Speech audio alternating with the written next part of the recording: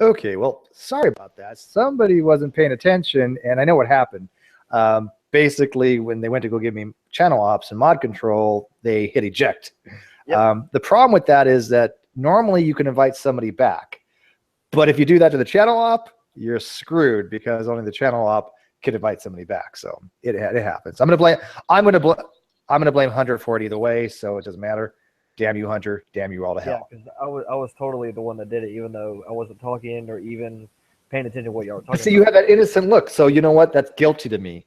Yeah. So yeah, good conclusion there. Scientific Thank you. observation. It's Pretty my good. methodological approach to everything. If you are that, have the girls like you, I don't like you. So your competition to me. It's a male thing. So. You told me yourself if you were gay, you'd hit that. You had to Yeah, take that on air. Thank you. Yeah, I said it. I'm gonna call you up, bro. Yeah, he said that. Yeah, okay, whatever. Yeah, but as long as you're the bottom, sure, whatever. I'd wait for the other me to fall out. Oh my God, that's funny. Anyways, let's get back, people. I've invited the same people. I put them in a little thing there. We're gonna get most of our thing back. I guess more ads are, anyways. But oh my goodness, that was funny. I'm wondering who the person that actually gave you mods right before I hit the button was. Probably general. Yeah, I don't know. No, as soon as I realized that somebody said Steve wasn't, I realized exactly what happened. Actually, when I logged back in, I didn't get the normal error message in for sniping, and I'm like, okay, I wasn't sniped, so I know what happened. Somebody literally fucked up. I eject. Oh yeah, I was like, oh, I'm sitting there and yeah, I sitting there. Don't worry, you still get mods. You still no. Mods. It was fun because I clicked the little down arrow. I'm like, okay, give mods, and as I'm pressing the button, I see it shift up. I'm like, no. You know what's funny? What's funny is I've just talked about that, saying that is one of the most dumbest design flaws I've ever seen. Because there's no, if you do it from the film strip, there's a message that comes up, right? There's a little blue thing, but you do it from the control panel, there isn't. So again, I would really like to find the people that made this system and go, you're fucking retards, you know. Oh, up and down the line. I mean, especially the damn sniping thing. It's like, no, we like that feature. What? Why? I don't get it. I don't. Who thought that would be a good idea? The thing is, most communities don't actually use the Hangouts like we do. Most of them just use those as basically areas that they can have, like basically chat rooms through Google Plus. And in those areas, if somebody's harassing you or what have you, it makes sense to just let them throw it out. Okay, it's like, okay, this person's harassing me, so kick them out. But the connotations for what it does to Hangouts, I don't think was even really a consideration. No, because you could do some major damage if you really wanted to. Now, I take certain precautions, but other people who don't can really get their channel screwed up, and that's not cool. Now, I have pitched a contrary idea to somebody that does have the ear of Google, and hopefully they'll pass it on, and maybe something will be done. Because I'd like some of the features from the corporate Hangouts to be moved over to this style, and that should remedy it. Yeah, I don't. Well, see, you need that whole Google administration shit to make it to get rid of the outside feed for the business thing. And I wish they would apply that to anything. I mean, why would they just have that for the business accounts? I don't know. But, well, also the business accounts, if you go to join the Hangout, it gives you this little thing to either approve or reject somebody before they even get into the room. And that's one of the most, as far as I'm concerned, if they added that to these Hangouts, would be great. Yeah. But unfortunately, you can't live feed directly from that without third-party software, which is, of course, the downside. Mm-hmm. Well, anyways, this is part two, part deuce. We'll get most of our audience back. We had like 50 people watching too when that happened, so maybe they'll come back. We'll see. But if not, I mean, I didn't want to start a whole another 8-hour hangout, but we'll see what happens. So waiting for the other me to drop out. I had an error joining the first time. Well, it's only 9 o'clock my time, so it's not even midnight. We got 3 more hours of Halloween technically. 9 o'clock. So you're out in Cal? Yeah. Oh, okay. I didn't know that. Should I put the link out in my? But I got a question for the people that are watching. Do you guys actually get the link when I put the link out to my circles? Right? Do you guys actually use that? Does anybody actually use that? If they do, I'll keep doing it. But I haven't been getting notifications, but I might not be in circles. I don't know. Oh, you're my circles. Oh, okay. I just haven't been getting it. I rejoined just now. I did today, though. I'm a complete noob to this. All right, so it does benefit people by me putting the link to my circles. Okay, so I'm going to continue doing that. Thank you. I did get it today, but today's the first time I've noticed it. So then again, I don't know if you're just putting it up in your Plus feed or what, but I don't know. The notifications are strange sometimes. Some people say they get them, some people don't. yeah, they're just bizarre, which is part of why I'm going to be re-enabling the corporate account. Oh, damn it. Because of the corporate account, I can just put the link down there and just say no to anyone that doesn't have an icon. Just say no. And pretty much if somebody pops up and they have a blue face, nope. But also when it initially pops up that accept or reject, you can mouse over them and take a look at their thing and see if they're a person before you even allow them in the room. But there is a little bit of hassle because it says, it basically has them at a black screen waiting for you to click accept. And if you hit reject, they just get stuck there forever. Yeah, no, and I think it's a good idea. But anyways, I guess we're going to be changing things because General's not going to come back in. He's done for the night. We had a good discussion. Yeah, I mean that was actually really good. I thought that was kind of informative. I like those kind of discussions when they're not adversarial. So Yeah, it was good.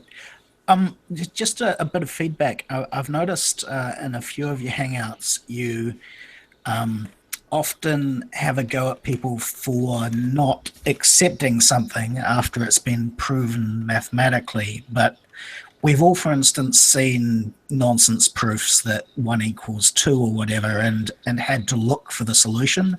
right, of course. And also there are things like you can use the Riemann hypothesis or the Riemann zeta function, to show that if you sum all the numbers from 1 up to positive infinity, you end up with negative 12. Now, that right. has real world application. It happens. But that's using but okay, wait. But that's no. That's using different types of summation techniques. Okay, using Magidimagin. I can't pronounce his fucking name, the Indian guy, or using Cicero summations. Cesario. I hate these guys' names. I know what they are. I just can't pronounce them. But the big R, looks like a bold R. The Ramaginian, I think his name is pronounced. Ramanujan. Thank you. Ramanujan summation. Yes, then using 1 plus 2 plus 3 plus 4 is an alternative way using extended analytical. It's called analytical continuation to get a non-divergent series of negative 1/2. But that's fine to do it that way. But that's kind of what I was explaining to George. But it depends on the type of math that you're trying to utilize, right? You know as well as I do, because obviously you know what the fuck you're talking about, I can tell. If you take 1 plus 2 plus 3 plus 4, you're going to have a divergent series, correct? I mean, we all kind of learned that in calc. But there are other ways of doing that using analytical continuation to make it, as you said, go to negative 112. It's just a workaround, right? The math is not wrong either way. It just depends on how you want to do it, correct?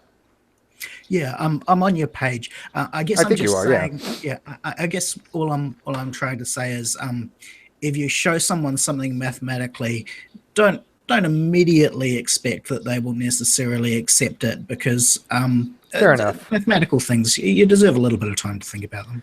Well, fair enough. No, I respect that criticism, but then again, the people I've been talking to actually they really know math. George knows math, and so I mean, he knows. I'm not talking to like somebody who doesn't get like why a infinite repeating decimal like 0.99 repeating is equal to 1. I understand people have a hard time conceptualizing that. So yeah, I take your criticism well when it comes to that. Besides, again, I haven't studied math since I was in college, right? I mean, yes, I look at it every so often and I like certain things, but I'm not a math guy. I'm really not. It sounds like I am because we're talking about it a lot, but I am not a math dude. I would never said I was a math guy. Yeah, I'm fairly sure that most of the people who were listening to you discussing what does 0 over 0 mean didn't understand that this is a real problem for those of us who solve real world problems. Mm-hmm. Quite often you go to solve a problem in the real world and find that the way you're trying to solve it leads to a singularity or something impossible, and you know that it reflects the real world. So all that really tells you is that you need to find a better way of calculating it that gives you the right result. Now you've done shifting then with series, right? When you have a couple different series and you can actually shift them and move them around. And I mean, you can actually get like one of them was weird. Is like infinity minus infinity equals pi. Ever seen that one? Yeah. If you choose to do it the right way, you can make it come out to literally anything. But right. I think that all that really is a lesson that I guess you've got to make sure that your math stays in contact with reality and that your mathematical methods need a sanity check when you're trying to work with the real world. Well, I agree, but there are sometimes it comes in handy. Okay, again, like I think you mentioned it, the whole analytical continuation of 1 plus 2 plus 3 to get to negative 1/12 does have real world consequences. You don't why? Yeah, no, in It's physics, Blacktonians, yeah, for orbitals yeah, and electrons, absolutely. exactly. Yeah. I was thinking about what you said about using the different electrons of a single atom to store bits for a computer. Um, um, and I'm wondering if someone knows a little bit more about orbitals than me. I think when you were storing a qubit, you'd have to use an electron which had a spin and wasn't paired with in the same orbital with another electron with the opposite spin. So, a given orbital has the first electron to go into it can have either spin, but if you drop a second one in, it has to have the exact opposite spin. Right. So you couldn't store two qubits in an atom with only Pauli's one exclusion orbital. principle, right? Yeah. So when you get out to the deeper orbitals, which have you've got more than one way that it can orbit. Pauli's exclusion principle states you can't have the same spin in the same orbital in the same position, right? So Yes. one Yeah, has to spin in one, the other my has to spin in question the other. is, if you start filling up, say the next orbital out, what is it? It's got 2 or 3 or 4 Two. different. The first one's 2, then it goes 8, 16, All right. 32. So in the next orbital out, where there's room for 8 electrons. 2, 6, 6, If you 2, 8, 8. if you drop in a second electron, so you drop in your first electron, then you drop in your second electron. Does that second electron in this out of the 8, does it go into the same orbital as your first electron? The same suborbital, I guess, or does it go into They're always going to they're always going to try to go the lowest orbital possible, right? But if the first shell is filled, that has the 2 electrons, it's going to drop into the next one. But it's always going to be reduced down to the lowest possible orbital. But as you said, you can't have in the first position, you can't have in the first S shell an electron spinning up and the other one spinning up. One has to go up, the other one has to go down. Right? Yeah.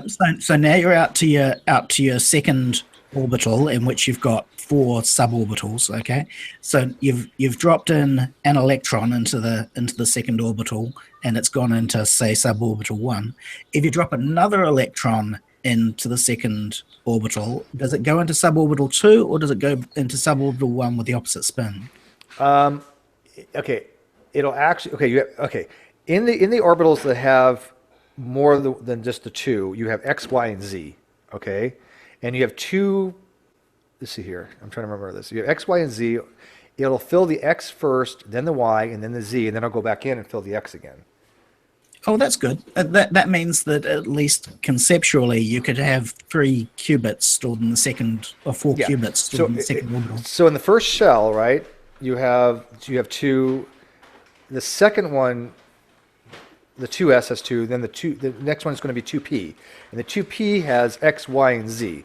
So it's always going to fill the 2px, then the 2py, then the 2pz, and then it's going to go back in and start over again to the 2xy again. And then it has to do that way because of what's called orbital hybridization. Remember that?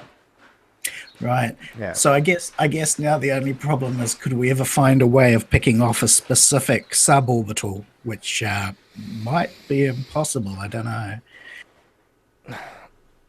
I don't know, but we've kind of run the gamut on this physics shit. Yeah, no worries. You know what's funny? You know what's funny though, Chris? I got to tell you.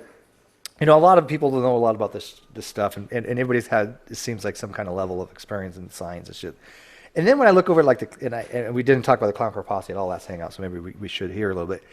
When you talk about the clown car posse, they really would have no fucking idea about 90 to 95% of everything we talk about in these hangouts. Do you realize that? They just wouldn't. They would have no concept of anything. We can go from one topic to another. We can start talking about quantum physics and then move on to electronics, or move on to philosophy or whatever. And we always have some kind of minimum bare level of understanding, right? Some kind of what's the word? The problem is when you write everything off with "because God," you don't need to understand anything. You don't need to know anything or learn anything, right? You don't go past that, right? They just say, "Okay, well, what's the reason for this?" Well, God. But isn't it weird that most people that come to my hangouts, at least, I mean, they do have a lot of understanding of things. They have some kind of fundamental basis to draw upon. But when you go to the Clown Car Posse, Jesus Christ, they're stupid. They have nothing to draw upon. I guess looking at the population in a wider way, it astonishes me that the dream of having a place where you can learn the entirety of human knowledge. I'm talking about YouTube here, or at least you can get the broad brushes of any subject, lectures from the top universities in the world and so forth, and people sit around watching cat videos. That's it's just so alien to me. But it seems to be what the majority of the population does. Well, it's not just that, but I mean, we have a collection of very, very well-educated people that come into my hangouts, and instead of having the Clown Car Posse come in and ask them legit questions and actually learn from them, no, all they want to do is attack them. All they have to say is, "Oh, you're wrong." It just seems ridiculous to me that they have so much wealth of information that's provided to them, and instead of taking advantage of it, they just blow it off. You're right. It is useful though, in a way. It means that we think about things that we otherwise might be tempted to take for granted. Mm-hmm. By the way, I looked. Did I cut you off? I hope so. Oh, I didn't. Oh, okay. I just looked it up. Yeah, the first shell, the 1S, will fill up obviously one, and then the next one. The second shell will fill up the S position first. Okay. So it'll fill up 1, then 2 in the S position. But then in the suborbitals, the p orbitals, that's where you'll fill up the X, Y, and Z, and they all will have the same spin. And then you have to go back, and then those are going to have the opposite spin. So in the 2p, it'll have spin up on the X, spin up on the Y, spin up on the Z, and then as it fills it back in, it's going to have spin down on the X, spin down on the Y, spin down on the Z. Pretty cool, right? That's right. You've reminded me. I'd forgotten about that. You still end up with the circular orbitals at the next. Yes. The circular shells at the next. Yeah, level it's not that the higher orbitals you get the other kind of weird DNF things, right? But okay, but Chris, would you say that? I mean, is this something that the average person is going to go to Google and be able to understand? Like, for example, the Clown Car Posse, or is that something? This is something that maybe you kind of have to have somewhere down the line learn of in some kind of formal training. Would you think? I'm just kind of curious. If I can jump into something else, though, I mean, people are only going to tend to look up things based upon their interests, or at least in theory. But what I've experienced with the Clown Car Posse is even if you do hit on an area that seems to be their interest, that has to do with something with the historicity of the Bible or the classical views of the Jews towards certain parts of the Scripture, what have you, they won't even look that up. Yeah, but that doesn't answer my question. Yeah, that's my question. For example, I had to go look it up because I wasn't sure, right, and I wanted to make sure, right, and I believe in looking things up. But obviously, I have to know something about this to even look it up to even be able to explain it, right? I mean, you're not going to learn this on the fly. Now, they don't. When they look at something up, right? They're not going to be able to look at that and go, "Okay, this is what it is," because they don't understand the basic concepts, right? They don't know shit about orbitals, and that's the difference I see. They look at this stuff and they want to all of a sudden become experts in it, but they don't know what the fuck they're looking at. I don't mind having to look things up because I forget, but they don't draw upon anything. So one of the things that I really enjoy about your channel is that it ranges widely across an astonishing range of subjects. But the other day about female hair being a sexual organ, so far as the Greeks were concerned, was fascinating to me. But I suspect that if you wanted to grow your crowd, you should throw in occasional things which are very directed, like if you could get someone who knows a great deal about some particular subject, maybe in physics or theology or anything like that, and then pick people who are going to ask insightful questions and I hate to say it, hammer that person for all of their burning questions. I think that would probably grow your viewership. We've done that. We've done that. No, we've done that. Yeah. We've actually had people that have PhDs, and then we'll be like, okay, let's ask questions. Well, you saw the Hugh Ross thing, right? I'm not sure. I maybe have this on the background. So. Do you know who Dr. Hugh Ross is? He's an astrophysicist. And the name rings a bell, but I don't think I've seen that particular one. Yeah, he was on my. We had a special interview with him, and Dr. Fuzz Rana from Reasons to Believe a couple weeks ago.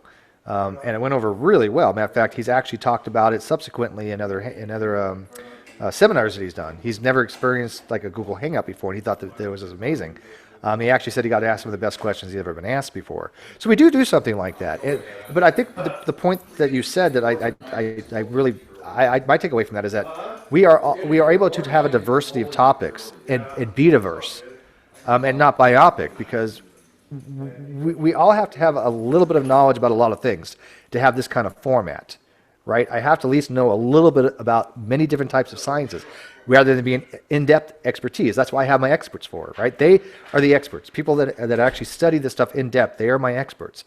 All I do is facilitate the communication between them and the other people with a basal understanding of most topics, right? I do Now, like a lot of if I can sneak in right quick on the end of that, I mean, the number of people with varied specialties that we have in this community is absolutely phenomenal. My wife turned to me one day a while ago and she's like, I know that you know a lot of people that know their science stuff, but do you know anyone that knows anything about smells? And I'm like, yeah, it's Christopher Mowdy. Let's call him. Yeah, exactly. Mowdy's a smell guy. Yeah. We have people with all kinds of odd specialties. There was one in the community ages ago, Womble, that we have Wildwood Claire, for example, that knows her geology, but Womble's a let's see now. It's what is the chemical side of geology, the geochem. I just blanked on the specialty, but so she has her specialty. Now, granted, when you're dealing with some of these creationists and what have you, that doesn't necessarily matter, because years ago there was this show that I was helping out with that was calling itself the Lying Ghost Show, long defunct now, and we had Venom Fang X in there at one point, and Womble was trying to educate him about geochem, and he just dismissed her and said, well, I could say this and I could say that, and finally she got fed up and left, and we're like, dude, and he at one point he makes the comment of, well, you could get a geologist in here if you really want somebody to explain it. We're like, dude, we had one. He's like, oh, did you now? We're like, yes, you just dismissed her a few minutes ago. He's like, oh, well, why didn't you say she was? I'm like, dude, she did. You weren't listening, you asshole. Well, I mean, do you remember when Wildwood Claire had run into? It's like, do you remember when Wildwood Claire just annihilated Neffy? That was great. But this is the thing is, you have somebody that's a specialist in the field that knows their shit. Right. And they explain stuff, and they're just dismissed as, oh, well, you whatever, bias, blah, blah, blah. Well, that's because they honestly think that nobody knows anything but them. I mean, look at the theist around here. I mean, look at fucking Matt Bell. I mean, he thinks he's the only person who understands philosophy. And if he doesn't think you understand philosophy, which is everybody but him, he just trolls you. It's such a waste of my time to talk to Matt Bell or Shamos or any of those guys because I don't like the conversation. Oh, I will never forget my first conversation with Matt Bell. I remember mine. Mine was in G-Man's room with Paul's ego. That was fucking awesome. I guess another suggestion. Occasionally, when you have and this is mainly with increasing numbers of people in the room, maybe enforcing ad arguendo occasionally might be the go. I notice when, for instance, you get onto discussions with people who absolutely disbelieve in a god or disbelieve in a round earth or whatever, that often what will happen is that what might develop in an interesting way in terms of argument keeps getting derailed by people who attack the basic premises, when really there's an interesting discussion to be had if you assume one or more of the premises for a short while. But the more people you have, the fewer people you'll have who are willing to do that entertaining. For instance, the other day we were discussing the nature or mechanism of beauty, and there was a believer in the room who kept implying that we wouldn't really be interested in knowing about how he thought beauty originated. And actually, what I should have said was something like, look, Will, I'm happy to absolutely accept arguendo that there's a God for the next 10 minutes if we can discuss that, because I think we do that all the time, Chris. We actually do that quite frequently. Matter of fact, I am all for that, for arguendo's sake. I accept there's a deity if you want to run those arguments. I don't care. Matter of fact, the debate we're having Friday, right, the one I'm moderating, where it's going to be the Rumpus and General Han Solo against Paul Humber and this other guy named Troy if he shows up. We're going in, I even told Rumpus this, going in with the assumption that God exists. Okay, because I mean, I want the young Earth creationists to have every advantage as possible. So we're going to go in with the argument, that's fine, God exists. Get us to where young Earth creationism is true from there. Which, of course, is fine as long as you don't have some twit like Ronnie in the room. There was. Do you remember that shout out? Oh, dude, there was a hangout I did with him. Like, oh, good grief, it was like 5-6 years ago now, I think. That at the very beginning of it, we were arguing over the morality of the biblical character of Yahweh. And I said, okay, for the sake of this discussion, I'm going to have to presuppose that this character exists. And he was like chalking it up like a win that I accepted presupposing a God for an argument. That's how dumb he really is. That is how dumb he really is. Do you not understand thought experiments, you moron, kind of thing? But doesn't it tell you off the bat how dumb Ronnie really is sometimes? And in fact, I was in the hangout, and I don't remember if you were there in that shadow, but do you remember the whole negation of P debate that he had with Ronnie? Oh, I remember. Oh my God, Ronnie he didn't fucking have a clue what was going on. It was just, I was dying. I'm like, is this guy not getting it? He's not understanding anything what anybody's telling him. It's like he has this weird definition of atheism that nobody's using. So he has a straw man about that. Negation of P was like, look, hey, God, yeah, God exists. Get us to intelligent design. Go for it. Give me the last piece of evidence to get, God to an intelligent design argument. Nothing. So it kind of sounds like I don't know, an insincere move when a believer makes that move. They say, you had to abandon your worldview in order to defeat my argument. It's stupid. I got a new insight into that whilst watching something that old Saitem Bergenkeit was involved in. He basically admitted that he could not entertain the concept that a God didn't exist. And it appeared to be because he was concerned that entertaining the idea would risk his immortal soul. So I think that might be quite deeply ingrained. That abandoning No, that's complete bullshit. The reason he didn't want to do it because he didn't have the skill set to overcome the arguments. So Saitem Bergenkeit is very famous for coming up with the shit on the fly out of his ass to not have to answer questions. For example, I only have Bible studies with believers, or I don't have Bible study with non-believers, or that God has revealed to me in a way that I actually have a stronger answer for you. He was inviting atheists in to challenge him at one point back when Wingnut was doing his show on the regular with Sci 10 on it, and one of the people he invited in was Realist Nihilist, who's a nihilist. And Sci 10 was immediately like, well, are you actually a nihilist? And he goes, yes. And he said, well, then we have nothing to discuss, and threw him out of the room. Yeah, I heard about that. That's just a cop-out bullshit thing, right? I mean, but that's what they do, right? I mean, pronounced nihilist, by the way. Yeah, I say nihilist. That's what some of them do. I call it nihilist. I have a friend of mine goes under the handle nihilist on the internet and stuff, and and I called him nihilist for about 12 years, and somebody who's an English teacher told me it's not actually pronounced that, and I felt like a real ignoramus. Okay, you know what? I'm gonna look into that. If Josh wants to be called nihilist, I'll call him nihilist. Yeah, but the thing is, realist, nihilist, and realist, nihilist have a different sound, and I like one sound better than the other. Yeah. Because I call it nihilism. I don't want to call it nihilism. I call it nihilism. Don't they have to believe there's no correct pronunciation? I mean, if they're a nihilist, so why would they care? Right? But here's the thing: there's different kinds of nihilism, right? I mean, there's not one size fits all. There's a lot of different types of nihilism. He didn't even get a chance to ask him what type of nihilism he was. In fact, there have been people in here that have actually argued pretty decent for a very trivial sense of epistemic nihilism. Not like the one EMK goes to, because EMK is like the worst. He really does believe in epistemic nihilism. I mean, he doesn't get anything about knowledge. To him, if you can't have Cartesian certainty, then you're not even worth having a conversation. And yet, if you do believe that, then you will never have any conversations with anybody. Why bother, right? But there are types of nihilism that I can actually have decent arguments for, or at least listen to, and go, that makes sense. So he didn't even get that far with Josh. I just checked, and Google agrees with you guys. It's actually Google says nihilism. So I don't fucking know anymore. I'll be right back. But Oh, so you almost convinced me, Ad. Sorry, Steve. No, I don't know. Well, at least I don't lie. I've always called it nihilism, but right. At least I'm willing to entertain you giving me something else if that's true. Yeah, I wouldn't mind looking into it. It was from a reliable source, so I was like, nihilism. Okay, well, I'm just going to say nihilism, but Google says the other, so I don't know anymore. Well, all we do is ask Josh. Josh, how do you pronounce your last part of your handle? Let's see what he says. Yeah.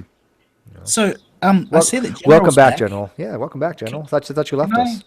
Can I throw something out there for General? I was just wondering what happened. Shadow got mad and he kicked me out of my own hangout, little bastard. There was an issue with Google's interface being a cunt. Drama llama. You got it.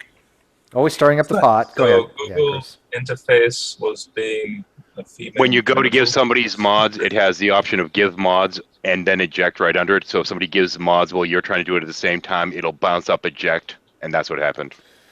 Not the first times this happened, I'm sure. Could that be a faulty mouse? No, actually, part of it is just delayed reaction on my part.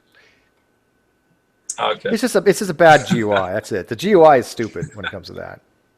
You know, you hit the button and you're like, oh crap, and it's not like it asks you to verify. You want to eject them, so yeah. If there's anybody else, like I said, the channel op, I believe, can actually invite them back and they can actually come back. But when you do that to the channel op, you can't get them back. Yeah. Because at that point you're just kind of screwed. It's okay. Shit happens. Whatever. Yeah. So I want to go to the laws of logic for just a moment. Sure. Well, I'm going to have to use the restroom. Okay, so we get to define what our words mean, and it appears that we've chosen to refer to the laws of logic as being the rules of reasoning which preserve truth when we're analyzing things in our universe. So what I'm suggesting is that by definition, all laws of logic are valid because in universes where different laws of logic applied, those different laws of logic would be the laws of logic. Do you see that claiming that the laws of logic always apply is just definitionally true for the universe you're in? It's okay. It's definitely true because it comports with reality. It should. Otherwise, we're just, are we dreaming? Right. So what I'm saying is trying to infer anything from a set of constraints which are just definitionally true. I mean, I can see how you could infer things from observations or laws which aren't just definitionally true. Maybe we could infer something from the fine structure constant or from the way that the electromagnetic force interacts with the mass of an electron. But if something's just definitionally true, I'm having some trouble working out what you can infer from that. Okay, so for example, here is, I've been writing up a study for a Bible study group at my university that I teach at. And here's a path integral formalization of everything we know in what's known as the microscopic physics, not the macroscopic. And now here's the math. So it is in our, we've constructed the symbols to describe the relationships that we see here, but the relationships are intrinsically embedded in reality. Like, this is reality that we are explaining from a symbolic context. And would you agree with that? Absolutely. Right. So then my question then is, so here is the other, so this is study 6 and this is study 4. In study 4, here's a famous, I got this off Google Images. Well, not this photo, but this photo here, where here you have Maxwell's equations to describe light. It's a very simplified form of explaining light. But my point is that here we have this thing called the logos, which is the fundamental property that make this possible. So if there's no God, then where does this come from? That then makes all of this possible, and then hence the propagation of light in the electromagnetic and in the magnetic, the electrical and the magnetic vector constants, and how it propagates through a vacuum. Yeah, okay, but first of all, but here, God is speaking those relationships, right? God's just speaking these vectors, right? That, how does that actually impart something into reality, right? Because all he's speaking is relationships, right? If I say that this field is a cross product of delta, or excuse me, what is it, del and whatever the fucking thing is, I'm trying to remember what the hell. It's a del operator, right? The del operator is a triple differential equation where you have partial derivative of x, partial derivative of y. Okay, so the del. Okay, is that what we're talking about? So when God talks about that, when God talks about that, that's all he's doing is saying, okay, this is what this is, but how does it give it substance? How does it give it imbued properties as like a photon? That's my question. Okay. By the way, yeah. So that then is in connection with the question when I said, if there's no God, but yet there seems to be this thing, this convention that gives rise to matter. And therefore, there's no difference between this God, who could be in this case a convention, like the logos word, that then gives rise to this propagation of light that we see. So you would say that the Higgs field, if that does exist, and that gives energy to mass, you would say to an atheist that the Higgs field is God? In essence, what if that's the case? I don't know how you jump to God in that case, though. Just because something's created by something, just because that's the origin, because that's the reason mass exists, I think you're throwing around the word God very flippantly that way. Yeah, well, that's why I wouldn't use the word God. I just say logos. Because this is a being that is not described that way in any other culture. Okay, so I've got three things I'd like to address here. First of all, a very brief thing. Most of the mass in the universe isn't a result of the Higgs field. The Higgs field gives certain parts of protons and so forth mass, but most of the mass in a proton comes from the fact that quantum oscillations in the space-time fabric are enclosed by, I think it's the strong nuclear force. So the Higgs field. Well, yes, no, it's a secondary effect of the strong nuclear force. Okay. Because we got to remember the strong nuclear force only exists inside the nucleons, right? But the residual, the carryover, the secondary, that's what actually imparts the actual mass to it. As you can see over here. Together. But anyways, too technical. Go ahead. Okay. So the second thing, the bit about how beautiful and restrictive things like Maxwell's law and the other lovely equations you've shown, I look at that. And the question is basically why does a photon act this way? And I don't think I think that the maths is unnecessary, because the question is every bit as simple as why does a rock act this way? Why does a rock fall when I drop it? And the answer is it's got no choice. It doesn't get to make choices. It's going to follow the effects that are around it, and so's a photon. So I don't see how the math helps with the argument. Inanimate objects and possibly animate objects just have no choice but to follow the path of least resistance. Now you seem to be jumping from there to you've observed that these rules of logic appear to constrain what goes on in the universe, and I completely agree. I've got this teensy problem with the idea that they caused the universe. I haven't seen any evidence for that or any argument for that. Have you got anything there? No. So that's still an unknown. I'm not even positing that as a fact. All right, gentlemen. I'm just trying to. Yeah, so sorry, go ahead. Well, if you're not positing that would be the case, then would you say if the universe came about due to quantum fluctuations, right? Instabilities in the quantum fluctuations. If that was the case, because it could be shown that is possible, then would you say that the contingency for the necessity of there being a God is no longer applicable or not? But the quantum fluctuations is in itself a logical thing. Well, it's not a logical thing. It's a state. It's a state of existence. But I don't know where you get the jump to as logical as a methodology, But the mathematics associated with that, though, like it's not just some thing that has no mathematical definition. Well, kind of it does. We don't know what happens on that level. The mathematics breaks down. I mean, to me, this sounds kind of like a prime mover argument, at least to me.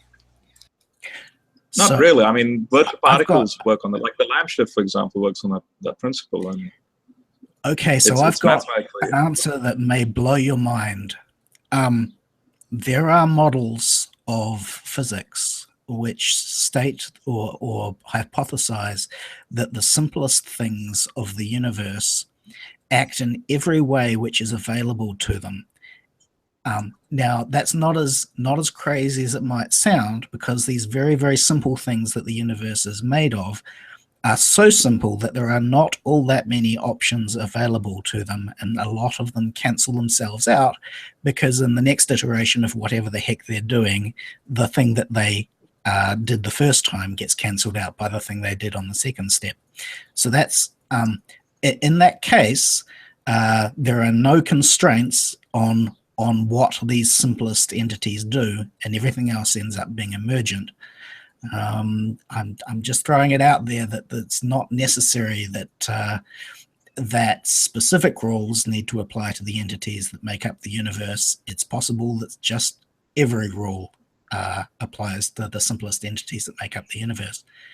The second thing I'd like to say is the answer that Steve gave about a God not necessarily being necessary if a universe could arrive from quantum fluctuations.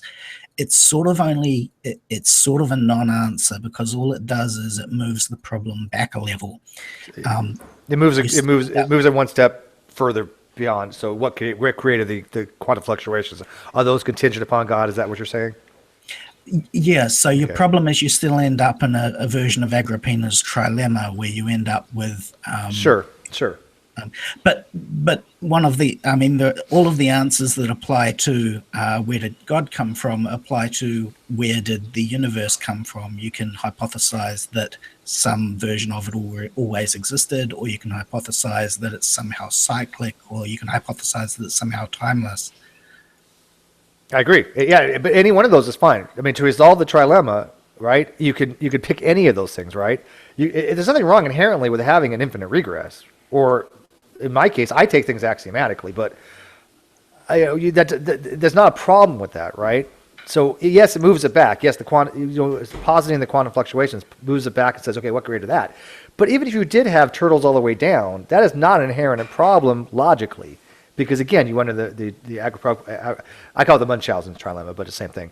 Eric Grippo, but he posited a little minor variation of it. But basically, you have no problem if you accept one of those things. But the problem is, I find that there are certain people like Darwin's deity. What he does is says everything boils down to circularity.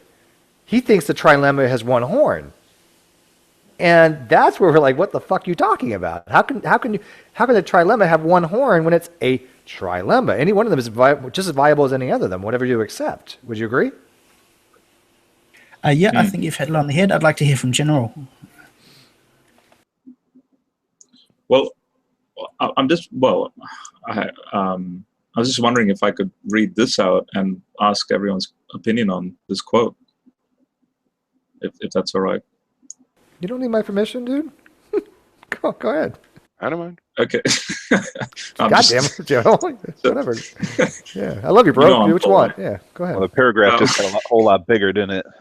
Yeah, that looks bigger now that you showed it. What are you going to do? Read off the Bible next? No. Go ahead. So read what you got to say. Here's the formalization, right? So here's a fascinating 4th century quote by a Christian, Basil. He says, here below arts are subsequent to matter, introduced into life by the indispensable need of them. Bull existed before weaving made a supply one of nature's imperfections.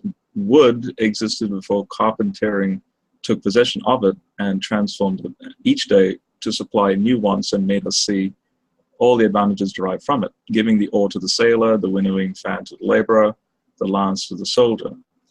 Now, this bit comes into our discussion.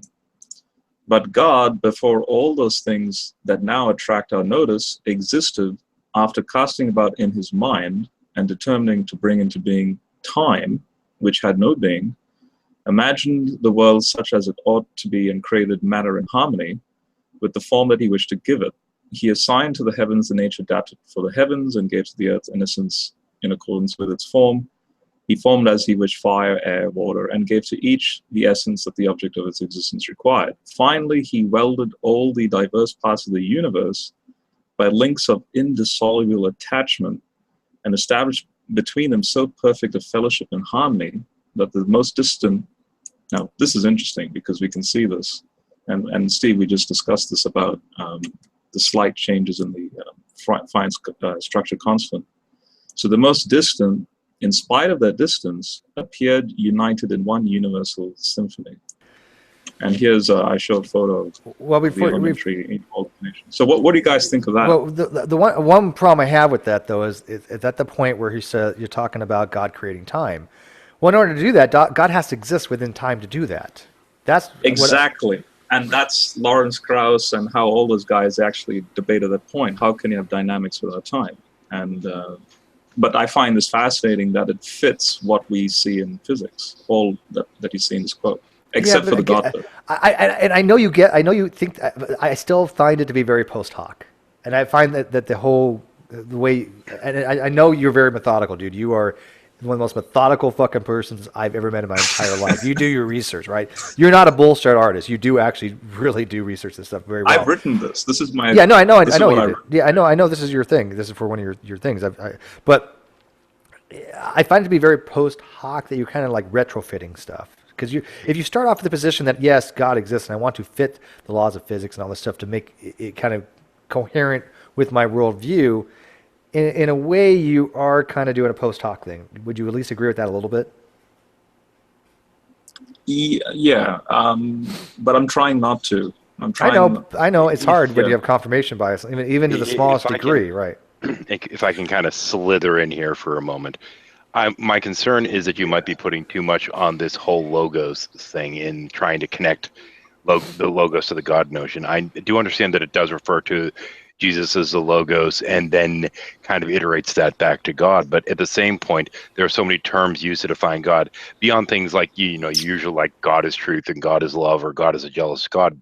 But you also have God referred to as like consuming fire, a sun and a shield, a rock, a fortress. There are all these other references. Shouldn't this be considered as metaphorical as those?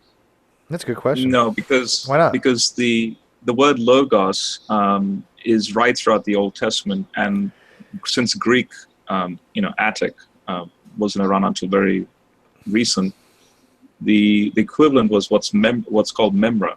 So here we have right from Genesis all the way to Malachi, this thing called the memra of the Lord, and these other terms like consuming fire and all that those are pure theological constructs to explain theological stuff. But the memra, or in this case, when John says logos, because he's talking to a Greek audience, it's the very characteristic of who this being is. That's the point. Could he not have referred to Jesus, though? Like God? Sorry? Could he not have referred to Jesus? I thought God, logos, word, Jesus. Well, in the Old Testament, I thought that logos was the divine word, which would have been Jesus. Yes, according to John. So So he's saying this. Okay. Well, let me just open the Bible one sec. I'll show you what I'm getting at. He's going to the Bible. So I want to chime in, General. I actually think that's really good, and I don't accept Steve's criticism. So I'm going to slide in here. Krauss had the same criticism as I did. Lawrence Krauss had the same criticism I did, and I didn't know that actually. Lawrence Krauss has asked this very question. Yeah, okay, I think it's fair criticism. Okay, so this claim that the text makes, which says that God was before time. I'm gonna first of all I'm gonna say that I actually reject models of time which refer to time elsewhere. I think the only time we can measure is time here. I know that some of you are thinking about the time slice models, where you try and work out what's going on in another universe in another time, and then another part of the universe at another time, and then you start moving forward slightly, and some alien far away is now in a different time slice. And to me, that's trying to project time away from you in a way which just is gobbledygook. As far as I'm concerned, yes, you can try and predict what's happening with time at a distance from you. If it happens that the photons that are coming to you got flipped around a black hole once or twice, it's all going to go horribly wrong. So I guess what I'm saying is that time in another universe really isn't time here. So if you imagine God sitting in a previous universe and going, "Hey, I'll make a new universe," that's timeless relative to our time. At least there's no correlation there between our time and its time in any meaningful sense. At least when we look at it now. I don't see that. I don't see that the fact that the writers who accepting arguendo was speaking God's truth sort of didn't try and make such subtle distinctions is a problem. Any potential metric of time prior to the creation of the universe would be using a different metric than what we use, and there's no reason to necessarily think that there wasn't some kind of change of events that would be referred to as time prior to what we refer to as time in our universe. Well, it would the most, yeah, I agree with them. And the point that out, the current way of looking at it is that prior to our universe, time existed, but it ran backwards. Oh, well, not necessarily even ran backwards. No, it did. It actually ran back. It ran backwards because an entropy was going in reverse. That's entropy related to matter in our universe. I'm saying there could be something prior to our universe. No, in a different universe prior to our own, in a cyclic type of environment. How can we know that? That's the mathematical models. Of course, we have no way of knowing. It's a mathematical model. I'm just stipulating that whatever existed before time as we know it still would, in some senses, be time, but not properly defined as time within our understanding of it. Therefore, you could have something that's outside of time, meaning, human understanding of time. So basically, if you're looking at it from, say, a B theory, in kind of a B theory sense, you have one that's able to see this full scope of time and interact with that full scope without actually entering into the linear understanding of time that we have. Yeah, just in a kind of time that we couldn't really call time because it's not our time. Is the gist of what I'm suggesting. That's fine. I got no problem with that. Interpretation would give. But you see, Chris, this is where now this is in study 3, where the whole predestination free will thing comes into play, and I make the point that if God transcends this universe, he then he'd be so complex that he could occupy at least 2 dimensions of time. So here you have A being the universe time, and then say on the cross, Jesus can simultaneously atone for an infinite amount of people. And so that's why I like this photo. In fact, that's why I use this photo to make the point that the cross is multidimensional.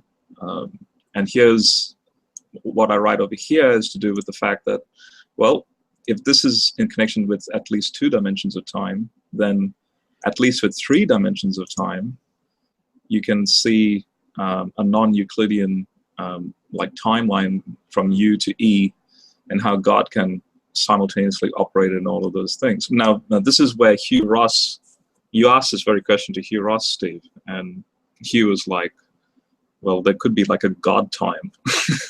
That was his answer, and I was kind of taken aback by that. I thought my question was pretty decent, but when I asked him something very similar, and he's like, God time, I'm like, because I asked him if he was A or B theorist, and I asked him if he subscribed to Minkowski interpretation or Neo-Lorentzian, and he's like, neither, I'm God time. And I'm like, And I still But don't then know what you the hell he see, meant by that. I'm thinking now that's the thing, because I'm thinking of people like Augustine.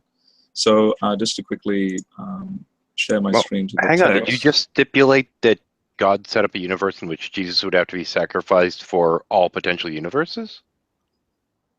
In every modal That reality? is that is a possibility, because that's actually what Paul says in Oh, But Colossians. wait! I got a problem with that. Wouldn't you have? If I'm not a modal realist, by the way, but would there be possible worlds where Jesus wouldn't have to be sacrificed for that? That's No, kind of no, the no. problem I was gearing towards, is that No, wouldn't that imply that in terms of the creation that this flaw, so to speak, in our universe and with his creation of people here, etc., that this was required for us because we kept getting stuff wrong, would be something that was a flaw in every every universe made by God. Wouldn't that kind of be a problem? if the multiverse is true, then you have God as the zenith point that, according to Paul, in this one act, he can reconcile the whole cosmos because he's transcendent to all of Well, it. I'm not even And he referring to only has to possible move one worlds, time. General. I see what you're saying about the zenith on that now that I look at the picture, but I'm not talking about possible worlds. I'm talking about modal worlds, right? I'm talking about possible worlds, not multi-world. I'm talking about just modal realism, which I'm not. Wait. Are you saying within this universe? No, We're talking any possible any universe. possible world. Yeah, any possible world. That's a whole different Oh, ballgame from no. multi-universe. No. I hold to Leibniz's proposition of this is the best of all possible worlds. That this is the only world. All right, so you're not okay. you're not a modal realist. You're a modal anti-realist. No. Right. I'm a Leibniz. That's fine. No, I follow Leibniz. I got you. I don't see how it's a strong objection anyway. I mean, if God decided that was the way he wanted to handle things, that's a God's decision to make. I just thought I'd throw in there that this idea of having multiple time dimensions isn't completely ridiculous. And also, I wanted to throw in some things from brain theory, BRANE. There's this idea as a membrane, yes, except that we're gonna go get into M theory seriously. only a little bit, mainly because there's this marvelous thing called the big splash theory, which you can get from it. But in any case, the idea is that you normally think of a membrane as being this big two-dimensional thing, but in brain theory, you can end up with multi-dimensional objects floating around in the universe. And what's more, you can end up with strings getting stuck to them in a way. So, for instance, we would be floating around in a brain which had one time dimension and three space dimensions. And the reason that we can see things is that the open-ended strings are kind of stuck and have to vibrate in these particular dimensions because we're part of this particular brain. So the idea of having an additional time dimension just implies that there's this entity which exists in a brain with a somewhat higher dimensional brain. They'd have to be very careful when interacting with our universe because they'd probably crush it like a bug if they were indelicate. But the idea isn't completely. I'm kind of envisioning us and floating around in a thing of chicken noodle soup now. Thanks. No, it's Flying Spaghetti Monster, man. Yeah. Well, if I remember correctly from what I know about M theory, which is very, very little, the amount of energy released from two collisions of two pea brains is like catastrophically huge. That's the big splat theory. Yeah, I know. That we've got two brains connected together by strings, and they splat occasionally. Right. I'm not a big fan of that. Again, visceral. I know nothing about this topic. I'm not going to lie. I don't very, very little. I love Susskind. Don't get me wrong, but it's a very hard subject, and based upon just with the limited amount of knowledge I have on string theory, it's just crazy ass shit. The only thing that came from string theory that I really agree upon, that I really think makes sense to me, is the holographic principle, which is something that has come out of string theory. But holographic principle makes sense to me as far as informational wise. that Yeah. we are a third dimensional. Yeah, I agree with that. We are encoded on some kind of two-dimensional event horizon in the observable universe. I can get that because the amount of information for a system is encoded on the surface area of the system. We've learned that since for black hole. So I like Susskind's approach on all that, but I don't get into this whole pea-brain crap. Okay, so Yeah, to be what clear, I thought- I don't believe it either, and I think that the string theory lost its way a bit when it worked out that these other things were potentially existent objects in it. I think that what they really need now is constraints. But just to suggest that this idea of having an additional time dimension was not completely out of this. No, but again, I mean, I ascribe to Minkowski space. Okay, Minkowski has basically his way of looking at it is space time, right? Space time is a fabric; it's an integral thing, and then the Neo-Lorentzian approach is basically you have three spatial dimensions, then you have a temporal.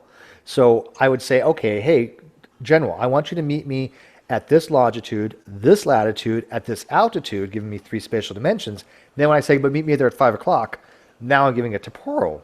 But Minkowski said if you look at Minkowski diagrams, they're integral. The space-time are actually intertwined with each other. And in black hole theory, when you go past a certain part of the event horizon, there's actually ability for event horizon to split. If the black hole is rotating, the event horizon can actually shift and split apart, having an outer one and inner one. And the way to actually map how this actually would work is only if space-time are intertwined with each other.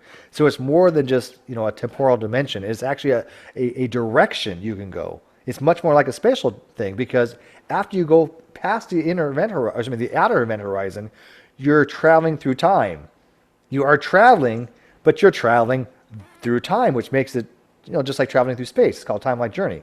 Until you hit the inner event horizon, it goes back to normal. It's very, very weird shit.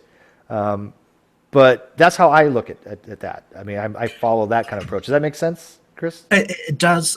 Just to throw my head into the ring, I don't actually believe any of those things. I was just throwing it out there. Oh no, I got you. Ridiculous ideas. Well, I'm only asking because I haven't really looked at this shit in a long fucking time. So if I'm saying things stupidly, let me know. I don't want to pull a Ronnie. No, that's okay. All right. My suggestion is that time is directly proportional to space in the way that we notice that C appears to be an upper limit just because of the structure, the fine structure of the universe. I agree with that. Absolutely. So time absolutely is what happens when the fine structure updates.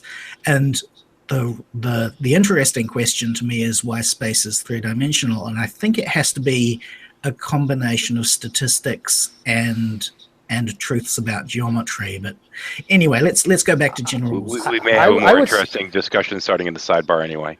I would say possibly, again, I don't want to sound like Ronnie because I'm outside my comfort zone at this point, but maybe the way that the universe is for the three dimensions is the most energy efficient. It's the most ground state in that regard. Yep. That's where I was going to. Yep. The thing is, when they started talking about string theory and this kind of stuff, initially it was, obviously 10 dimensions, and then they're like, there's some problems with the math, and wave theory comes along, and they're like, if you increase it to 11 dimensions, then it makes, then the math works, and it's like, okay, so it works mathematically now, and I'm glad we're outside of base 10. That's kind of fun. But the thing that always got me is when they were talking about dimensions, they're talking complete alternate dimensions. When we're talking, the three standard dimensions plus time, well, what would the others be? And I think that's a question that they never addressed because all of a sudden it's like entirely different fucking dimensions. Well, because they only exist mathematically, though. I mean, I'm under the impression, from what I, again, know of string theory, that the 5th, 6th, 7th, 8th, 9th, nth dimension doesn't exist with any kind of physical reality. It only exists mathematically. But what I'm saying is if you were to stipulate that they do, wouldn't it be something like we're already seeing with things like length, width, height, time, etc.? Yeah, but they're actually curved, right? These extra dimensions are actually compressed and folded upon themselves in a very twisted, and that's weird what I way. question. That's what I question. No, I think it. But this is. Sorry. This is what I wrote here, though. In the first study, So have you guys noticed that my Bible studies are science education? Well, because that's because you're not an idiot. So like Paul speaks about basically a dimensional positioning of the Christian. And I make the point that in 21st century physics, at the heart of what's called string theory, is the proposal that the universe experienced a dimensional split at the Planck epoch after the creation of them. And so the 10-dimensional expanding universe splits into two, a 6-dimensional piece that permanently ceased expanding and never produced matter, but a 4-dimensional piece that became our dimensions of length, width, height, and time. And here's a photo that I put together. So, but yes, general relativity is to do with the expanding nature of the 4 dimensions, and then quantum gravity is to do with that 6-dimensional piece that remained tight.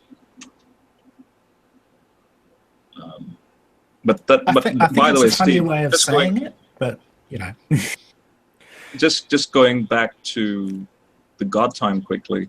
So this is where I disagree with Hugh Ross. I would say, look, as Augustine says here, that which is a fascinating thing he said, and it's true. He says that time is a certain kind of extension. Now, if there is a God time, then according to Augustine, which the quote is not here, but I can look for it, he says that therefore God is subordinate to this thing called time, and now God is not all-powerful. And so he then reaches into a philosophical conundrum, I think, what Hugh Ross says. But that's right. Take on Hugh Ross. We'll have a debate with Hugh Ross with you next. That'd be awesome. But I find this fascinating because here we have a man in the 4th century saying that time begins from the creation, then creation from time, but both are from God. So that flies in the face of his Greek philosophy in his day, and now we can confirm it with 21st century physics and cosmology. Are these just coincidences that these people made these philosophical points? Yeah, I kind of wanted to say that a monkey typing at a keyboard could come up with that too. But you said earlier that you believe that this is the best possible universe we could be living in. I believe so, yeah. All right, because that's what Leibniz proposed. Well, I mean, I'm not saying because he said that. I'm saying the reasons he gave was pretty good. You're saying you agree with him, in other words. Got it. Right. Like, I don't agree with that at all. I mean, if you just look at the amount of space that we can't, as humans, be in and not live in, like just these miles and miles and miles of emptiness. There's nothing. And that's the I think the argument would go more like this though.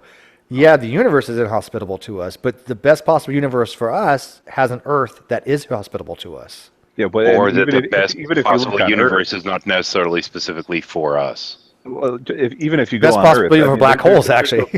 There's a large portion of Earth that we can't inhabit either. There's miles and miles and miles of like desert, right? But the portion we can, or Australia, for example.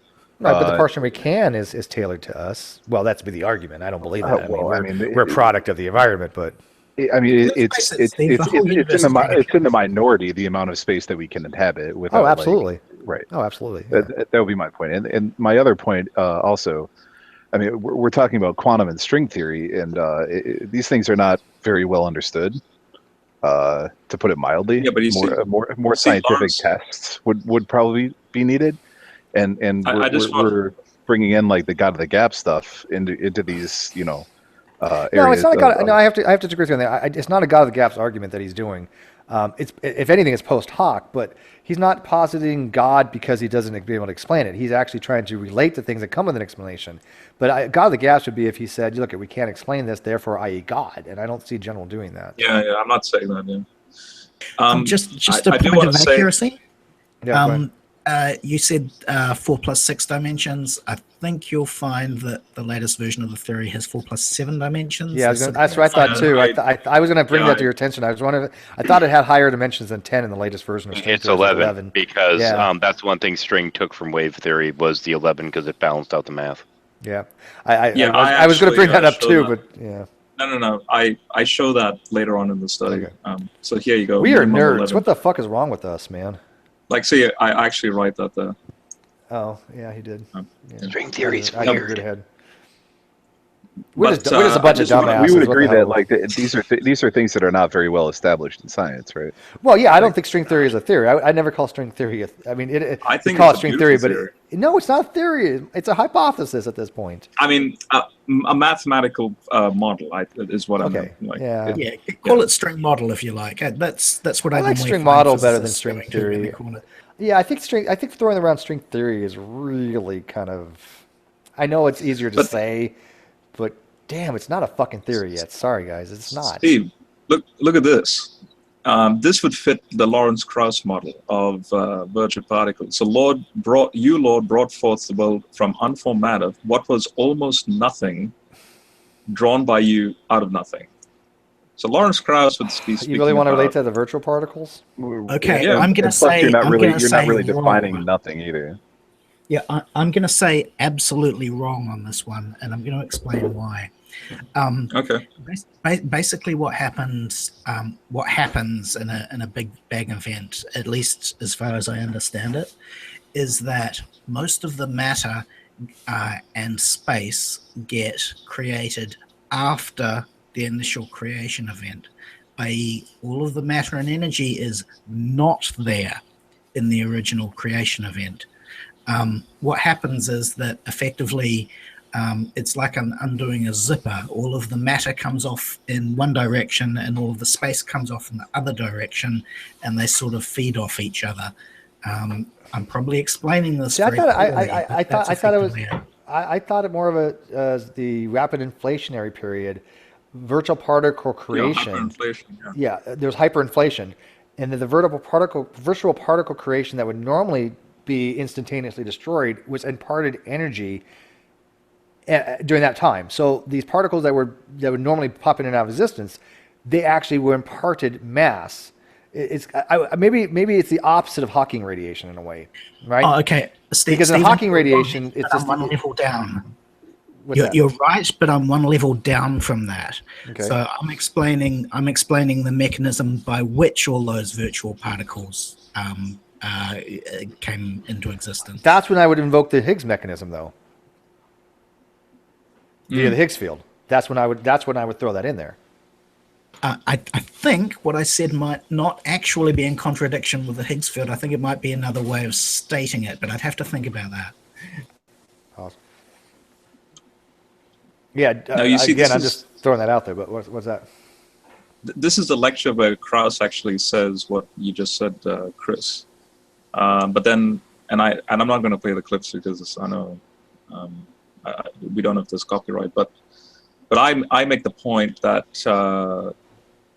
so Krauss is saying that empty space is not empty, and we know this in virtual particles; they're popping into and out of existence. Sure. And by the way, the time that they pop into and out of existence is 10 to the negative 120 seconds. Now, he then wants to make that connection to, well, if the universe can do the same thing, because he takes the energy he calculates the entire energy ultimately to be zero, and so it's the universe can come into by itself from nothing.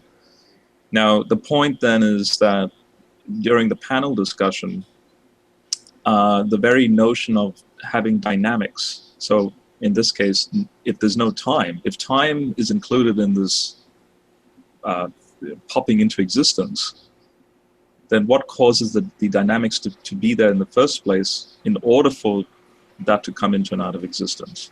Well, the way he defines nothing is no space, no time, no particles, no nothing. Exactly. No. Yeah. Well, No no. time. The way he defines nothing is still a quantum foam, though. Right, but he describes it as no time as well. There's no time. Well, No time, well, no there's space, no no- okay. The way I understood it from Krauss, and I didn't read the whole book, but I read some of it. That the nothing of time, that the no time, is because it's within Planck's time, right? Within his Planck second, is indistinguishable. We have no way to measure that finer resolution. Yeah, but he's saying this is before Planck. No, not Planck's time as like the Big Bang, but in a Planck's second, right? I mean, Planck's time as far Yeah, as the Planck's smallest, second. the most smallest resolution we can This get. is even smaller than Planck. Yeah, so we have no way to even measure that. Yeah. So I don't. To me, when they say no time, anything less than Planck's, time is zero time. Would it not be? I think a way of thinking about what Krauss is saying is that one atom of water isn't wet. Okay. That's true. So the scale is so low that time is not a recognizable concept. Okay, and okay. You agree that Planck scale hasn't been around since that time, right? So and I mean literally the Planck scale. We're trying to redo those conditions during the primordial universe and recreate that Planck scale. I don't know if it's physically possible in the universe. I think it would require such great temperatures that we would not even be physically able to do it. But if they do, General, be able to get to the Planck scale and get these types of interactions like that, do you think that we would realize that the laws of physics as we know it are fundamentally different from what we understand them as now? That what we see now is some kind of just a small microsection of what the actual laws of physics are? Because which happens supposedly at the Planck scale. And I don't mean small ways. I mean the actual Planck scale, during the hyperinflationary period, the super dense gluonic soup bullshit, whatever. You know what I'm talking about. So Yeah. I mean, okay, I think I can. But that's why I say here. If I can just quickly share this. I know that came out all wrong, but I think you knew where I was going with that. This is microscopic physics, not the macro. Very microscopic physics. Yeah. So all that we know so far is microscopic. So you have a point. Yeah, and I think it's funny when you say like one molecule is wet. It's like how hot is one molecule? What's the temperature of one molecule? Temperature is only based on kinetic energy, right? It's the distribution of kinetic energy over an area. That's really what temperature is, right? So what is the temperature of one molecule? No, I agree. It has kinetic energy. It's the same sort of question. I just want to talk to sort of question. Would the laws of physics be different? I think we have to recognize that most of the laws of physics we see are emergent from simpler laws of physics. So I don't think that the laws of physics on the sub-Planck scale will be different. I just think they'll be the things that we see causing the laws of physics that we understand now. I got a question, Chris. Is this stuff you studied on your own, or is this? I mean, I know you're an electrical engineer, but is this something you took along with your coursework in college? You obviously have a huge aptitude for this.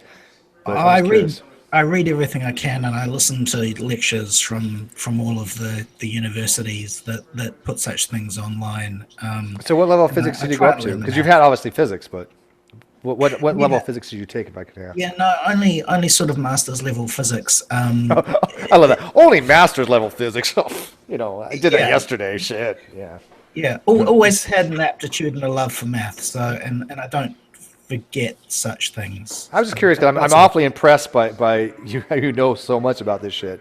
Not a lot of people come in here and have the ability to converse about these topics as well as you have, and I find that to be impressive. If you ever get a real physicist in here, I'm sure I'm getting. He is a real. Well, no, General is a real crazy questions. General is a physicist. He is a real physicist. He got a degree in physics. Yeah. If I could just say, I mean, you're going pretty far back. Not to ruin the mood or anything like that, but you're going pretty far back. We're having a love fest, Ad. Yeah, I know, right? We're going all the way back to the Planck scale to say that Lawrence Krauss somehow. Confirms Genesis 1:1 when Genesis 1:1 doesn't. Yeah, but I just wish I could play this clip. I know I'm not going to play it. Don't. Here we have. I'm not even thrilled you're playing scenes from it at this point. I'm so paranoid. So. But here we have Flemke. Oh wait, I must have mispronounced his name. But he is right now basically saying, because Lawrence is like, okay, you could have Hamiltonian states of where you don't need time and you can, but then he's like, no, you still need a pre-existent, I'm quoting him now, you need a pre-existent entity of some sort to bring about what you're proposing. And that goes way back to the question I asked a few hours ago on the relationship between the laws of logic, the logos, this thing we call God, to bring in all the stuff. And there's the weird thing is, why would it have to be an entity? Well, that's the only way we could what word could you, that's the only word that we could use to even make sense of this discussion. like Well, entity. that might be true for you. I mean, but I mean, for others, it could have been nothing. It could have just been the loss of nature. Yeah, just, but then it nothing. His model then Krauss's model falls apart if it's just nothing. And so here we have physicists who know the math, and in fact Krauss in this, like when he says this, the very next thing Krauss says is, "I don't care. All I care about is what I'm seeing." Well, he's a physicist. I don't blame him for that. He's a physicist. No, but now Well, are we that's talking going relative to this that's- universe or a potential proto-universe or pre-universe? No, well, that was quite curious. He said that because I'm wondering if there's a certain bias now, because he's starting to see the implications of the God, and Krauss is like, well, I can't have that. Well, so I don't- Wait, how is I this don't know any about different that. from Michio Kaku? I mean, he supposedly went through all this stuff too, and he found not God, but Spinoza's God, right? The God of philosophers, and maybe there's something of a God of a materialistic type sense, if that's what you're trying to get at. like a pantheistic sort of thing, right? Yes. And So- I'm conjecturing that. Yeah. What I mean, if the logos? Yeah. Is logos is that, and I'm getting your conjecturing that, but again, and I get that. I think the highest you can argue for, even at the best case scenario, and I think you agree with me on this, is a deistic type position, right? No, I'm theistic because of the incarnation. That is the only reason why I'm otherwise, obviously, I'll be deistic. Okay, so I want to drop fact three that- things in. And so this is why when I was going to share my screen, I was going to make this point that the fact that this happened, that this logos, here it is, the logos became flesh and tabernacled among us, kind of like how God, the Shekinah glory was in the temple, that sort of thing, but in flesh. Okay, so Just I'd like like to Seth. speak. Well, we speak have Seth here, so I mean, Seth is the word in flesh, right? He's a divine thing, so. So on the subject of Krauss, first of all, I think Krauss takes the attitude that it is a physicist's job to make predictions about our universe and build models of our universe. So being charitable, I can see why he would not care about a pre-existing universe. Secondly, the word exists. I'm pretty sure that if you asked Krauss whether something that wasn't in our universe exists, he would say, that's a ridiculous question. Exists means exists in our universe. So the word pre-existent doesn't even make sense. And this leads me to my rhetorical question, which is, what is inside of a bubble before you blow it up? Okay, and the third thing, the third thing I wanted was to just drop in a piece of wisdom from Ozzy. There was a marvelous video in which he suggested that there weren't any constraints on something that doesn't exist. Basically, the idea was that causation doesn't apply to things that don't exist. So it's not a logical contradiction to think that something might arise from a state of non-existence because there are no rules which apply to it. It sounds crazy, I know, but it's logically sound.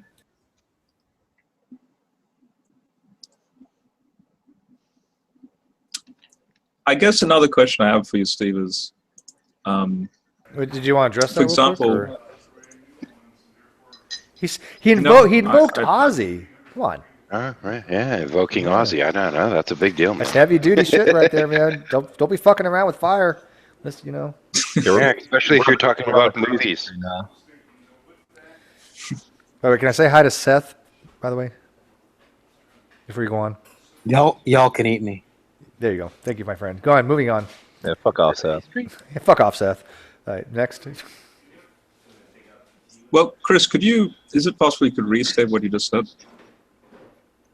So on the subject of quoting Krauss, I was just saying that he may not be using the words in quite the way that one might assume he is using the words. The word exists probably means to him exists in the universe I don't know if it's an epistemological point of view, but I don't think he thinks that things that don't exist in our universe exist. I think it's definitional for him.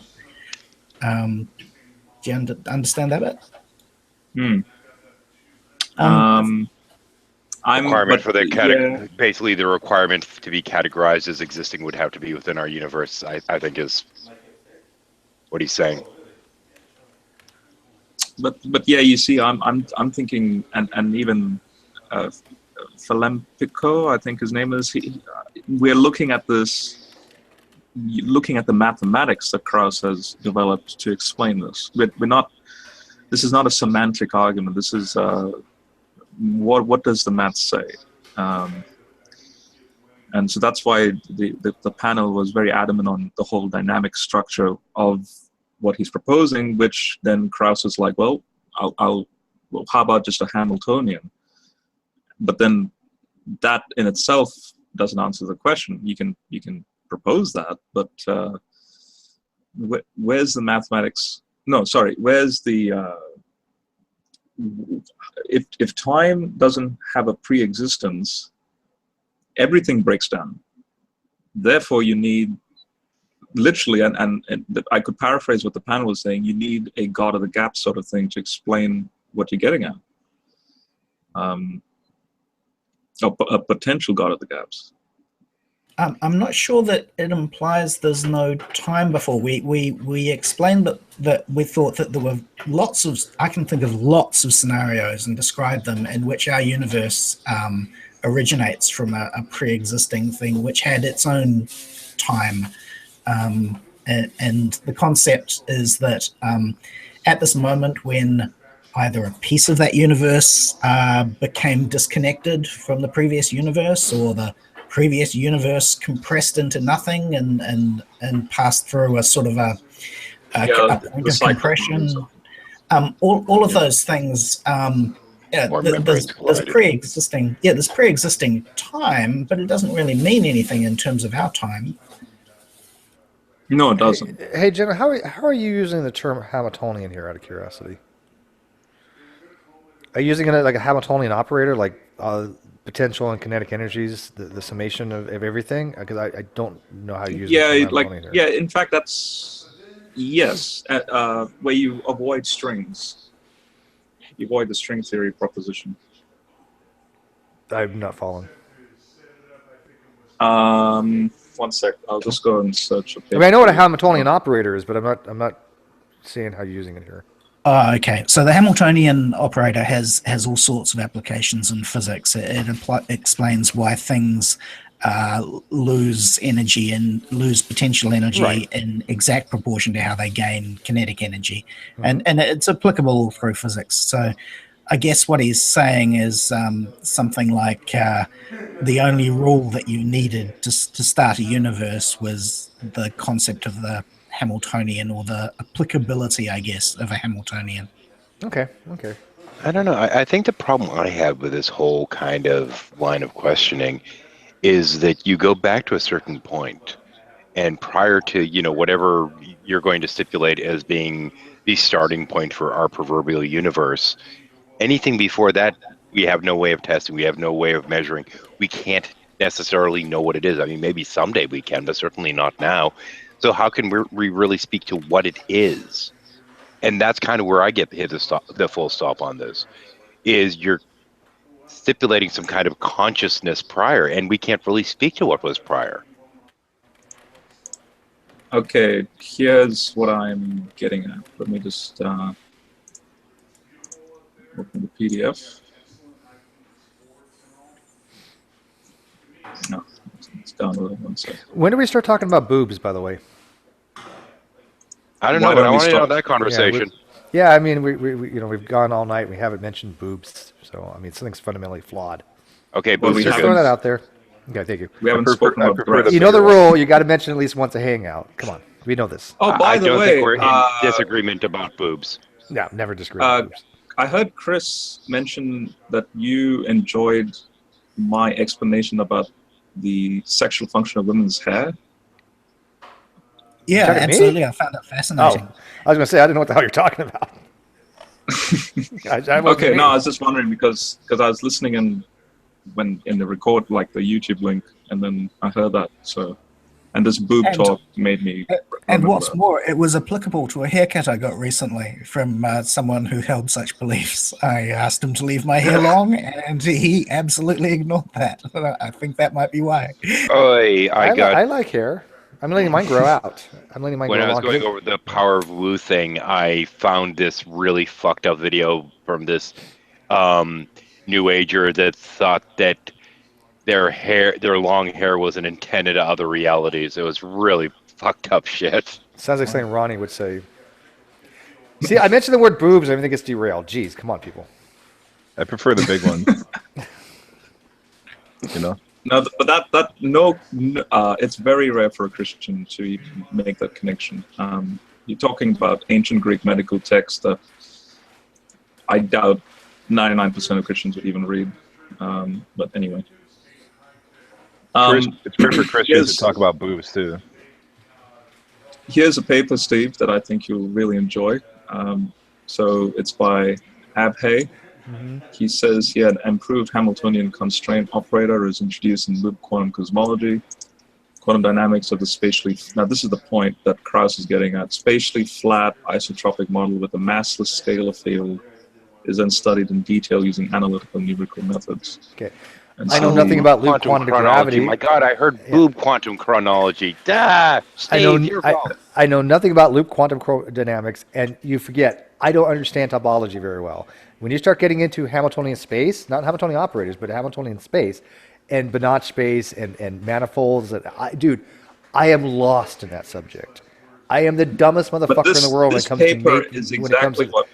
it comes to the matrix fields, though, like for tensor fields. I don't get it. I just don't. I'm sorry. So I wouldn't find it interesting because I don't get it. Okay. Well, all I'm saying is if anyone... Well, if I'm just saying. You're supposed to explain to me one day, remember? I don't remember anything from that kind of shit, dude. If anyone's wondering where Krauss is getting at, this paper explains it, and especially over here when he says the new Hamiltonian constraint, it occurs only at Planck scale density, thus the new quantum and blah blah blah blah, all that. So yeah, I know what I know what the Planck scale density is. That's the stated conditions in the universe in the primordial initial part of the universe, right? But I don't know what they mean by the Hamiltonian. What was the word? Because I know what a Hamiltonian operator is, but I don't know how it's utilized here. Because as far as I know about Hamiltonian operator, it's just literally the entire summation of all the energies, internal and external, to a system. yes, Kinetic energy, and- potential energy, every energy. Yes, and so that's why But don't forget, the study is theoretical because it's a numerical method. So let me just go down. Nope. Yeah, way above my pay grade, buddy.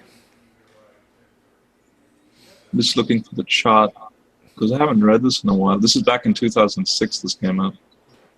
Yeah, 5 people in the universe understand this math.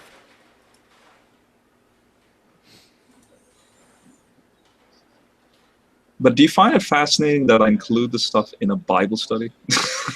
Anybody else? Yes, you not so much. Well, okay. I had some people that actually came and knocked on my door earlier and invited me to the little Bible study.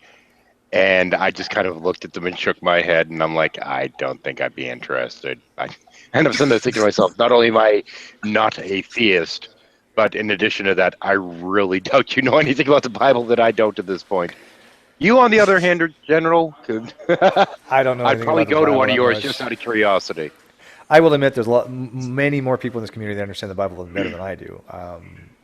But I don't get in those kind of discussions. You never see me do Bible chasing that much, right? Scripture chasing or arguing the Bible per se. I mean, I'll throw things out, but yeah, I'm not gonna. Even G-Man would kick my ass in the Bible. He knows the Bible way more than I do. I would never claim otherwise. But I'm probably the only Christian you've come across that connects all these high-end mathematics with the scriptures. It's like I don't think you've seen anyone do Ross. with an ad hoc analysis and like how you turn it.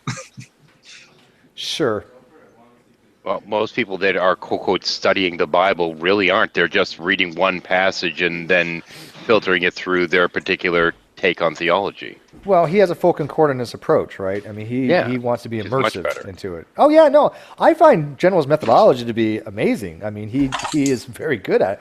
I don't necessarily have to follow his conclusions, but he's not like some freaking, doing things half-ass. He actually puts a lot of thought into this shit.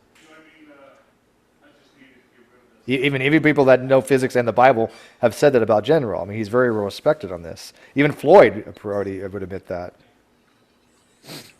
When I first got into the community there, I would talk about theology or whatever with anyone because I wanted to try to understand people's mindsets. But the longer I've been here, the more jaded I've become on it, and most people I won't even have the discussion with anymore. That's you know what, and I'm glad you brought that up because I've made a note before that there's just certain people I don't want to have conversations with anymore because they just are just so dense or just so much of a contrarian that I get nothing out of the conversation. I don't enjoy talking to Shamos. I don't enjoy talking to Matt Bell. I don't enjoy talking to Iron Nation. These people are just a complete waste of time to talk to because they don't have anything to offer as far as a conversation. I may not agree with General in a few things, but we have a great dialogue. You can't have it with any of those other people. You can't have it with any of the names I mentioned or any of the CCP. We all know this. That's the problem. So when they say, "Oh, Steve doesn't want to talk about people that know more than that can challenge him," bullshit. I love people that can challenge me. I love people that know more. That's why we have General and anybody else. But they don't get that. They don't understand it's the informational context that people that I want to hear. I don't want to hear this bullshit, contrarian type, let's just argue for the sake of argument that I see from Matt Bell and Shamos and all those other guys. Does that make sense? I'm not used to listening to the same old bullshit apologetics over and over either. And this is why Veckel's on my list of people that are not worthy of my time. There was a time that I might have considered it, but he actually at one point was going to be getting into a debate about slavery in terms of the Bible. And I linked him to a page that talked about the 613 mitzvah and talked about, the history of Judaism in relation to these laws and how they're applied and this kind of stuff. And he apparently didn't read it. But then he goes one step further and he goes to Gavriel, a.k.a. Rabbi Kaznov, and talks with him about it and finds out pretty much the same stuff from the page because Gav signed off on it. It's like, yep, this is pretty much my understanding of it. So then Gav goes over it with Veckel, like right before the hangout. Veckel goes in there and puts in his ridiculous apologetics that don't take any account, take no account for the actual history of slavery as it was practiced in ancient Judea, and just goes with his stupid Christian apologetics. Then goes to Gav and says, "How do you think I did?" And Gav's sitting there facepalm going, "Dude, why'd you even ask me if you're not going to pay any attention?" And I have no, people that aren't willing to listen, even to stuff that could help them in one of their own fucking debates or arguments. I have no time for. Well, yeah, and it's funny you say that because how many times and I've seen this happen a lot, that even an atheist will help other people get a better argument just because their arguments are so bad, right? I mean, what do you think Alex Malpass tried to do with the Matt Slick? But at that point, he was like, "Okay, your argument is so bad, there's no fixing this. But if I had a way, I would help you do it." I think he honestly would. If he had a way to salvage Matt Slick's argument, he would do it. I think we all kind of say, I've done it many times. I said, "You know what, your argument's so bad, but let me see if we can shore it up for you a little bit." Matt thinks if he rewords it, it'll be better. Yeah, he doesn't get that rewording doesn't change the underlying problem with the whole damn thing. No, he doesn't. Yeah, Brent does. I apologize if I seemed against you in that prior hangout with Matt Slick. I wasn't actually defending Matt. Because I know Steve brought that up earlier today, and I just wanted to clarify that I was only questioning you about P and Q just purely on P and Q mathematically. That's it. not at all related to this. I recognize icons and stuff, but generally I don't have a full understanding of who everybody is. I mean, it grows, so I get to know people more and more, but I don't know. There's a lot of people that I see that I just hear with, they just have short interactions with, and I don't really know the full story. In other words, she's saying you're not worth remembering, General. No, Okay. no. It takes time to put together a. I'm kidding. I'm kidding. Picture, I'm fucking picture you. of Take the where joke as the somebody's joke at. it's intended as. Come on. Yes, I know. I know that. I know that. And besides, Shadow. I don't know where I'm at half the time. Yeah, you know what? Can I see the side I'll tell you what, though. I would never engage with Matt Slick. I, have no desire to I talk can't about look at the Slick. side check right now in a boss fight. Okay. Yeah, I'll I'll look just in a post a moment. link for you. I'll post a link Boss for you, fight. so check it out when you have time. Matt Slick is one of the least. I mean, I would just never want to have a conversation with him. I have no interest in it whatsoever. Now, if Ken Hovind wants to drop on by, come on in, baby. But he won't do it. I mean, he should. I think Matt Slick is probably brighter than Kent Hovind. In Probably. certain things, yeah, I'm gonna concede that point. Sure. But it's what they want to talk about, right? Matt Slick really wants to talk about the biblical stuff, right? And I had no interest. But Kent will at least yeah, try to talk about the science, but he fucks it all up to no end. When when Slick tries to talk about the science, holy shit! I mean, he's the one that said this recently that epigenetics disproves biology and evolution. It's like That was are yes. you I fucking remember retarded, Matt? Seriously? Yeah. He doesn't understand. Right. I'll take on Hogan any day. Yeah. Get in the ring, Hogan. Nah, Wayne was in that hangout, and I just couldn't believe he was technically bullying Wayne in a way.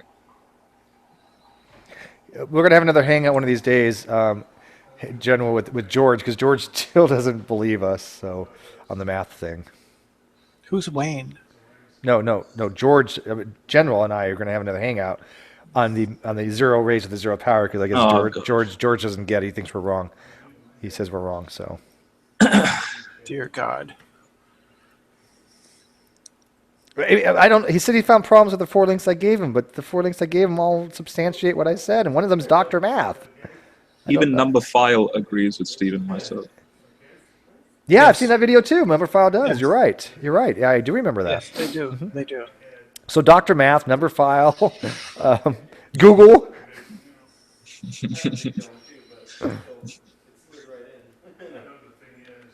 No, I was asking who, because the general said Wayne was in the hangout, and I don't know who Wayne is. That's what I mean. I get snippets and bits and pieces of who people are, and I don't really know. Wayne is the one with the well, how would you call that? Nucleus with electron orbit. Oh, That photo. oh, that one. Okay. The Bohr model. I Yeah. think we should all do away with, cameras in the traditional sense and all use puppets, and then everyone would know us. Puppets. It was a bad joke. Never mind. Yes. Wayne did laugh though. Yes, but you're torturing your puppets. You have them hanging from hooks on the Wait, wall. Wait. Well, that is- Wait, hang on. Hang on. 1 second. Sadistic monster. Wait, Uology disagrees as well. Okay, Uology, what do you think? If you had to answer zero raised to the zero power, what do you say it is again in Uology? I don't, hang on. Uology, what do you say it is? No, Zero to- Uology agrees with us. Well, that's what I thought too. That's why I said I disagree with you. Now, I thought he agreed with us. So now He I'm disagrees confused. with George. I don't know. He says, LOL, zero raised to zero. I disagree with you as well. And I don't know who he's referring to because I thought Uology finally. Obat. I'm pronouncing your name correctly. Oh, okay. Yeah, he said Uology says it's 1. So I think it's 1. 2, however, if I was hard pressed, I would have to say it's indeterminate because of the very reasons we've discussed. But Yeah, most people but- will accept that it's taught as 1. Okay, but there are But what ways. does George say? George says it's not 1. He says it's only Exactly. indeterminate. So Obat disagrees with George. Okay, Steve, can I just say something here? of course, my friend. Okay. Strictly speaking, it is indeterminate. It is not 1. But if you are going to try to extend formally some of these expressions to incorporate conditions that are not within the radius of convergence, The problem with that is you that can make that definition that you want, but You have to do it for each special case, and each special case it may be different. That does not lead to a consistent mathematics. A consistent mathematics requires that something be defined to be a value and never change. But for what you guys are doing, you're just defining it to make certain expressions much simpler. It sounds like you're agreeing with us. No, I'm not agreeing with you. It's Wait, okay, wait, George, hang on a second. General, does it sound like what you just said agrees with us? Yeah. Yeah, I don't. no. What I'm saying is, oh gosh, I think formal he's mathematics, strict mathematics, does not allow you to define an expression to be something based on a given problem. It has to be Okay, so George, speaking. are you saying that It can't be one thing in one problem and another problem. wait, are you saying, okay, if you had to answer the question, you would say that 0 raised to the 0th is strictly indeterminate? Correct.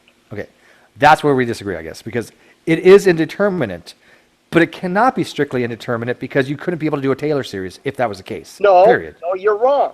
You're wrong. How am I wrong It on that? can't- We've already Well, demonstrated I'll to you on I that. can show you. Send me an email. Oh, or crap, we're on put this it away. again. Sorry, Shadow. I mean, I've looked at every one of these links that you've given me.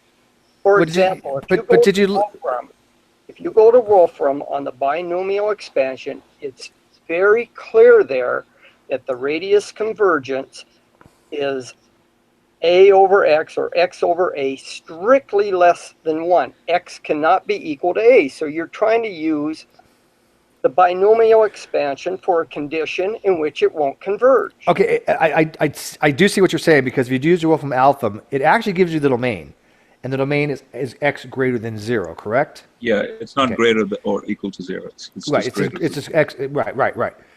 So I agree with him on that. However, it's still, the reality is, if you want to do a Taylor series or a Maclaurin series, you have to make No, you don't. x. No, Yes, you it is, don't. because if you look at the x raised to the x, I mean No, 0 no. raised to 0. If you wait, let me finish. Steve, If you're you, not listening to me. I'm listening to It's you. the way you're writing the the Maclaurin series. That's not how it is defined or written out in the theory, in advanced calculus, or in any proof. What you are doing is you're taking and you're trying to make a nice, simple little formula which requires you to define 0 over 0 to be equal to 1. But when you look at the strict theorem, Mm-hmm. It's not 0 over 0. for the Taylor Well, series, hang on, Brenna. do not write it in a nice, complete little compact formula like that. You write out the first term and then n equals 1 to infinity for the rest of the terms. Okay, how it's written out for Taylor series, and by the way, I believe that the one you're showing, or you showed, General, is actually Uologies. That's how I've always written Taylor series, and I believe Uology would write x raised to the x. If you take the limit as x approaches 0, the convergence is 1. Correct? Only to make that That's the compact point, though. work. But that's the whole point. That's another way to No, approach it. but it's going to be different in some other expression if you try to make these nice, concise little compact forms. Uology, Uology, can you come in and maybe you can, well, I don't know. Well, we only got 29 viewers. Fuck you all. Uology, you want to come in and maybe you can explain, or you and George can kind of hash it out? Because, I mean, again, I see it being indeterminate, but I cannot say it's strictly indeterminate, because for a Taylor series, I maintain it has to equal 1 for the Taylor series to work. It wouldn't work any other way. Only Am I wrong? because I guess, of he the thinks I'm wrong. way you write that Taylor series expansion, which is not strictly correct. Oh, okay. So you're saying the way that Uology wrote the expansion's wrong. I don't know what's urology. Uology, what General is showing, not the binomial expansion, I'm talking about the Taylor expansion. The way the Taylor expansion was written, I believe Uology had typed that up. I'm not sure what you're talking about. What's uology? That's a person's The nickname. person's nickname. The person that wrote it up. Yeah. Did you see? Well, Did you who is see what? this guy? I mean, He's a guy that's pretty good at math. Did you? well, Did I'm you? good at math too. I have I a know. master's in math. Did you? I know. Did you see what Jenna was showing on the screen though? Is that what you're taking issue with? That Taylor expansion isn't a correct format? It isn't strictly correct. Okay. Written in that form. I mean, people will extend and try to write things in a nice form by making these certain definitions, which aren't strictly correct. You have to define it for that particular formula that you're writing out for the Taylor expansion. So I want Now, so just the way around that is you don't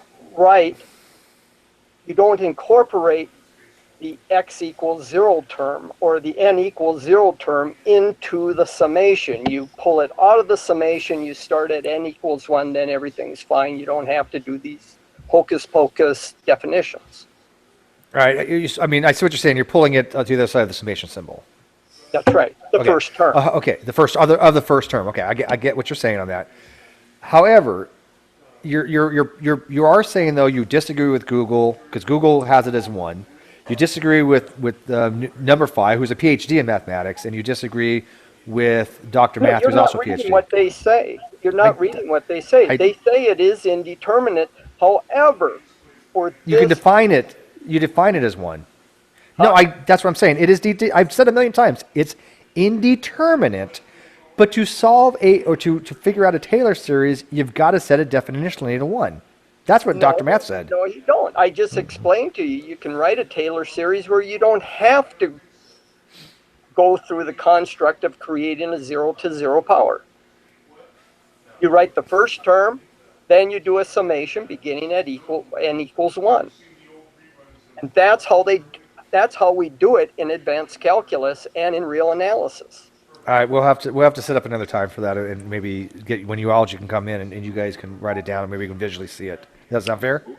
What's wrong? I'm willing to. I've done a screen capture and all the links, and I've got underlined and pointed out where some of the errors are and how to reconcile it. But what's wrong with the explanation that's given which is that factorial simply denotes the number of combinations. Well, we're not talking about factorials, though. We're talking to about 0 factorial, right? No, we're talking about 0 raised to the 0th power. That's the same thing. 0 factorial is not. defined as 1, and that's always consistent. You don't have to do any workarounds with that. Yeah, nobody's arguing that. 0 factorial is 1, but 0 raised to the 0th power, that's different. Okay, just to make sure, 1 plus 1 is still 10, right? Sure. Okay. In binary. Yeah. Yeah. Mm-hmm. Of course. Who's talking about anything other than binary? Yeah, we're all binary. Oh, you guys. Yeah. I mean, it's interesting to talk about. I don't know how. I would have to look at. Let me take a look at Taylor series again, because I've always done it the specific way. So I don't know how you could do it if 0 raised to the 0th power isn't 1. But I'll look at it again. Okay. In your MUD math facts, I pulled it up here, and what it's using the binomial expansion, which is incorrect, for a minus b, where a equals b. The binomial expansion doesn't converge under that condition, so you can't use that to, justify a 0 to 0 power. Well, I mean, but Okay, and see, see, everything I'm looking at, except for one place, University of Utah maintains it's indeterminate, like I said. But here isn't better explained. It's like, why does 0 raised to the 0 power equal 1? Then it explains why it does, and you're saying that it doesn't. No, you're reading this wrong. In mathforum.org, another link you sent me, if you read near the bottom, it says, note, although 0 to the 0 is therefore defined as 1 for use in certain formulas. That was what I said. It is still true that 0 over 0 as a limit is still indeterminate. and must be resolved exactly. specifically in each problem in which it occurs. Also, we have to be aware that 0 to 0 can't be treated as 1 in every situation. That is exactly what I said. It's situational, it's case by case. It's indeterminate, is what I said. I agreed. And then I said, but to do certain things in certain formulas, like Taylor series, you have to set it to 1. No, you don't. You can write the Taylor series as first term plus a summation beginning n equals 1 to infinity. I'm not disagreeing you could rewrite it that way, but the way Urology wrote it, I don't see a problem with that. I don't see that being incorrect. As long as you define or point out that caution 0 over to the 0 power in this case has to be taken as 1. But that's what it allows you to be. That's what Dr. Math says. In that particular case, you can do that. You're confusing doing something formally and what is strictly correct. I'm a bad anyway, man. okay, You would flunk me into your math course, I know. But you know, this is gonna be like the DNA and water thing all over again, isn't it? For the next fucking year, isn't it? Ugh. We hope so. Fuck you. Well, all I'm saying is, strictly as a mathematician. But there's other mathematicians I know too, and they disagree. They so. Well, if you want to write your Taylor series as a nice 1 summation beginning at n equals 0, then yeah, you're going to have to do that. You're going to have to say what you mean by 0. That's the only thing I'm saying. That's my whole point. I think you agree with me, George. That's a fraud. I literally think that you and I are on the same page. We're just wording it differently.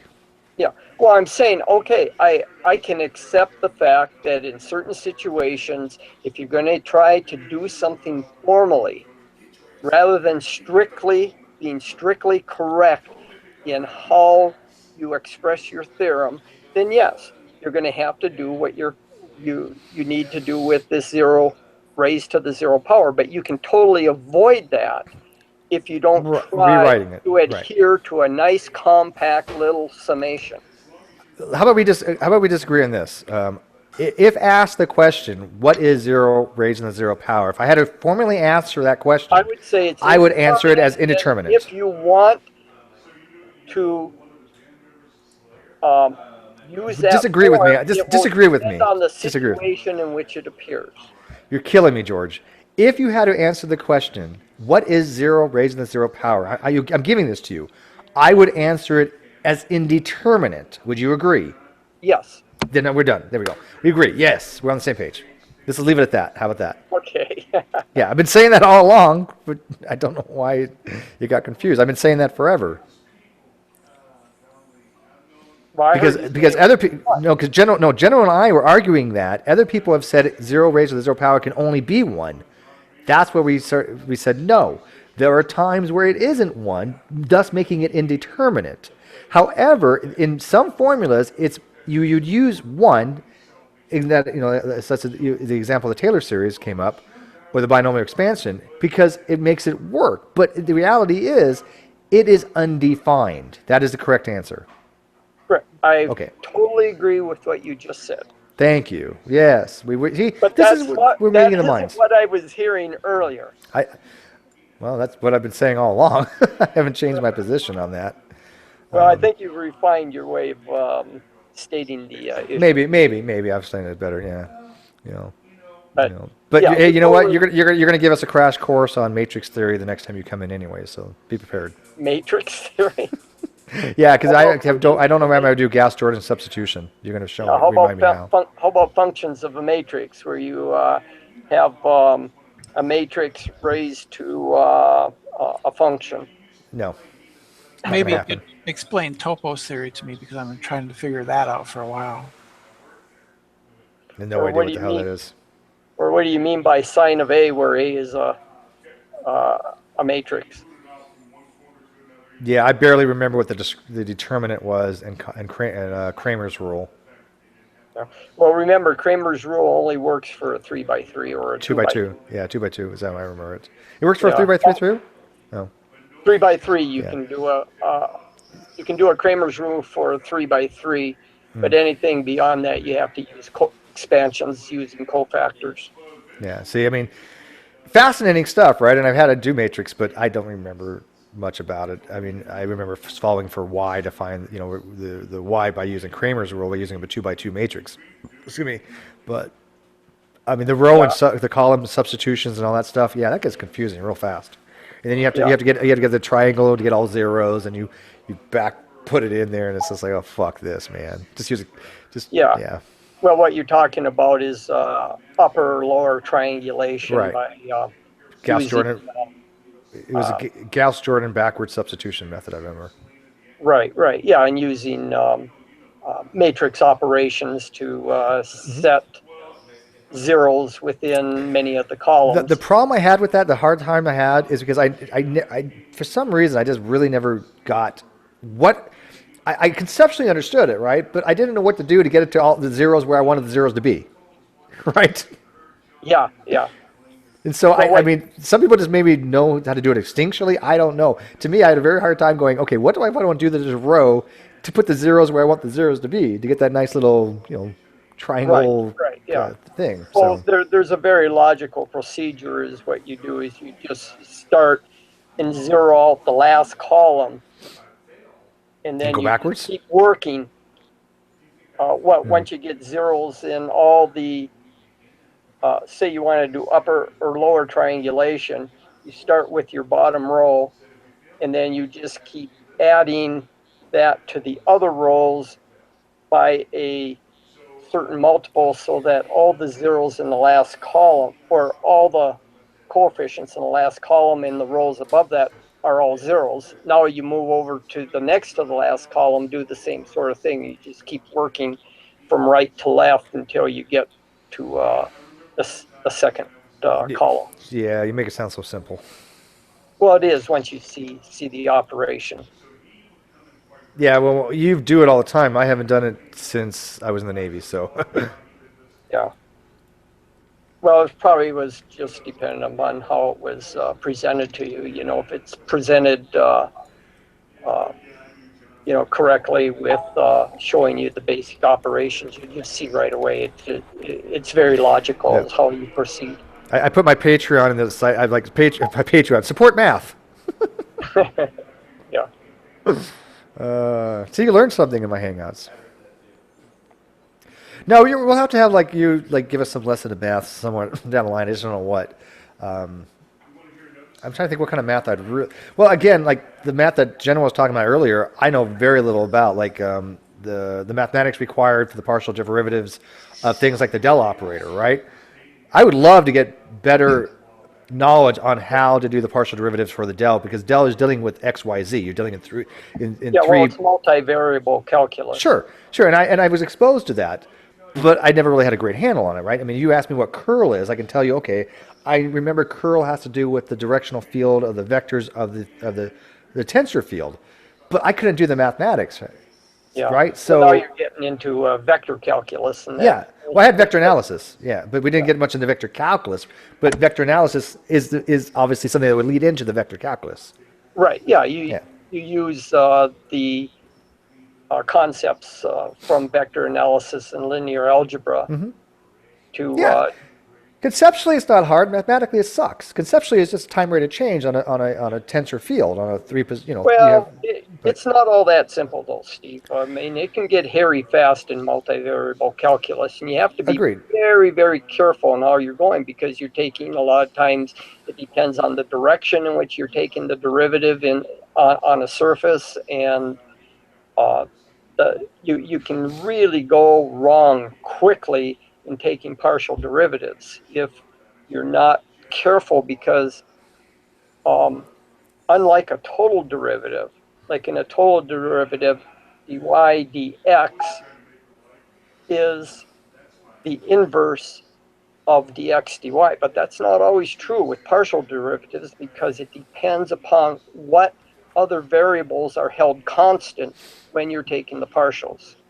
That is, what direction you're coming from. So if you have, say, x, y, and z, and you're taking the partial of y with respect to x and the partial of x with respect to z, if you multiply those two together, So you got partial of y with respect to x times partial of x with respect to z. You might not necessarily be able to cross out the partials with respect to x and get the partial of y with respect to z, because in order to do that, the same variables had to be held constant before you can treat them like total derivatives, and you can go haywire. No, I don't doubt that. I mean, partial derivatives are not freaking easy. I mean, they're not. But conceptually, all I meant to say is that conceptually, you're just holding, a couple of variables constant and taking a derivative with respect to those for the third, whether it's z and you keep x and y things. But I mean, we only touched on PDEs. I mean, literally touched on it. Yeah. Because we just don't have to use them that often. But the concept they wanted us to at least understand. That's all. That's all I was saying about it. Anyways, now that we bored everybody to death. I mean, once you get into multivariable calculus, if you really want to have a lot of fun with mathematics, probably the best course I ever had was doing a year in graduate studies on complex variable theory. Now that is wonderful stuff. Not gonna happen. Yeah. Well, with complex variables theory, you can prove a lot of the multivariable calculus theorems and single variable calculus theorems like in one line, really complicated theories. Like Gauss did his PhD in proving that an nth degree polynomial has n zeros. Okay, he was the first one to establish that an nth degree polynomial has n zeros. I'll have to get you in touch with my friends. He's a mathematician too, and you guys can talk about Galois theory or something all night long. Yeah.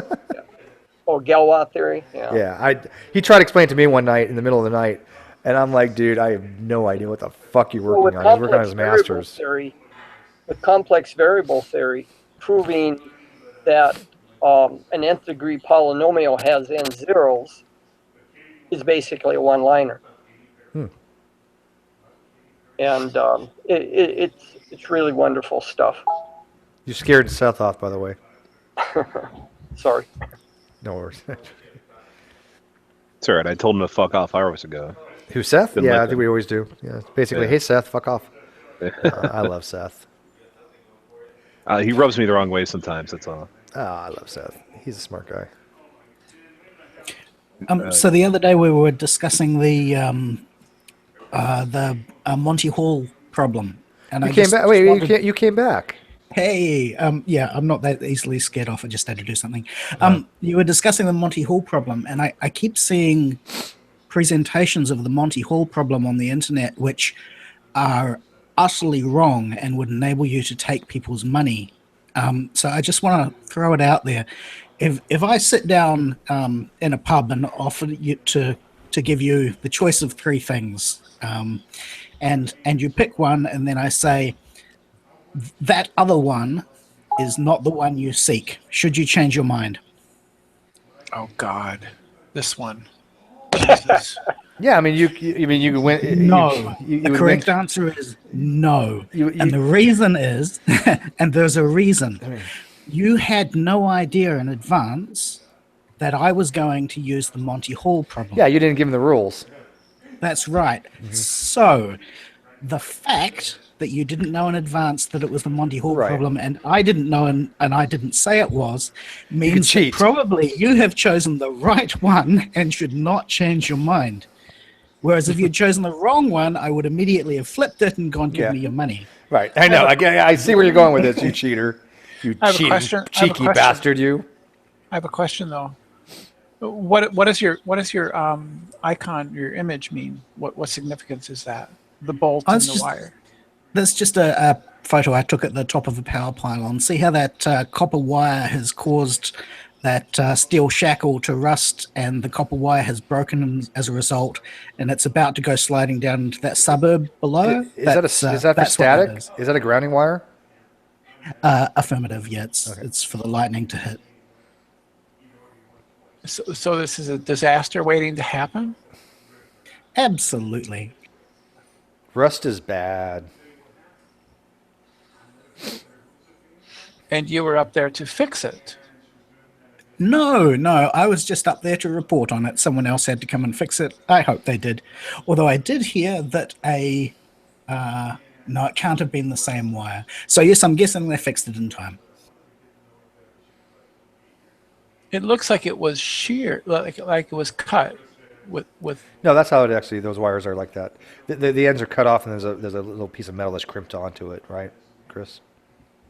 Yeah, I'm not actually certain whether the copper wire went. I was at this stage much more concerned about the steelwork which was holding it up. Actually, the chance to be this lovely microclimate under there where the water just stays forever, and you get a little bit of salt on it, and it never goes away.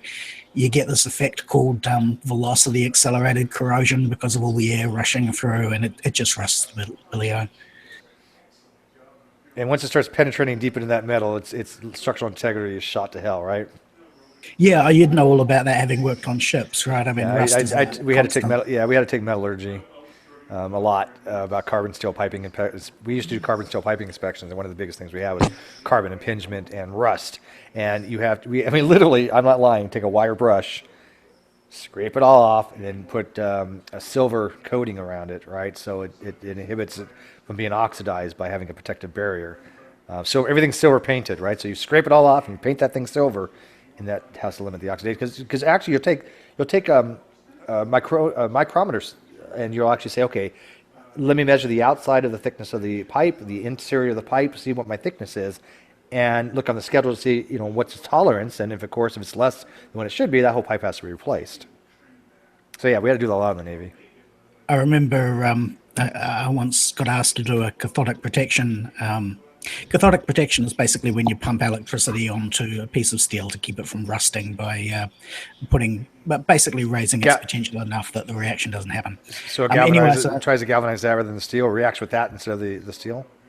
It can actually work on stuff that isn't galvanized, and that's how a lot of oil rigs and so forth work. You basically just create enough potential difference between it and the surrounding environment that the reaction can't go forwards. If you raise it too much, then you end up destroying everything the other way. But that's one. Anyway, so I was doing this on a frigate, and of course I'm not part of the Navy, so I rocked up the gangway to this frigate, and I had my case full of stuff, and there was this young chap on guard there. Demanded I open my case. Of course, I opened my case, and it was full of wires and meters, and frankly, it looked just like a bomb. And so this poor guy didn't have a clue what to do. He just pointed his gun at me for a while until he got help. Wow, that sucks. They're dropping like flies. Yeah, we were talking about science all night, and people had hung in there, and all of a sudden now they're like, oh, God, not this again.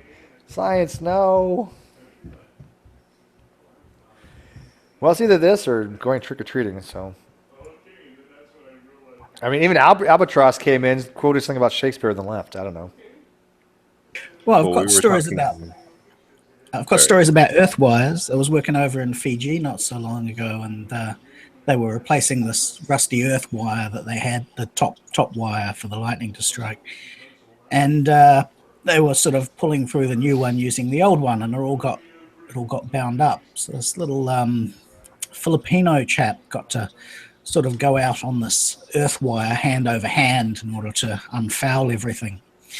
And while he was in the middle of the span, the earth wire broke, and so he fell around about 20 or 30 meters onto a very steep wooded slope. So that was what saved his life. But he was lucky because all of the conductors on both sides of him were live, so he fell straight through the middle of them, and the earth wire didn't swing across and connect with any of it.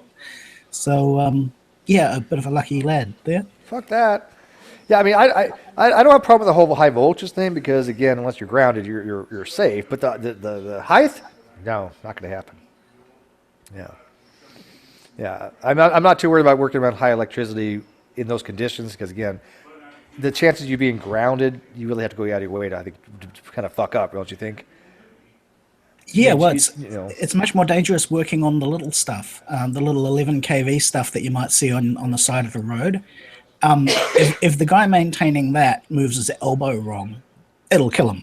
Fuck that. Whereas if you're working on a great big sodding power pylon, there's so much inadvertent movement allowance that you've got to mess up pretty bad to get too close to the wires. So what if you just take, like you have the big electrolytic capacitors? I mean, the huge farad ones, the ones that are step up, when you have like a going down to a house or up to a house.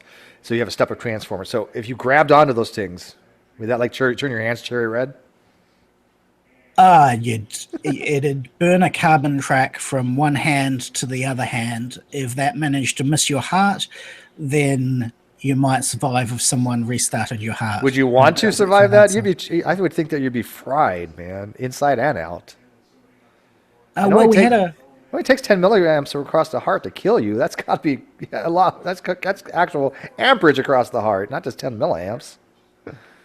Yeah, actually, Steve, it's pretty interesting. It's pretty interesting, Steve. You look at the physiological effects of current going through the body.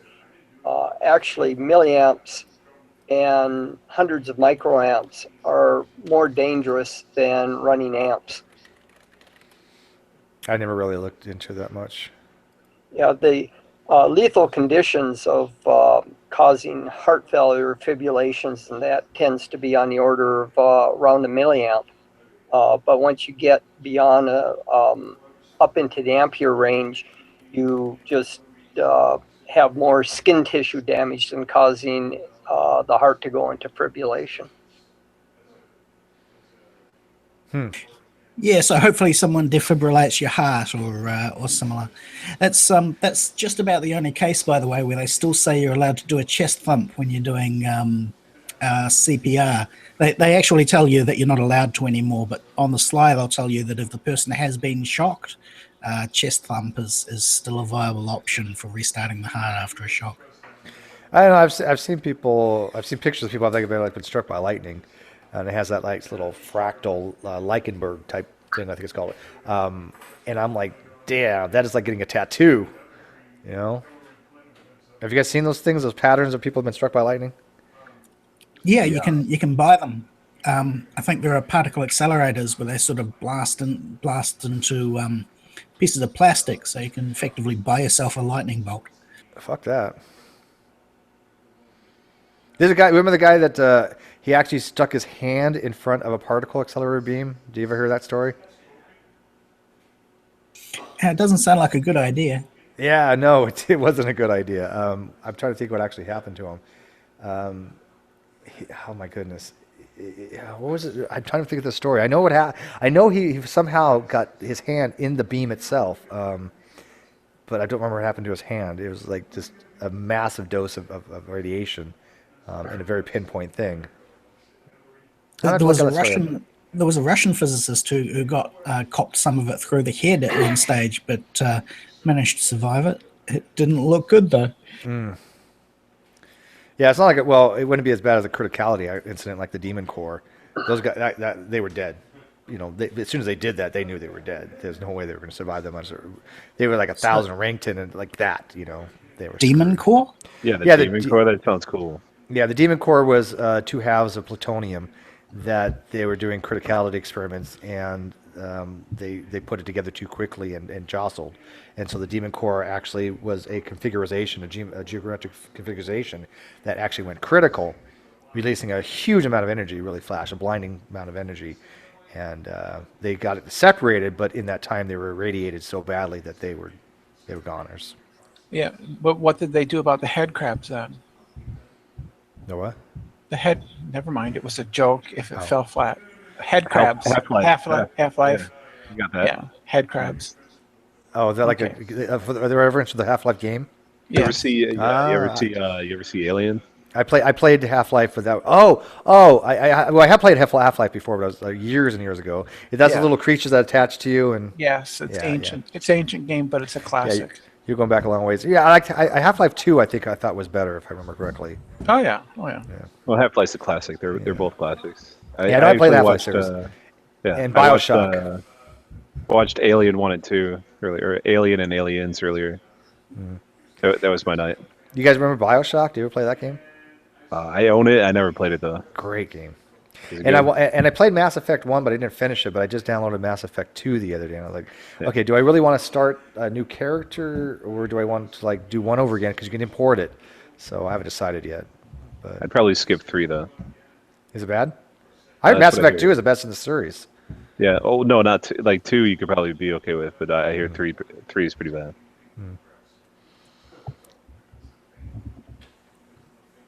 We're weird. Rude. No, we're weird. Oh, weird. Yeah. Yeah. Oh, you're weird. I am weird. What are people listening to us for? It's like 10 more minutes for Halloween. Yeah. Yeah, I might end this at midnight. Okay. You know, we're just I kind of gotta say, you seem a lot here. cooler, like when you're on camera, Steve. Okay. Yeah. I know that's a backhanded compliment, but I mean, you know. You hear that, guys? I'm cooler on camera because I got this big old nice mic. Oh, look at that. Yeah. Yes. So I've got a biology question for you, Steve. Yes. I'm licking my big black mic. Okay, come on. So my understanding of what a gene is probably pretty crappy. As I understand it, it's a piece of code which has a single identifiable purpose or mechanic working for it. Can you improve my understanding just a little bit? A gene is a sequence of nucleotides that have a function to usually, if they're an actual working gene, it'll encode for protein. Okay? So there's pseudogenes and then there's functional genes. A functional gene would be a gene that actually takes the information and says, I want to make a specific protein, okay, like collagen or hemoglobin or something. So what the gene does is it gives the information to be transcribed for a process called transcription into mRNA, messenger RNA. Then that messenger RNA gets translated into a protein's chain in a ribosome. So basically, a gene is something that codes for a specific protein. It does other things too. Genes can actually produce like what's called microRNA and regulatory RNA, but the whole point mostly of genes is to produce proteins for a functional gene. It's just a region of code. It's just a region of nucleotides. Okay, cool. And so a pseudogene is different from that. How? A pseudogene no longer functions as something that converts it into a protein. It can have a regulatory function to convert it to a type of RNA called microRNA or snRNA. There's a lot of different types of RNA. What these are, for example, types of RNA will actually attach to part of the DNA where it won't transcribe it anymore. So it basically has to do with gene expression. Okay. These are regulatory functions to say, okay, how much of this gene is going to be expressed, and the microRNA, if I remember, I think it's micro, it could be snRNA, will actually inhibit that amount of transcription from the gene. So a pseudogene is just a gene that is no longer functional as a something to convert into proteins. It's called the central dogma of biology. So it's basically DNA replication, DNA to mRNA to mRNA to proteins. Okay, so you said no longer a couple of times there. So do you only ever get pseudogenes from genes that changed their function at some stage? No, I think you can get pseudogenes with not having a gene to first, but I don't remember. You would have to ask Fiona or Sam, because there are something called de novo genes, and de novo genes are just genes that are created later on. And I don't think that they have to be protein encoding. I think they can be pseudogenes. I think they can be regulatory de novo, but Isaiah might know. I don't remember. All right, thanks. That was good. I only have a cursory level of understanding of that kind of technical detail. It's a fun subject, though. I mean, I find DNA to be fascinating, right? I mean, it's just amazing how much information is stored in a little piece of freaking molecule. So are you familiar with these intriguing games that they keep putting out, which effectively ask gamers to fold proteins for them to solve them? Have you ever tried one of these? God, no, but protein folding is complicated because protein folding has to do with electrostatics and how different elements in the protein, I think it's like magnesium and iron or something like that, will allow proteins to fold, and that's the model. This type of behavior is very, very, very complicated. It's a distributed computing project, similar to there was one for SETI. Yeah, I remember that. In going through right. That's a similar project. Yeah, it uses multiple people's computer system to do the processing for it. Sure. Mm-hmm. It uses your downtime on the CPU. It's how the Illuminati keeps track of you. Of course, yeah. No, I thought the distributed computer processing for SETI was brilliant, wasn't it? Nothing came of Yeah. it, but it's a good No. idea. And you just get a chunk of data, right? And your computer crunches it and stuff like that. And I remember correctly, according to SETI, I thought they could actually track the information. So if you were to have a signal on your computer, you would be accredited for that. But I mean, that was years ago. My God. The idea that we're going to detect alien radio signals is like the idea that we could detect an ant dipping its leg into the Pacific Ocean on the other side of the ocean. Well, I thought they were going to spend like $100 million on this new to investigate Tabby Star, which the odds of that actually being a Dyson sphere, I think, is negligible. I think it's pretty much insignificant. It's intriguing, though. Sure. Oh, absolutely. But do you really think it's a megalithic alien structure like a Dyson sphere? No, I think really. No, you don't. No, I don't. Yeah. There's people that have proposed it's a Dyson swarm. Yeah, well, same principle, right? Yeah. But I mean, it's not that either. I think it's a completely naturalistic phenomenon, comets or something, whatever it is. It's something naturalistic. However, it is intriguing because I did look at that. I did look at Tabby Star, and I looked at the amount of variability from the light from it over a period of time, and it's a unique light curve if you look at it. It really does. It does have a diminishing effect. There's something going. There's something going on, and it's interesting. Sure. I mean, that's when you know that something's interesting is when somebody says, "Huh, what's that?" But if it's going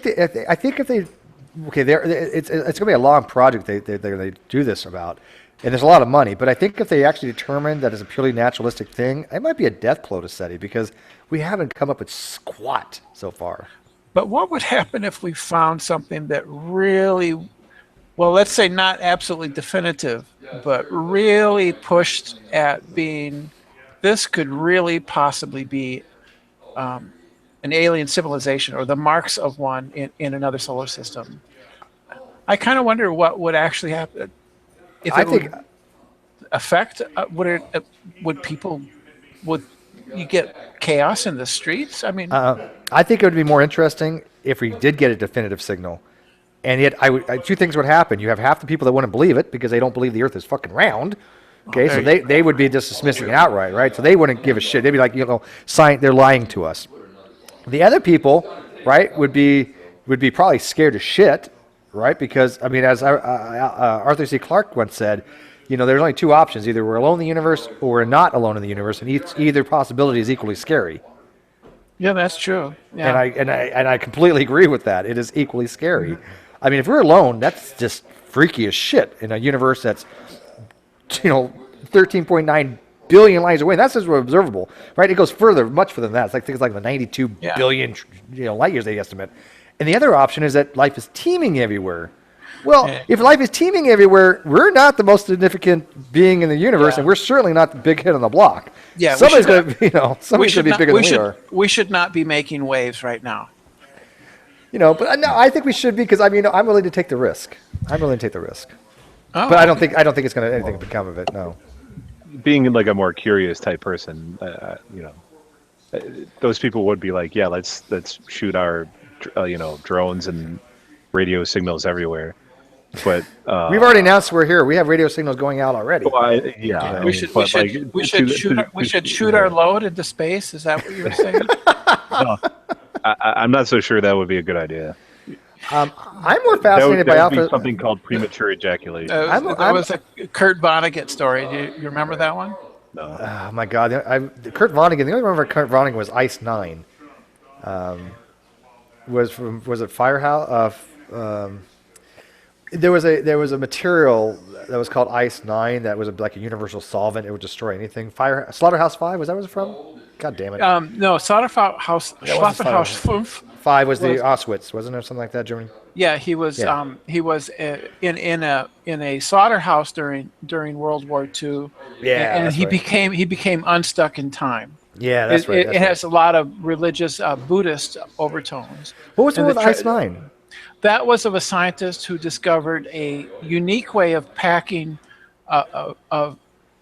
packing the atoms in ice. Right. We know the story though. Right, and so he comes up with this idea and he creates Ice 9. And if you take Ice 9 and put it in any body, it turns into Ice 9. it turns it all into ice 9. And Yeah. ice 9 is a very dense packing of ice. Right, And but what's the name so- of the story? But the story is his children. He dies of a heart attack. He leaves it No, on what's the his name of the story? I forget the name of the story. Oh, I think it's Cat's Cradle. Was it Cat's Cradle? I think. It I could think be. it's Yeah, Cat's that sounds Cradle. right. Yeah, Wagner. Yeah, Kurt Wagner. That would be Cat's Cradle. Yeah. Wasn't it? Yeah, I Yeah. mean, I remember some of this stuff vaguely, but I don't remember the details. Yeah. Yeah, and then his kids find it, and then they fight over it, and then some idiot drops it into the ocean, and that's all she wrote because the whole there- ocean converts to ice 9, and then it's just Well, there is downhill. something. There is something similar to that in reality. Supposedly, theoretically, they're called strangelets. Remember that? That if there's strange particles, right? Strange quarks, and if you have these atoms that are based upon strangelets, quarks that are strange in there, theoretically, if they had a certain negative charge, the stringlets, if they were to interact with actual matter, would produce more strange particles, strangelets, and that would actually effectively destroy mass. It was one of the conditions and the storyline behind a show a long time ago that got canceled called Odyssey 5 that I liked a lot. And of course, like any show I like, I cancel it. Yeah, because you have esoteric tastes, and those things don't Odyssey last. 5 was a great show. It was with Peter Weller from RoboCop. And nobody's probably ever heard of it, have you? No, I hadn't heard of it. Odyssey 5, look it up. It was Peter Weller. It went off the rails toward the end, and they never finished it. Basically, I'm going to tell you right now, if you start watching it, it never resolved shit because it got canceled. But it started going off the little bit of rails because it got into like AI units. But the initial pilot was fucking awesome. Yeah, if you want to contemplate other ways that we could just kick the bucket, another one would be the false vacuum. And and the false vacuum is the theory that the current, you know that, Yeah, about I know what a false vacuum is, but I don't. What do you mean by how it would destroy us? Well, the idea is that possibly a Higgs particle could tunnel to a lower energy state. Oh, and just all matter would Then it would cavitate in space and then expand outward at the speed of cascade. light. Yeah, it would. Yeah, and it would just destroy. I mean, at the particle level, everything would just poof. Yeah, fuck the Higgs. It's not a problem though, because first of all, if it did happen, there is nothing we could do about it. And Absolutely secondly, nothing. if it's coming at the speed of light, and we'll never know about it. So Yeah. Yeah, I'm not worried about that. I'm more worried about a gamma ray burst is possible. That would be a bad juju's. That would be really bad. Yes. And wayward asteroid, bad juju's. Very bad. It could come out of if it could come out of an orbit out of the sun. It could be in an orbit that we haven't detected. Right. Right. So we wouldn't see it coming. Well, we because only it know could like be 1% blocked by of the sun. Yeah, we only know like 1% of near Earth object orbits. I mean, we don't know very many, and granted, most of them are pretty small. Right. But of course, there might be a chance for a larger one. This is the objection I have with this whole like perfect universe thing, right? No. I mean, there's just so much shit out there ready to kill us. Like, Yeah, the universe wants to kill you. I Yeah. saw some video to scale, and it was basically like, and this was a long time ago, but it was like the Earth was like this dot going, through things, and this shit was all this flying around all over the place, and we're like a swarm of shit that could hit us, but we're so small in made it so far. comparison. That we just, we're a small target. But statistically speaking, every couple 10,000, 100,000 years or whatever, we do get struck. It's the way it is. Mm-hmm. The last big one was Tungsten Siberia, and luckily that came in at a very, very shallow angle, and so it blew up before it hit the ground. But had it hit the ground, the damage would have been much more widespread. Oh, and it was out in the middle of nowhere. Right, that's true. Right. If it had been over a populated area, that would have been different. Stephen Curtis, finally tuned to kill the fuck out of us. Yeah, that's true. Fun fact: and it's going to work. Magnetic pole reversal. Somebody says magnetic pole reversal would cause some drama. Yeah, but you know what? That's bound to happen too. That happens every couple 100,000 years or something. I think 600,000 years. I don't know what the hell. I don't know. We're doomed either way with the Andromeda thing and our sun going out. Well, Andromeda's not going to fuck with us. Andromeda will hit us, but it's going to pass right through us. Supposedly, I mean, it's just kind of like the stars are too far away. But that's how many billion years in the future? Yeah, that's a long way away. It's going to take place over such a long time scale. Yeah. The magnetic pole reversal, that isn't something that happens overnight, is it? I thought it just takes, thousands of years. It flips, and then might flip back. It takes time to settle into the new orientation. Yeah. I mean, it's not something like boom. I don't think. I mean, it's going to happen. But when it flips, I think it flips pretty quickly over a matter of a couple of days or something, isn't it? Oh, really? I don't know. I have no idea. I know it flips pretty quickly. I think it's within on a scale of a year or something. Yeah, that's still really hardly nothing, it's right? Quick. Yeah, it's quick geologically speaking. Yeah. But that happens frequently. We know that happens. We can actually determine the direction of magnetite on the seabed, on the bottom of the ocean. Some of it's like polarized this way, and some of it's polarized this way. And we can see as it comes up that the magnetite goes this way. Then all of a sudden it switches, and then all of a sudden it switches. We have these alternating light and dark bands. So we know that it does swap. Oh, it absolutely does. Yeah. But people think it's not like the end of the world, though. I don't think it'd be catastrophic, but it would suck. Yeah, I mean, what are the implications? You end up with a reasonably weak magnetic field changing over the course of a year. I'm struggling to get concerned. Well, I think the biggest thing we would have to worry about was how it affect possibly like communications and satellite. I mean, you don't have a magnetic field anymore, and you're going to have, these things are in low Earth orbit, so I'm assuming that somehow they're protected by that. What is the extent of the magnetic field from the Earth? The lower Earth orbit is 99 to 1,200 miles. So what is the magnetic? Would they get fried? Would they get fried then by the solar wind or something? You know what? I haven't really looked into it, to be honest with you. Never really thought about it, to be honest with you. Yeah, so the Van Allen radiation belts exist about 1,000 to 60,000 kilometers above the Earth. Isn't the Kessler syndrome more likely to take out a communications than a gamma ray burst? Well, no, not a gamma ray burst. You mean a coronal mass ejection is more likely to take out a satellite. Oh, there's a great short story called "Inconstant Moon" by I think Jerry Purnell. It's a little short story. You can probably find it on the internet. Inconstant Moon. It's about a solar flare taking place, and it's a short read. It's not very long at all. Well, solar flares can definitely wreak havoc. They can, and as Chris definitely knows, they can actually induce current in these big transformers and short them out. And this has happened many times on the grids. That these flares have induced a large electromagnetic field inside any kind of inductor and blown these fucking things all to hell. But I'm looking this up. It says that the role reversal is every 77 years. So interesting. And the next one is due every how many years? Yeah, you bugged out.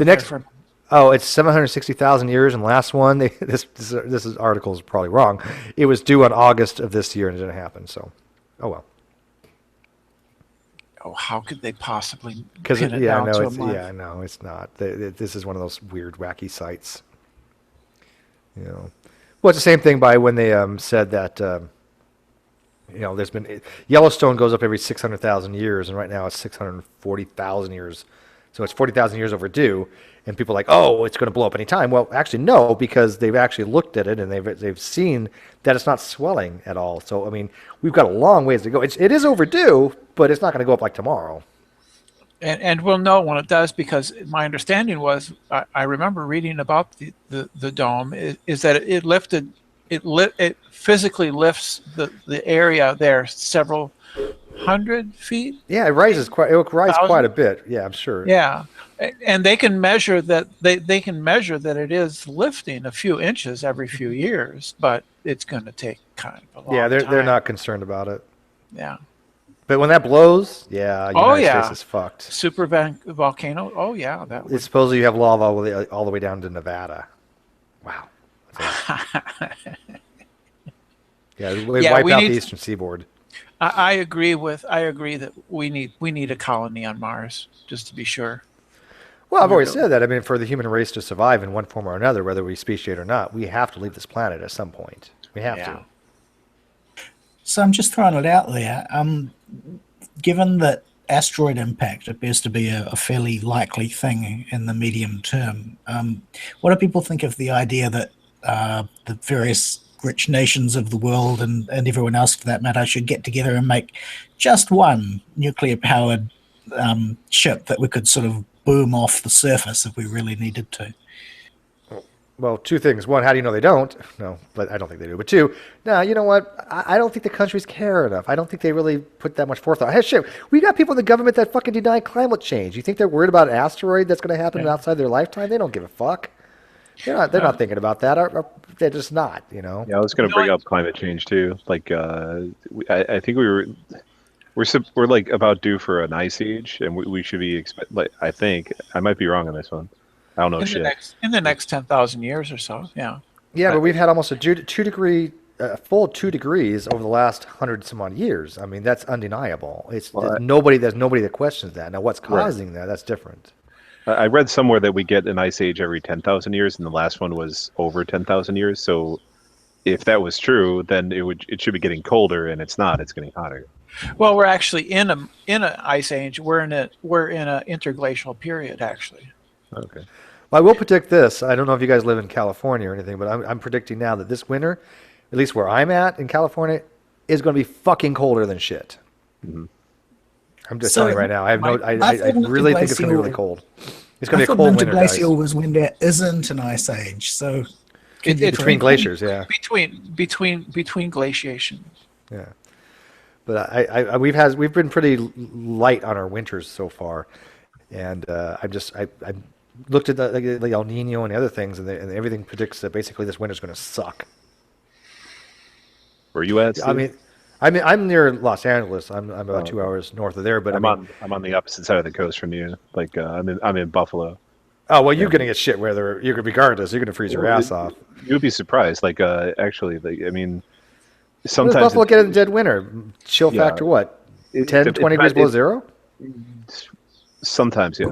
But I mean, we've had some days where it was 70 degrees in the middle of the winter, and I'm not saying that's because of climate change or whatever the fuck. But I mean, you get a lot of lake effect snow, don't you? Yeah. Well, I think Canada's going to be cold. I think the Arctic's going to be cold. I think it'll blow a lot of cold winter air down, onto North America. And the place I'm in now is a little bit different than when I used to live, and there's more cyclonic activity where I'm particularly at because of the mountains. We have the Santa Rosa Mountains, so as the air comes up, it will drop up moisture on one side, but it produces this very, very low pressure area and a vortex as a cyclonic activity. So we've actually had tornadoes touch down in the area that we're in. It produces a very violent storms around here. One of the houses I was living in a long time ago, I was hit by a twister. I was in the house and we got hit by a twister. I actually knew something. I think it's... Was it Sugar? Is it Sugar that survived a tornado? I don't remember. I think it was Sugar that actually, her tornado literally hit her house, and she's literally hanging on as the vortex is going over. I think it was Sugar Rhodes, wasn't it? That's crazy. Like this was just a little twister, but like an F1? You could actually see like the path it took, like in the grass. It was maybe like a foot wide. It just pulled the grass out of the ground, but like.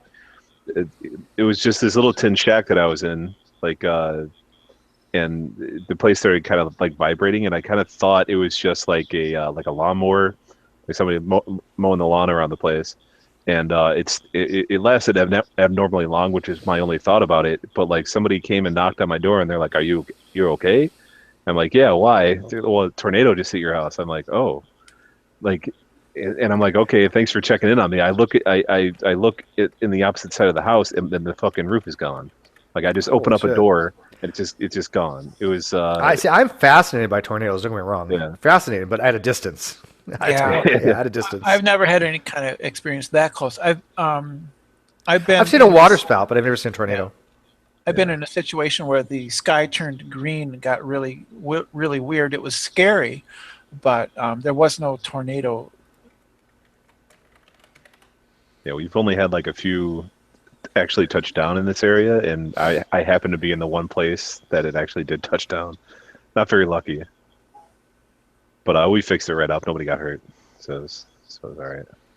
Well, yeah, the F1s wouldn't be well. Any tornado is bad, but an F1 you could probably survive except for the debris. You don't want to be struck by anything. You get one of those big, massive F5s that has a base a mile across. Fuck, man, the devastation those things have is just mind-boggling. Yeah.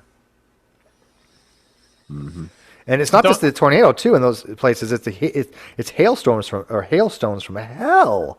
Those things are freaking like the size of golf balls or even bigger. Yeah. Don't they say that you should get in your bathtub? I've heard that before because of that's the most sturdy thing for piping. So yeah.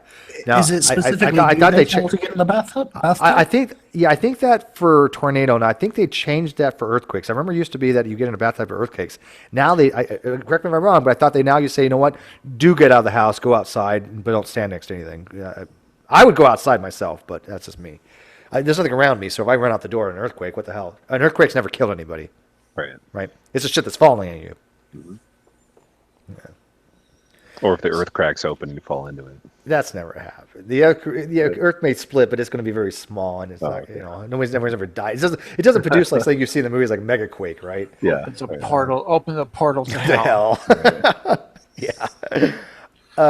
So, anyways, those are more like landslides, though, right? I have seen landslides could kill. Yes, of course, yeah. But I mean, I've seen some of the shifting. I live not that far from the San Andreas Fault.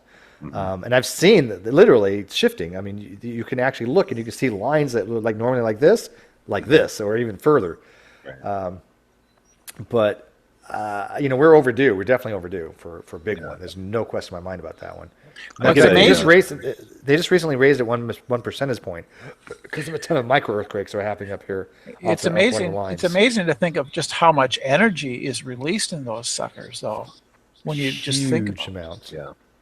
Yeah, and that's what the Richter is a measure of energy, how much is released. I get a sick sort of like fascination actually watching like there's some videos of like places that were hit by F5 tornadoes and they show like all the video footage, and I kind of like want to like actually be there like inside. No, like, I agree. I understand that. I'm fascinated by natural disasters, and I know that sounds weird. I would never want one to happen. I mean, the loss of life is horrific, but I'm fascinated by the mechanisms, how much damage, how much power of F5 would have, or a huge earthquake. I mean, I don't mind earthquakes. I'm like, ride it out, baby. It doesn't scare me. But when they do get to like they're a 6, or then it's like, not so much. You know, I don't even get out of bed for anything less than a 5. I'm like, fuck this. But the last winter was I slept through the Northridge quake. When was that? Yeah. The last winter was pretty mild, but the year before that we got a ton of snow. We had to call on the National Reserve, and they fucked everything up. They were just driving plows down the streets and like hitting cars and shit. So anybody remember how big the San Fernando earthquake in 1971 was? It was a 6.7. Oh, there you go. And it was on my sister's birthday. Yeah, I was like 1 year old, and they said I slept right through it. So. Mm-hmm. But I'm gonna take off, Steve. You can't take off yet because we haven't talked about True just uploaded another video called "Embarrassing Double Down from Dragnaut." And again, I'm sure that a true empiricism doesn't know what the term "doubling down" means because he's fucked it up every time. Right.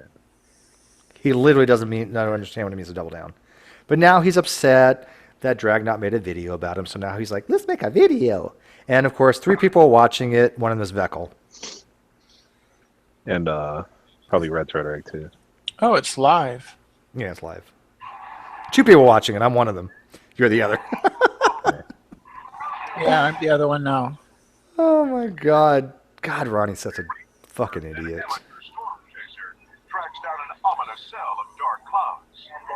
George, don't play videos just in case. I'm getting nervous. Oh, I'm sorry. What exactly is the controversy between Dragnaut and True at this point? Basically, before you get into this. All right, thank you, Bad. Always a pleasure, dude. Stop by more often. Okay. Take it easy now. Yep. Basically, since Drag has gone to get further educated, and he actually tutors and helps out the professor, and he's actually learning stuff. He's seriously smart. Oh yeah, of course. Yeah, it's Dragnaut. Well, True is jealous because True is a moron, and nobody takes True seriously because he doesn't know shit about science. We all know this. And so he just has this animosity toward Dragnot for wanting to complete something with his life and do something with it and learn. And he also hates me because, you know, I've had some education, but people at least respect the fact that I'm not a complete dumb fuck. But yeah, you can disagree with me on shit, but the reality is I'm not a fucking moron. I can understand concepts. Yeah. And he can't. He just can't. Ronnie, something is wrong upstairs. He doesn't get simple shit. You know what I'm saying? Oh no, I understand. I was watching some old videos of his, and the stuff he was saying was just word salad. It was just literally made no sense at all. These were older videos, though. Oh yeah, I've watched his older stuff. Well, Thing in the Eye said a new Ronnie video. It is truly Halloween. Yeah, no shit, right?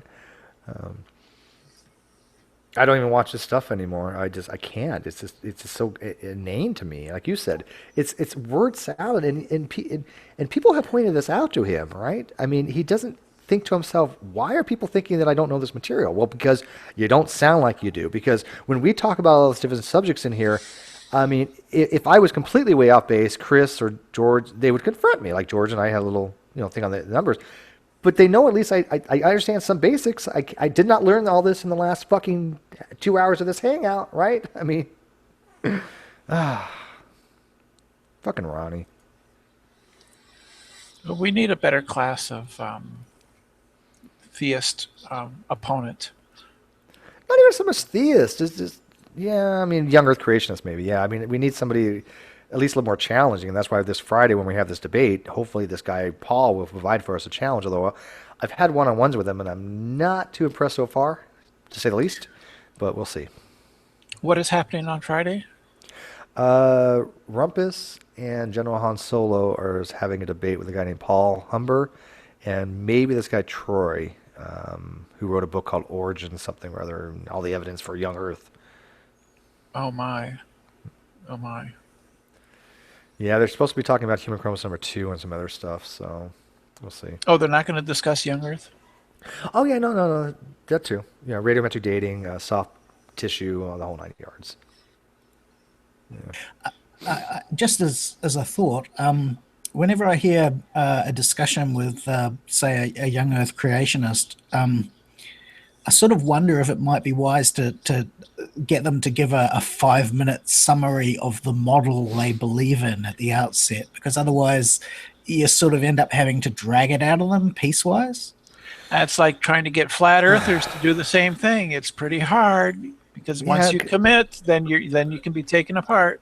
Yeah, the model all they basically say is, through my experience, is that all the science we know for an old Earth is just guess. Where there's no methodological approach to it or anything. You can't demonstrate how old the actual Earth is because you weren't there. They have all this negative evidence for an old Earth they try to get away with, rather than provide evidence for a young Earth. And then they do provide evidence for a young Earth, whenever you investigate it, you find out they got the shit wrong every single fucking time. Yeah, I mean, do you remember they said? Oh, go ahead. With the flat Earth, certainly. No, you're right. I probably shouldn't have said the young Earth ones because you're right. It's all negative evidence. The flat Earthers, though, I mean, the one I heard the other day, he had some sort of model in mind. It's just that I didn't sort of see a stage at which he was asked to outline the model. You know, was that claim? Yes. I mean, it was only after a significant period of time that we found out that he believed that there was a circle of water around the joint, for instance.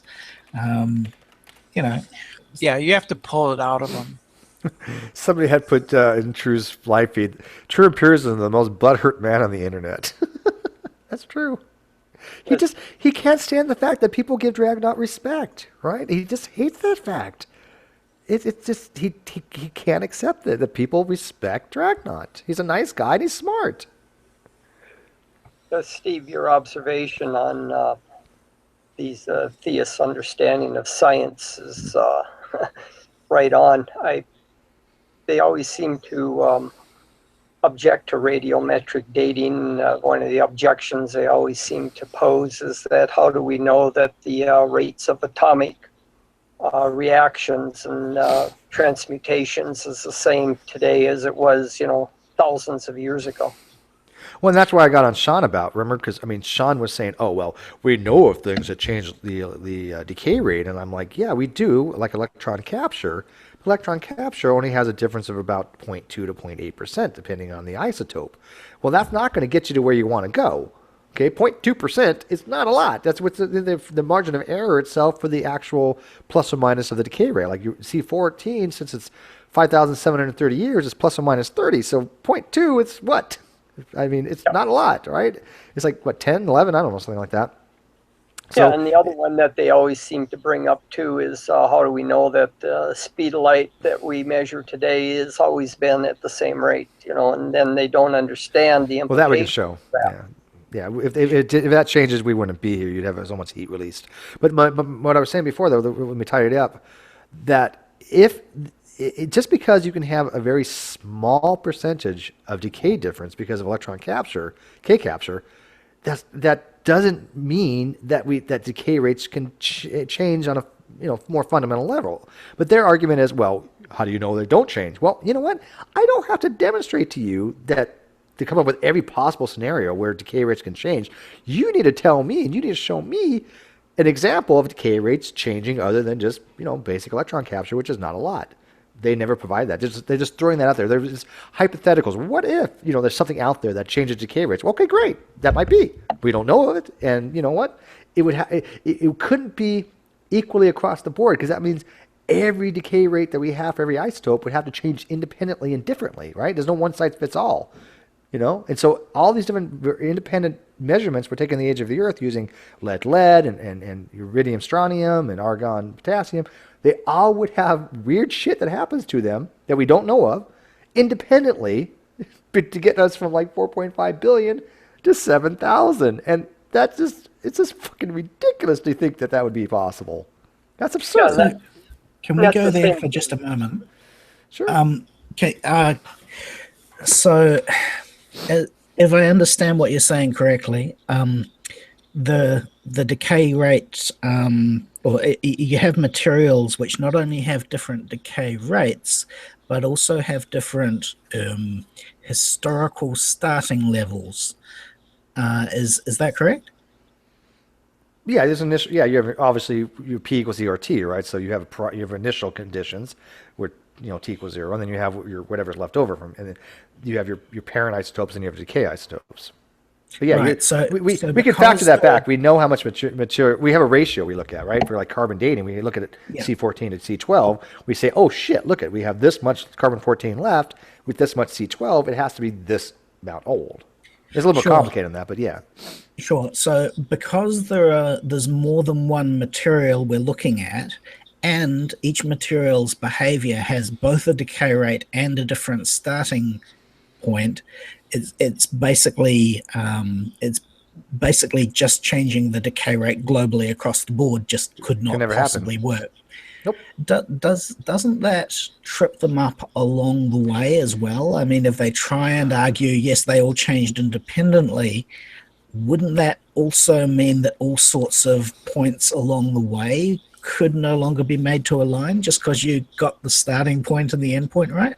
Nothing would work. And the problem with that is that we've already know for a fact that carbon dating works for things of that a known instance, right? If I say, okay, this is from a civilization that I know was 1,000 years ago. It has a coinage that we know came from a certain amount of, 1,000 years ago with something else that's organic. And then we do a carbon dating, and it says, okay, this was 1,000 years ago, plus or minus, a decade or two, a couple decades.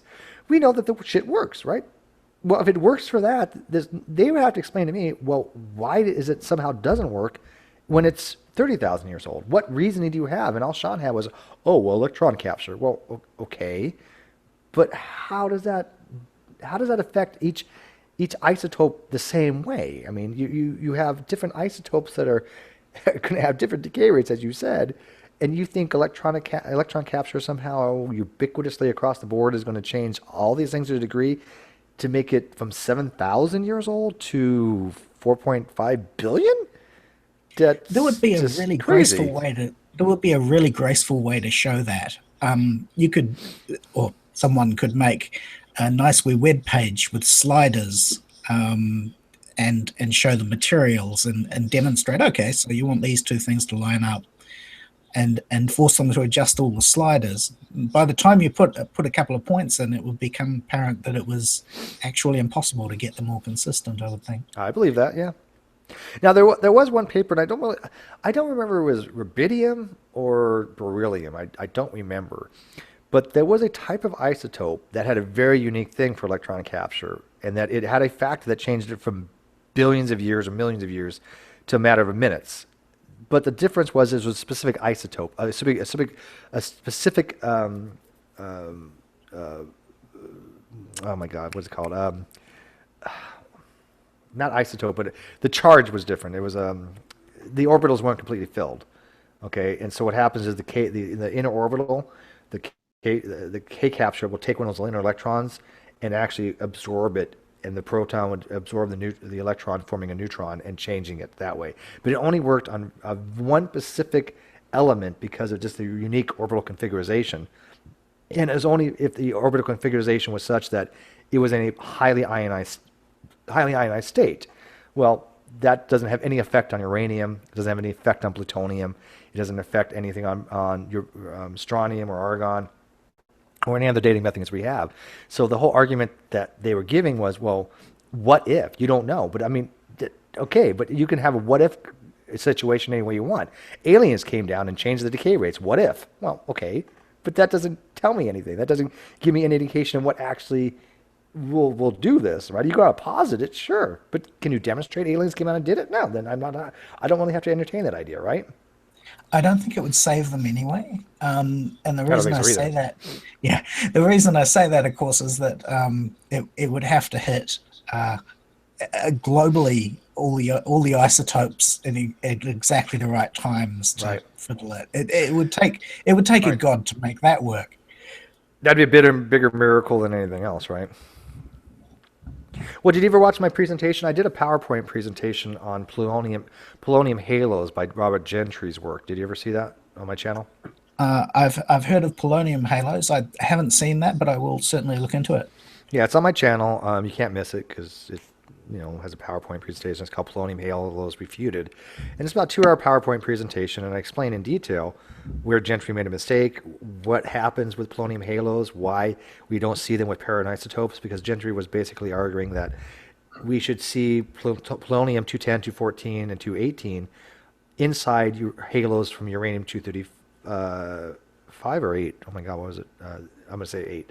But we don't see that because at some point during the decay chain, we see radon 222 be produced, and that radon 222 can diffuse through the rock, and that will decay into the polonium daughter products, and the halo for the uranium 222, and I think it's polonium 210, but it could be 214, is so identical that you couldn't be able to resolve it very well, especially with the ion probe he used. The ion probe he used only had a 2 micrometer differential. And with a 2 micrometer, you couldn't differentiate between one halo and another. He wasn't aware of it. So, I mean, I thoroughly refuted these polonium halos. And I did it for a guy named Fact Finder because he wanted to understand why this wasn't good evidence, why people don't use Gentry's work anymore. And so I took the time to explain. I even started with, okay, let me explain a little bit about physics, what you have to know about mean free path and average logarithmic energy decrement per collision, to explain to him how this halo is trying to be produced. I did a shitty job on it. I'm not going to admit it. Say otherwise. I didn't fully articulate where I was going with it, and I admit this when you watch the video. It's right, but I wanted to kind of explain to him how the particle kind of will make the halo itself by having this sphere of energy. That's how it's produced. But long story short, he basically blew it off. He basically was like, well, you didn't really effectively destroy his argument. I'm like, are you fucking kidding me? Are you fucking kidding me? I was like, can you tell me his argument, and can you tell me why I didn't refute it? And he was like, oh, I don't have time for this. I'm like, you fucking didn't understand his argument. You didn't understand my refutation, and all you had to say was you didn't refute him. I'm like, wow, that's the dishonesty I get from young Earth creationists. You know, one of the claims that these creationists use a lot of times is that they've taken, I think even Kim Ham talks about this, where they take some bones from a animal within the last 100 years, or just an animal that just died, and they sent it off to a lab to get carbon dated, and it's been dated you know 10,000 years or so, and they say, well, this totally discredits carbon dating, and I can never get them to give me a research report or the name of the lab that's done this. In fact, I've even that does happen. No, that does happen, but it's easily be explained. The samples are given, okay, they're marine life, and marine life doesn't get carbon from atmospheric sources. And there's something called the reservoir effect. And the reservoir effect we know exists. So a seal, like a freshly killed seal, one of the arguments, is carbon dated at 1,300 years because we're not carbon dating the seal. We're carbon dating what it's ate, which is going to be highly off because the concentration of C14 to C12 in the ocean, because of the reservoir effect, is much greater. So yes, that is true, but it's a very known effect. The reservoir effect is very known. In fact, they got these things from radiometric journals, and the radiometric journal says, "Hey, look, don't use radiometric dating for this because it doesn't work." And here's why. These idiots are like, "Oh, it doesn't work. Therefore it's bad." It's like, no, we know why it doesn't work. We're able to explain why it doesn't work for these things. So you don't use carbon dating for marine life. Period. Okay, that's what happened. I didn't realize that. Yeah. That's a fairly common tactic too. They point to something which somewhat they mention something which somewhat complicates scientific analysis, and try and portray it as something that scientists have ignored, when the opposite is true. Yeah, well, that's what they're really good at, is taking things out of context. Oh yeah, I'm putting my video on halos in this life if anybody wants it. Oh, thank you. Yeah, like I said, it's about 2 hours long. It's. I think I did it pretty. I could have done better, but I slapped it together pretty quick. So whatever. It wouldn't suffice for, like, if I had to do that for a college presentation, I would have done a much different approach. So, but I figured this was a fact find. I literally did that whole thing in like a couple hours, right? I didn't put that much time into it. So if I was actually doing the PowerPoint presentation for a larger audience, I would have put a lot more detail into it and thought. But it still wasn't bad. I was listening to that presentation about, there was a hangout recently about shells and limestone and so forth. And I got the real impression that the chap you were talking to didn't understand that tectonic movements can raise and lower mountains in time frames where water erosion doesn't have time to destroy what's getting uplifted. And I was sort of sitting there thinking, well, why don't you think that the whole world is below 5 feet of water then? Why is there any land at all? Yeah, that was Justin Wilson. He didn't understand the concept of uplift. His argument was basically there's seashells on the Himalayas. And it's like, well, we can explain that, and if you actually look at the shells, they fall into a specific part of the phylogenetic tree, right? You don't find any like modern shells up there in the last 10,000, 20,000, 100,000 years. These are all shells from millions of years ago that we would expect to find in that part of the phylogenetic tree, and he doesn't get it. Plate tectonics has been around since like the 50s, right? It destroyed cataclysm, right? Catastrophism. Catastrophism was one of the last scientific theories per se to be overturned, to be falsified, because plate tectonics took it over. Plate tectonics now is a pretty goddamn solidified scientific theory. We don't have to actually go into the middle of the Earth to see the plate tectonics. We could do it with ground penetrating radar. We can see the ring of fire. We can see the plates. We know plate tectonics exist, but according to him, nope. It's just all made up shit. It's like, really?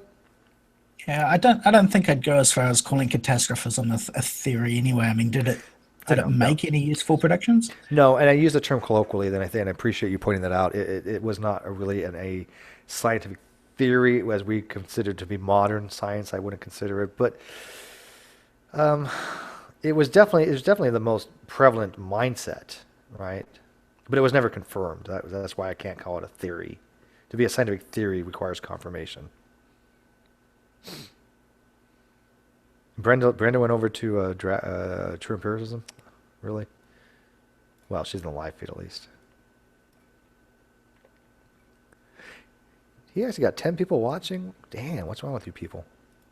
Well, it's probably 10 people watching, and then 10 of them are from my hangout, just kind of checking over what he's doing, I bet, huh? There's a certain appeal to hanging out, chatting in the live chat as well, you know. Oh, I like to do that a lot, yeah. Yeah, sometimes I just don't feel like going to hang out. I'll just do this live feeds. But I got to tell you, dude, with you and George and other smart people that come in here, the amount of information that's in my hangouts, it just shatters fucking Ronnie's hangouts. I mean, he has absolutely nothing to offer anything. His hangouts are actually, I would think, dumb people down to the degree of that they probably have brain cells screaming for information, you know, by the time you get done watching a Ronnie video. Like starving. The only reason I can imagine going to, I've never been in such a hangout as you describe. I mean, the only reason I can imagine doing it is sort of schadenfreude, and really I don't have any of that in me. So. Well, so you've never been in a Ronnie hangout? No, I am a Ronnie virgin. It's joyous. Just joyous. So I don't know what he's talking about over there. I just watching the live feed. I don't even watching the video. Hey, Steve, about a year ago on the Richard Dawkins, Wendy Wright interview, one of your threads there was this one guy, I believe he called himself That Guy, that claimed that he could totally devastate Dawkins in a one-on-one debate, and you invited him many times to come on to a live chat. Did he ever do it? He did not, and I know exactly what video you're talking about. Yes, no, he never did. No. Okay. No, and I don't post on videos that much anymore. I mean, people may not know, but George and I actually go way back. George was somebody that when I commented on a video, George liked what I had to say, and then George would write this massive amount of technical stuff to people, and people would be like, "What the fuck is that?" And I was impressed because he was spot on. I mean, I was like, "Oh shit, this guy knows his shit." And I think a lot of it was astronomy too, which was kind of odd because that's not your area, but you know a lot about science. And we would be talking to these people for like days on comments, just messaging back and forth on videos. And one of them was the Richard Dawkins, Wendy Wright interview. And I realized back then, I was like, you know what, this is never going to be a great way to communicate, to get a point across. And that's when I started doing Hangouts.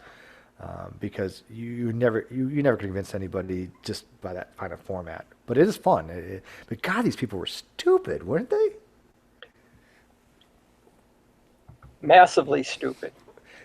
People don't realize that the Clown Car Posse is only a small sliver of G Plus because you see them going into Hangouts. But if you actually go to these videos dealing with evolution and other subjects, these people never go into Hangouts. They probably don't know what the Hangout is, but they love to be keyboard warriors, and they are just as fucking dumb. There's that guy. There was No Name.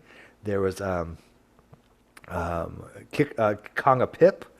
He wasn't extremely stupid, but still, he was still bad. There was a guy named ASBFD, AABD or something. One of the most all-time dumbest motherfuckers I've ever seen. He was doing math. How about King David? You know what? I think I have talked to King David though. Oh wait. Okay. I think I may have talked to him. There's King. No, maybe it was King Solomon. I don't remember. There's some king King Ishmael. I don't know. Some king that I talked to. But anyways, long story short, there's some dumb motherfuckers on these boards, on these videos. Yeah, that guy really kept putting his foot in his mouth and kept challenging you and challenging everybody, but he never would go on one-on-one on debating. Yeah, well, I kept correcting him. He kept on making these really basic fundamental errors, just like most of them do. I mean, in fact, I have another comment. You know that I have a lot of top comments, right? And one of the videos I have a comment on is creationist callers talk to Dr. Safadi or something like that. Well, no, it's not that video. It's another video of Dr. Servati's. But anyways, I have a thing on there where I explain basically kind of RNA role hypothesis in a nutshell from the late promotion point of view. And has a ton of fucking response. It's probably pushing 500 by now. And doing the entire thing on that thread, not a single person, not one, ever addressed anything in my actual comment. Not one. They were all like, oh, you just hate Christians and, you're an idiot, blah, blah, blah. I'm like, well, what is wrong with my OP, my original post? What is wrong with that? Oh, well, you just don't know what you're talking about. Well, okay, well, what's wrong with it? And this went on for God knows how long. It's still to this day, nobody's answered the goddamn question. It's just like one other video. The OP had said, said update. Ken Hovind has been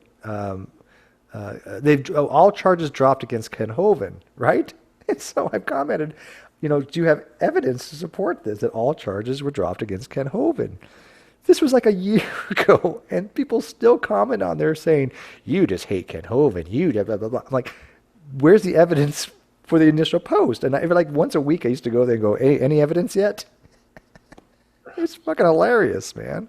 I know that was a long story, I'm sorry, but it was fucking hilarious. Yeah, well, that seems to be a common mode, telling you that you're wrong, but never explaining to you where you're wrong. Yeah, and calling people a bad person is a popular strategy too. I mean, it's very easy to do, and no real proof is required, and you can abuse the hell out of someone if they really are a bad person. So they seem to think. But I find the easy way around it is, okay, let's assume I'm a terrible bad person. Can you address what I say? Because it makes no difference whether I'm a bad person. Yeah, no, that's why I said, like, you know what? Call me Satan. I'm like the devil incarnate. Whatever the hell you want to believe, I don't care. Just show me the evidence of something you claim. That's all I ask for. What is it about me makes no difference, right? I could be working for the Illuminati or NASA or whatever. Yeah, when you don't have any real understanding or can't come up with any really good arguments, they always seem to resort to ad hominem attacks. Well, that's why I even say, you know what? I would say if you want to believe, God, I'll say, okay, fine. Let's assume God exists. How does that affect my argument? I've never had anybody explain to me if God exists, how any of my arguments change half the time. Yeah, I don't generally find that. That believers will attack me personally. I guess I never rubbed someone the wrong way that way, but people interested in social justice causes just about default to it. Offering arguments in support of whatever it is they advocate just never seems to be the way they try and do it. It's always just attack the person. Well, that's certainly where it is with most creationists, because I mean, if they had any evidence, they would be winning Nobel Prizes. So the reality is, no matter how much you know about science, if you go against a flat earther or if you go against a young earther, you automatically are in a better position, right? The science is on your side, period. There's no reason to be afraid. They're never going to prove you wrong, okay? If you say the earth is not flat, they can never prove that wrong. I'm sorry. It's just they can't do it. Yeah, from the flat earthers, I think probably what I've seen though is they have a different strategy. They try and claim that you're insufficiently cynical. I haven't seen flat earthers just try and say you're a bad person. Am I wrong? Some, very few.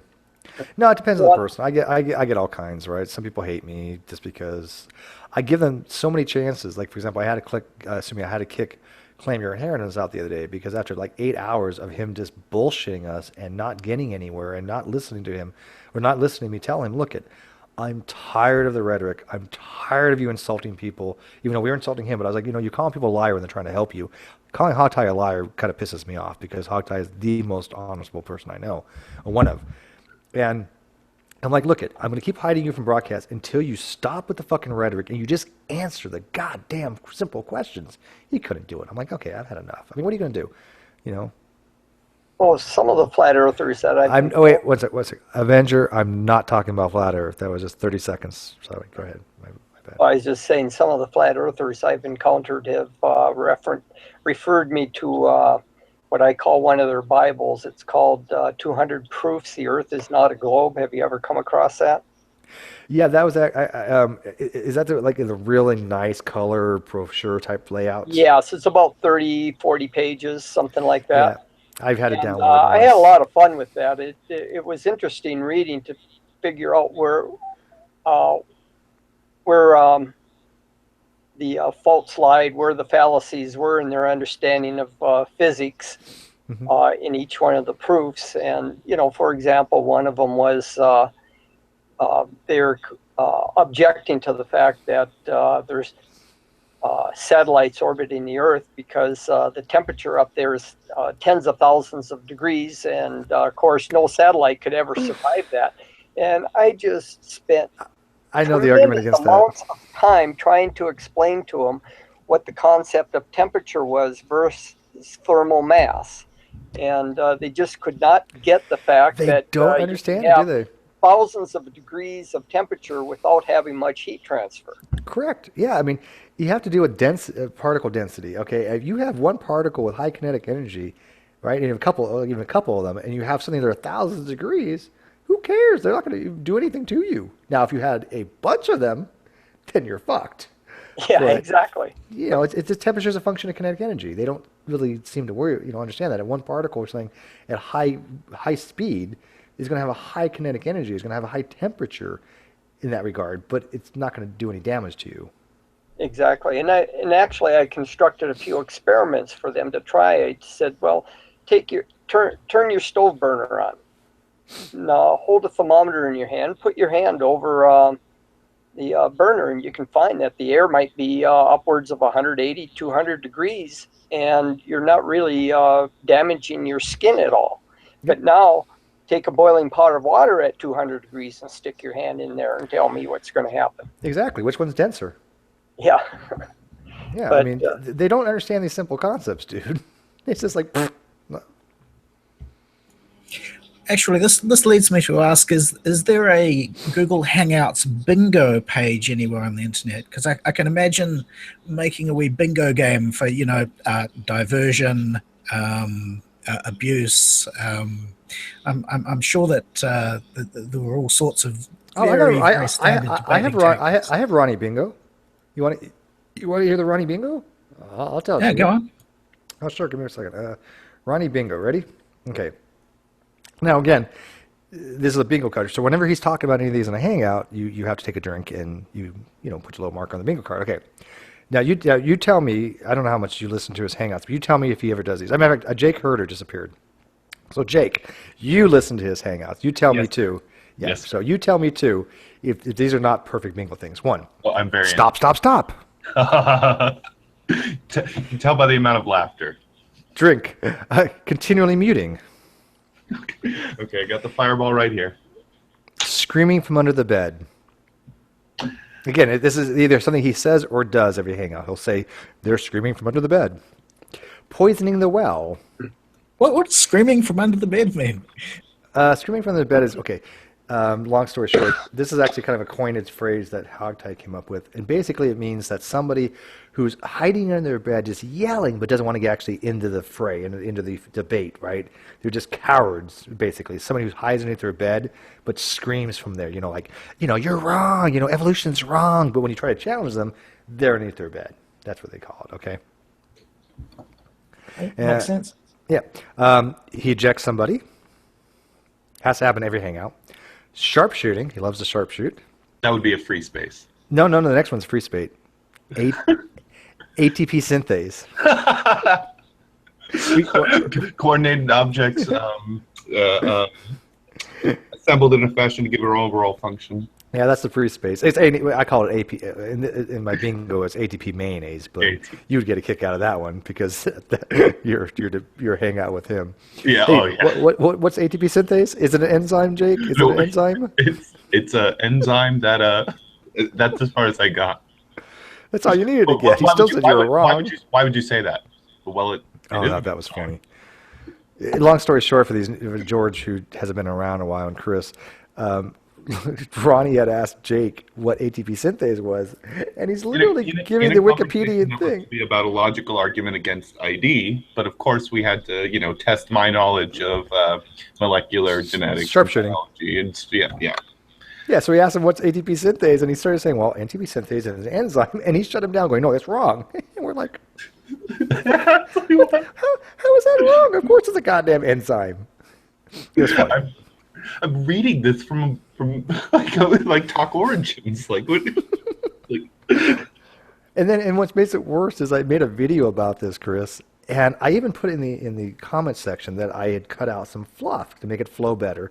Didn't change the context at all, but I had edited it. I made a comment very specifically in there that this has been edited for a little creative license, but it doesn't change what he's telling Jake is he's saying that Jake's wrong. The very next day or something, I even reiterated in a hangout, and then Ronnie that night's going, look what Steve did. He just honestly edited this video. I'm like, did you even watch the fucker and see that I commented on there that I edited it? If you're being dishonest, you don't go around saying, hey, by the way, I edited it. Plus, Ronnie would ridiculous. Ronnie would be a pig in shit if one of us actually honestly edited a video to make him say something that he honestly did not say. But the funniest part, we would never need to. Right. Why would anybody bother? It's stupid. Side by side, and be like, well, look they actually lied. But recently I asked him, could you point out an instance of any of us actually lying to you a single time, just once? And he could not do it. He, in fact, blocked me after like 3 years. No, I know. Of being polite to him. Okay, let's move on here. He always mentioned these. Okay, irrelevant crap about electron transport chain. Yeah. So is that something he's put a little bit of effort into learning? A little bit of effort. He can do that? Yeah, but he still fucks it up. Okay, are you familiar with electron transport chain? I get the idea that it's a complicated mechanism by which something happens involving genes. That's it. Well, it's cellular respiration. Yeah. But long story short, he had fucked something up pretty basic on it, and I don't want to get the technical stuff, but it had to do with oxidation. And basically, he was saying, for a long story short, that the oxygen donates electrons and loses electrons, which would be oxidation, and you don't oxidize oxygen. It actually got reduced, and I tried to explain to him that what he was saying was nonsensical in the context of electron transport chain, because I know how ETC works. I know the complexes, and I've studied it with Drag. I actually helped him with him a little bit on it, and he was like telling me in Rational Mind that we were completely wrong, blah blah blah. And Rational Mind's so smart. Oh, Rational Mind's so to be clear, he was arguing that there was something so powerful in that reaction that it oxidized oxygen. Yes, and he wasn't talking about fluorine either. So, I mean, we were trying to explain to him that the oxygen is the final receptor of electrons in the ETC. And he finally, in one hangout, admitted, he's like, yeah, you know what, I misspoke, blah, blah, blah. Okay, fine, you misspoke. And then in the same breath, but he said, but Stephen Rational is still wrong. Now let me flesh this out a little bit, okay? Because I have various acquaintances that you might call stoners, okay? Now I could say the type of things that Ronnie says to those people. Me and Steve could actually work out a script, systematically wrong things that are techno sounding, and these people would consider me just an unprecedented genius. Idiocracy in action, right? Right, exactly. And they already do, just when I talk normally about things. But I could say, blah, blah, blah, electron transport chain, blah, blah, blah, ATP mayonnaise, blah, blah, blah. And we could make sure that they are wrong as fuck. But my point being is, and I believe that. But how can when I come to a now hold on. Finish my point to that. We'll get. I'll get you back on track in a second. Good. Now, let's say I'm used to this. Okay. Now I was, but in a way that I was being honest about it. I was used to being smarter than most people around me. Now, say if I start talking to people like Steve, Jade, Sam, blah blah blah, CRISPR, all these people, and they show me just how ignorant I am. for me, the way I behave, it's going to unravel, and I'm going to have to admit my actual knowledge and build up from the ground up. But with Ronnie, it was like, well, no. Like, all these people I know thought I was super smart, so you guys must be wrong. And he has been on that position for about 3.5 years. Go ahead. Oh yeah. Sorry. No problem. Somebody had asked who C. Brown is. C. Brown suffers from DK affliction. He's a DKer, Johnny Kruger. Anyways, my point. Affliction is a warlock spec. It's Death Knight. I'm destruction. Yeah. Well, actually, affliction's a better spec. I like. Well, they're all different. I mean, I like destruction the most. Just. Yeah, but affliction's so fun. You just sit there and dot right away, and you watch your damage. Warlock for 10 years. Okay. Yeah. But I don't like the. I stopped playing, but I didn't like the whole soul shard dynamic. And once I mastered it, it was. Did you have to collect soul shards from vanilla? No, I didn't play warlock in vanilla. Why? Okay. Well, you used to have soul shards in your bag. They were an item. I didn't play that, but I remember that. Mm-hmm. Okay. You had to have a special bag that was like a 30-slot bag that could hold only soul shards, and you would have to channel the spell Drain Soul while a creature died to gain a soul shard. Okay. If you went into a raid with, say, only 20 soul shards, there were certain spells that cost them as a regent to cast. If you ran out, your DPS just fell because you couldn't cast various spells. Because you needed to kill something to get a new soul shard. Right, and if we're only killing if you had a boss fight, you're screwed. Exactly. Yeah. So you had to farm a specific regent just to cast your rotation ahead of time to have like 100 soul shards to make sure you had enough for a raid. That was just. I'm sorry that I've just completely derailed our topic. Nobody knows what the hell we're talking about. I'm pretty. I assume it's World of Warcraft, and it sounds like they had a mechanic which should never ever have been considered. Yeah, it's a bad mechanic. Got the exact message of what I said. Good job. Yeah, that's it. He's exactly what he's saying. But long story short, with Ronnie, I thought it was funny that Ronnie would say that he misspoke, and yet same time, Rational and myself were wrong still. It's like we were telling him he was wrong, and he said, okay, yeah, I misspoke, therefore I was wrong, but at the same time, not admit that we were right. This is how Ronnie's mind thinks, right? If he's obviously misspoke, he was wrong, meaning that we were fucking right. You don't oxidize oxygen. So, anyways, just finish up this Ronnie bingo real quick. Let's see, jargon bombing, word salad. Is that the same as ATP mayonnaise, though? No, because he talks about G proteins and cell signaling and okay, but if he mentions ATP mayonnaise, could I mark off ATP mayonnaise and jargon bombing? Sure. Yeah, you know what? We'll have some flexibility there. Yeah. Okay. Yeah. So yeah, as long as you take a shot. Mind reading. He loves mind reading, right? He always knows where you're going before you even go there. That's why it's called Run Around the Magic Man, by the way. This is what you're doing, Steve. This is what you're doing, Steve. You're just trying to explain what Ronnie's doing in an uncharitable way, and I know what you're doing. Now I know what you're doing, man. Back on the topic. I'm not going to get away with it. I know what you're doing.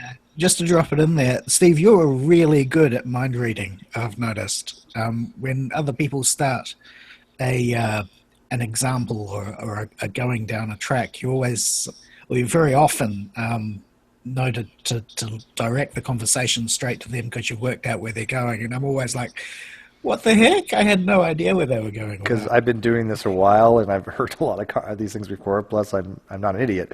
I'm able to actually follow a train of thought and an argument most of the time, unless something really, really esoteric or really, really complicated. Then it of course, it takes a little. George. Sorry, I can barely hear George. George doesn't echo. That's. Sorry. Okay. Well, there's a difference between, air quotes, mind reading and being able to follow and predict a conversation, because Steve's an astute guy. So mind reading, in air quotes, is I'm going to tell you what your position is. Okay. And then you're going to deny what I've told you your position is, yet I'm going to reiterate it anyway. And then I'm going to say, well, it's a straw man thing. You must be reading my mind then, because, I'm telling you the opposite. You must be some kind of... You believe in God, Steve. There's a problem there, too, in that it's an implicit... actually, it's virtually an explicit accusation of just outright lying, which doesn't advance Yeah, any no, it is. conversation. It does is. Yes. Well, That's what he does. Up to bingo card slot number 15. You're lying. I haven't got there yet. Boasting about his expertise. He did that again in a video the other day. He's like, well, I really understand these subjects. I'm like, well, nobody fucking agrees with you on that. Sorry, what do you want? Especially nobody qualified to give you. Oh my god, no shit. Intelligent design is an abductive argument. He always says that. I don't get that still. It's not a fucking argument. Intelligent design is not an argument.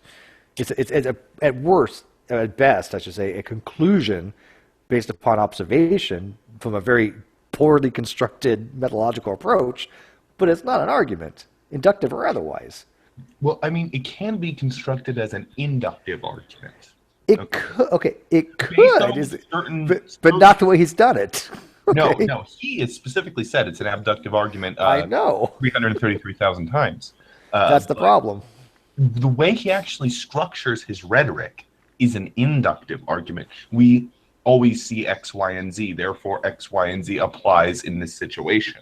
Okay, that's when that hangout that you mentioned earlier I had with him was about. I'm saying, well, if you're going at this inductively, there are various things we know through induction which would contradict your conclusion, okay, or lead them to philosophical dead ends. And it's like, well, before that, we have to know how much you know about ATP synthase, the subunit of blah, blah, blah. And it's like, well, that clearly that's critical to my point. You're right, Ronnie. I never understood that, why you have to know the subunits. And then he lies about it too. He's like, oh, Steve didn't know what the A, alpha, beta subunits are. I'm like, motherfucker, we just had a hangout like 2 weeks ago with Fiona where I was explaining, how the ATP from the FTPA's motor works in depth to a biologist. She didn't have a problem. And he's like, oh, Steve doesn't know how that works. What? So by my understanding, an abductive argument is basically an inference to the best explanation from known data. Yes. Is he saying that's a bad thing, or? No, he's saying that intelligent design is the best explanation other than evolution. He's like, okay, how why is it we are, what do we observe when we look at motors and turbines and ATP synthase? What's the explanation for it? Well, it's not molecular evolution. It's not biological stuff. The most abductive argument is intelligent design, that intelligent made it that way. And then he has a shitty fucking syllogism that we've explained to him is actually a fallacy of division, but he's too stupid to know what a fallacy of division is or even what a syllogism is. So he doesn't understand when people are explaining to him why his arguments are flawed from a very, very technical point of view, which Dave S. did a brilliant job on. Fiona did a brilliant job on. He doesn't get it. Sorry, go ahead. Inference to a supernatural cause doesn't seem very solid to me. I find it very hard to believe that a supernatural cause could ever be the best inferential conclusion. Welcome to our world. He'll start the line. He won't call it supernatural until he's already talking to people who believe in God. He won't call it an immaterial mind until he's in a room with believers. Let me finish this real quick. Oh, sorry. Go ahead. The reason I said that it is an inductive argument and not an abductive argument, because, like you pointed out, abductive is an inference to the best explanation. His hypothesis does not explain chromosome 2 fusion, endogenous retroviruses, etc. These things do not need to be designed into the system. No, so, I think he could formulate it into an inductive argument, but he never has, because, like you said, chromosome 2 fusion, an abductor. No. Yeah, exactly. So therefore, he doesn't know fuck up. He doesn't have this piece of evidence that is not conducive to your conclusion. Therefore, it's not an inference to the best explanation. Therefore, it's an inductive argument. We always see these structures coming from a mind. Therefore, these structures come from a mind. We only see swans that are white. Therefore, all swans are white. Inductive. Well, but you've got to keep in mind though that Ronnie 1 thinks that the only true science is intelligent design for some strange reason. Because of course it is. Yeah, according to him, there's nothing else other than intelligent design. That's the be-all, end-all, although he's never made a case for it. Okay, so let's imagine you were going to attempt to do an inference to the best explanation, and you had determined that these things definitely were created by an intelligence. Wouldn't the inference to the best explanation be to posit an intelligence as similar as possible to the ones that you already observe? People have made that argument before. The argument goes as if and a big if here, right? Argumento's sake, that intelligent design is true, then if you can have an abductive argument, then you're going to posit a mind with a substrate. You're going to posit a mind with a physical manifestation, right? Of materialism, right? Because that's the only thing we've ever seen. God doesn't have a mind, like a brain, that we're positing dualism at this point. And Ronnie can't understand that either, because we're like, do you not understand that every consciousness we've ever seen had a physical brain, had a physical substrate to it, and now you're just saying there's some transcendental amorphous consciousness floating somewhere in the ethosphere, and yet we've never observed anything like that, and you're calling that a abductive argument. Whose mind works based on no mechanisms, no laws. If you're breaking it down to intelligence, there are people who could break intelligence down to physics, or who are coming close to that. But this is, Steve just said the exact argument I was trying to present to Ronnie, which he actually did not let me get out in an hour and a half. Okay. Oh yeah. By the way, I didn't steal that from you. I mean, if that's been around for a while. You were doing just fine, but he wouldn't let you finish your thing. Exactly. No. I suggest everybody use that argument. I want that argument to go out. I wouldn't say it necessarily originated with me, but I added nuance to it. You did a great job. He just fucking didn't listen to a goddamn thing you were saying. Right. I said, okay, so if you're using induction to say that all of these complex structures, irreducibly complex structures, require intelligence to put together, you would also have to use induction to say that every mind we see only comes from a physical brain, but those brains themselves are a complex structure, an irreducibly complex structure. The same kind of complex structure you're saying has to be designed. It is the most complex of all these structures, is, say, a brain. So, therefore, that brain would need to be designed.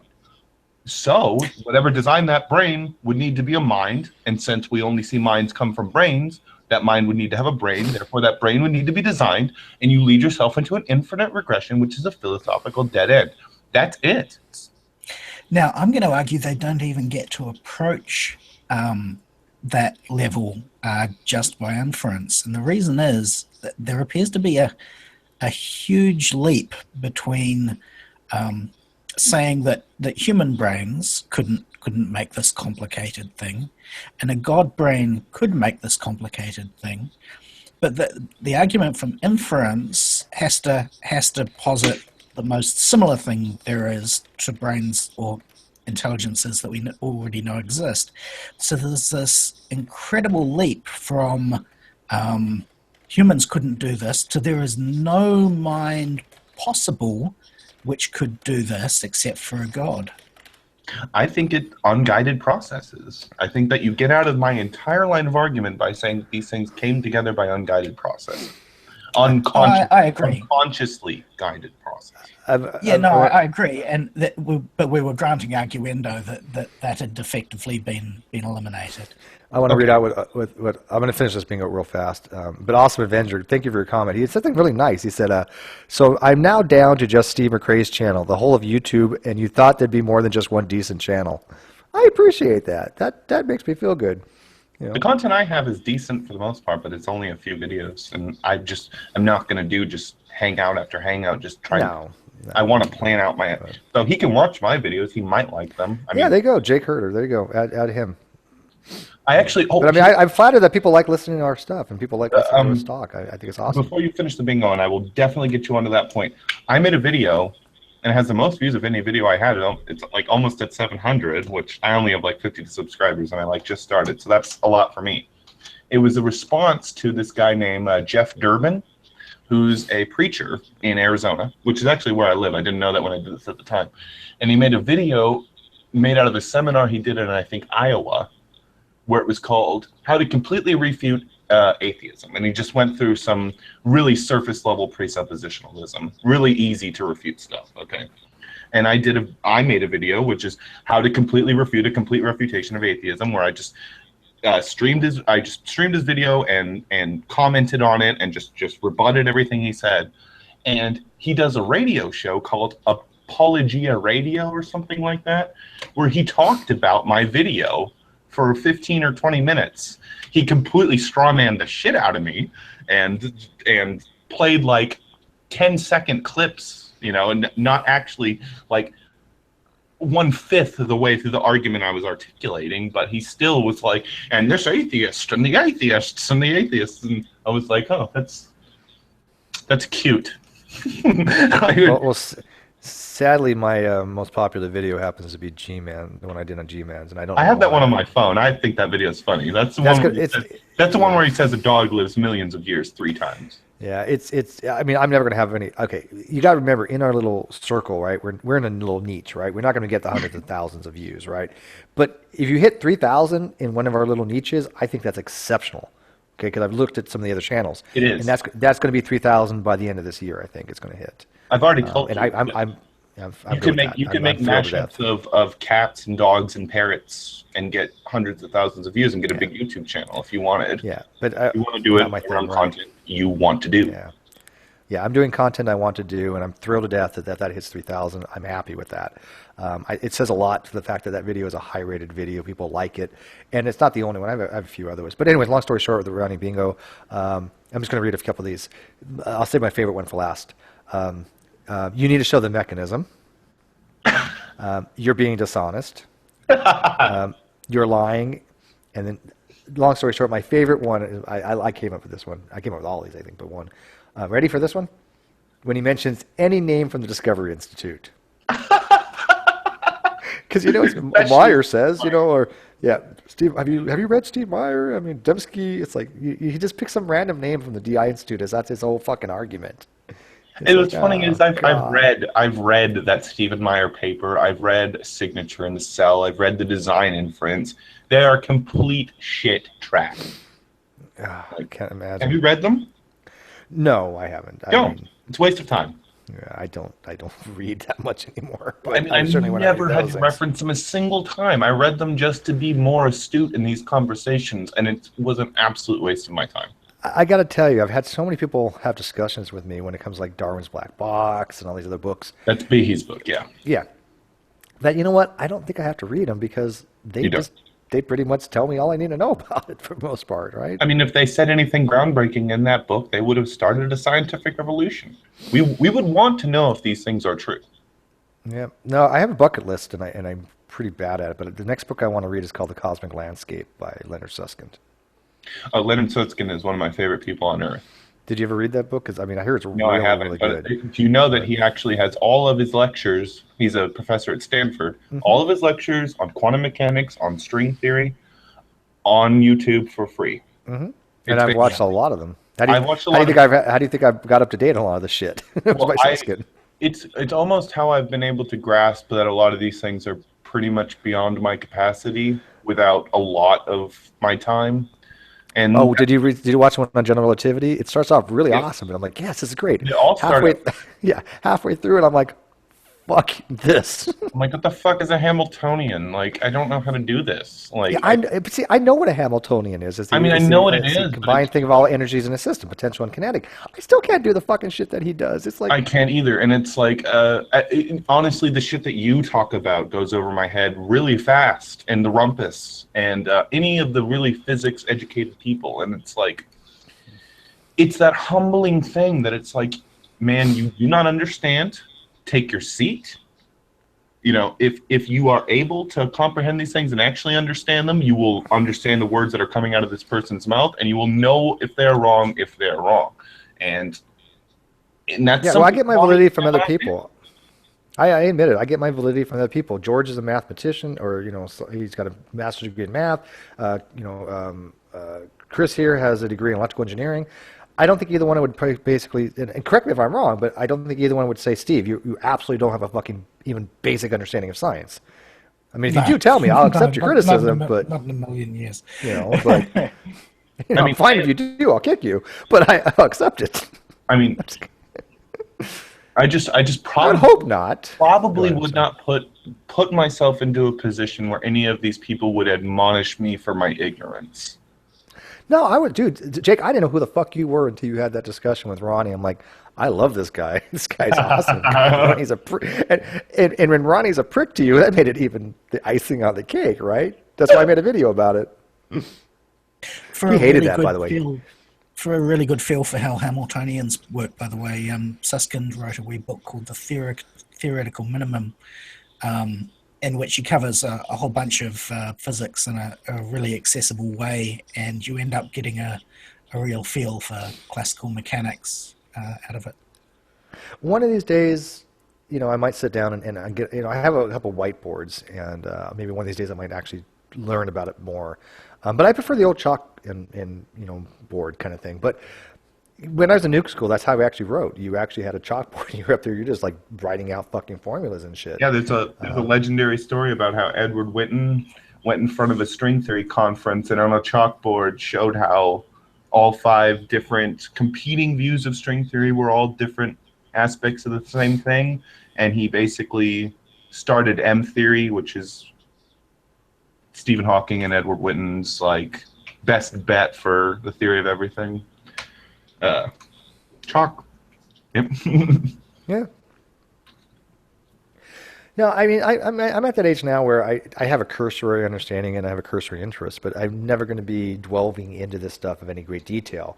I just never going to happen. I don't have the wherewithal. I don't have the patience. I don't have the energy to do that. I have an interest, but I don't have the same mental acuity as I did back in nuke school. I admit that.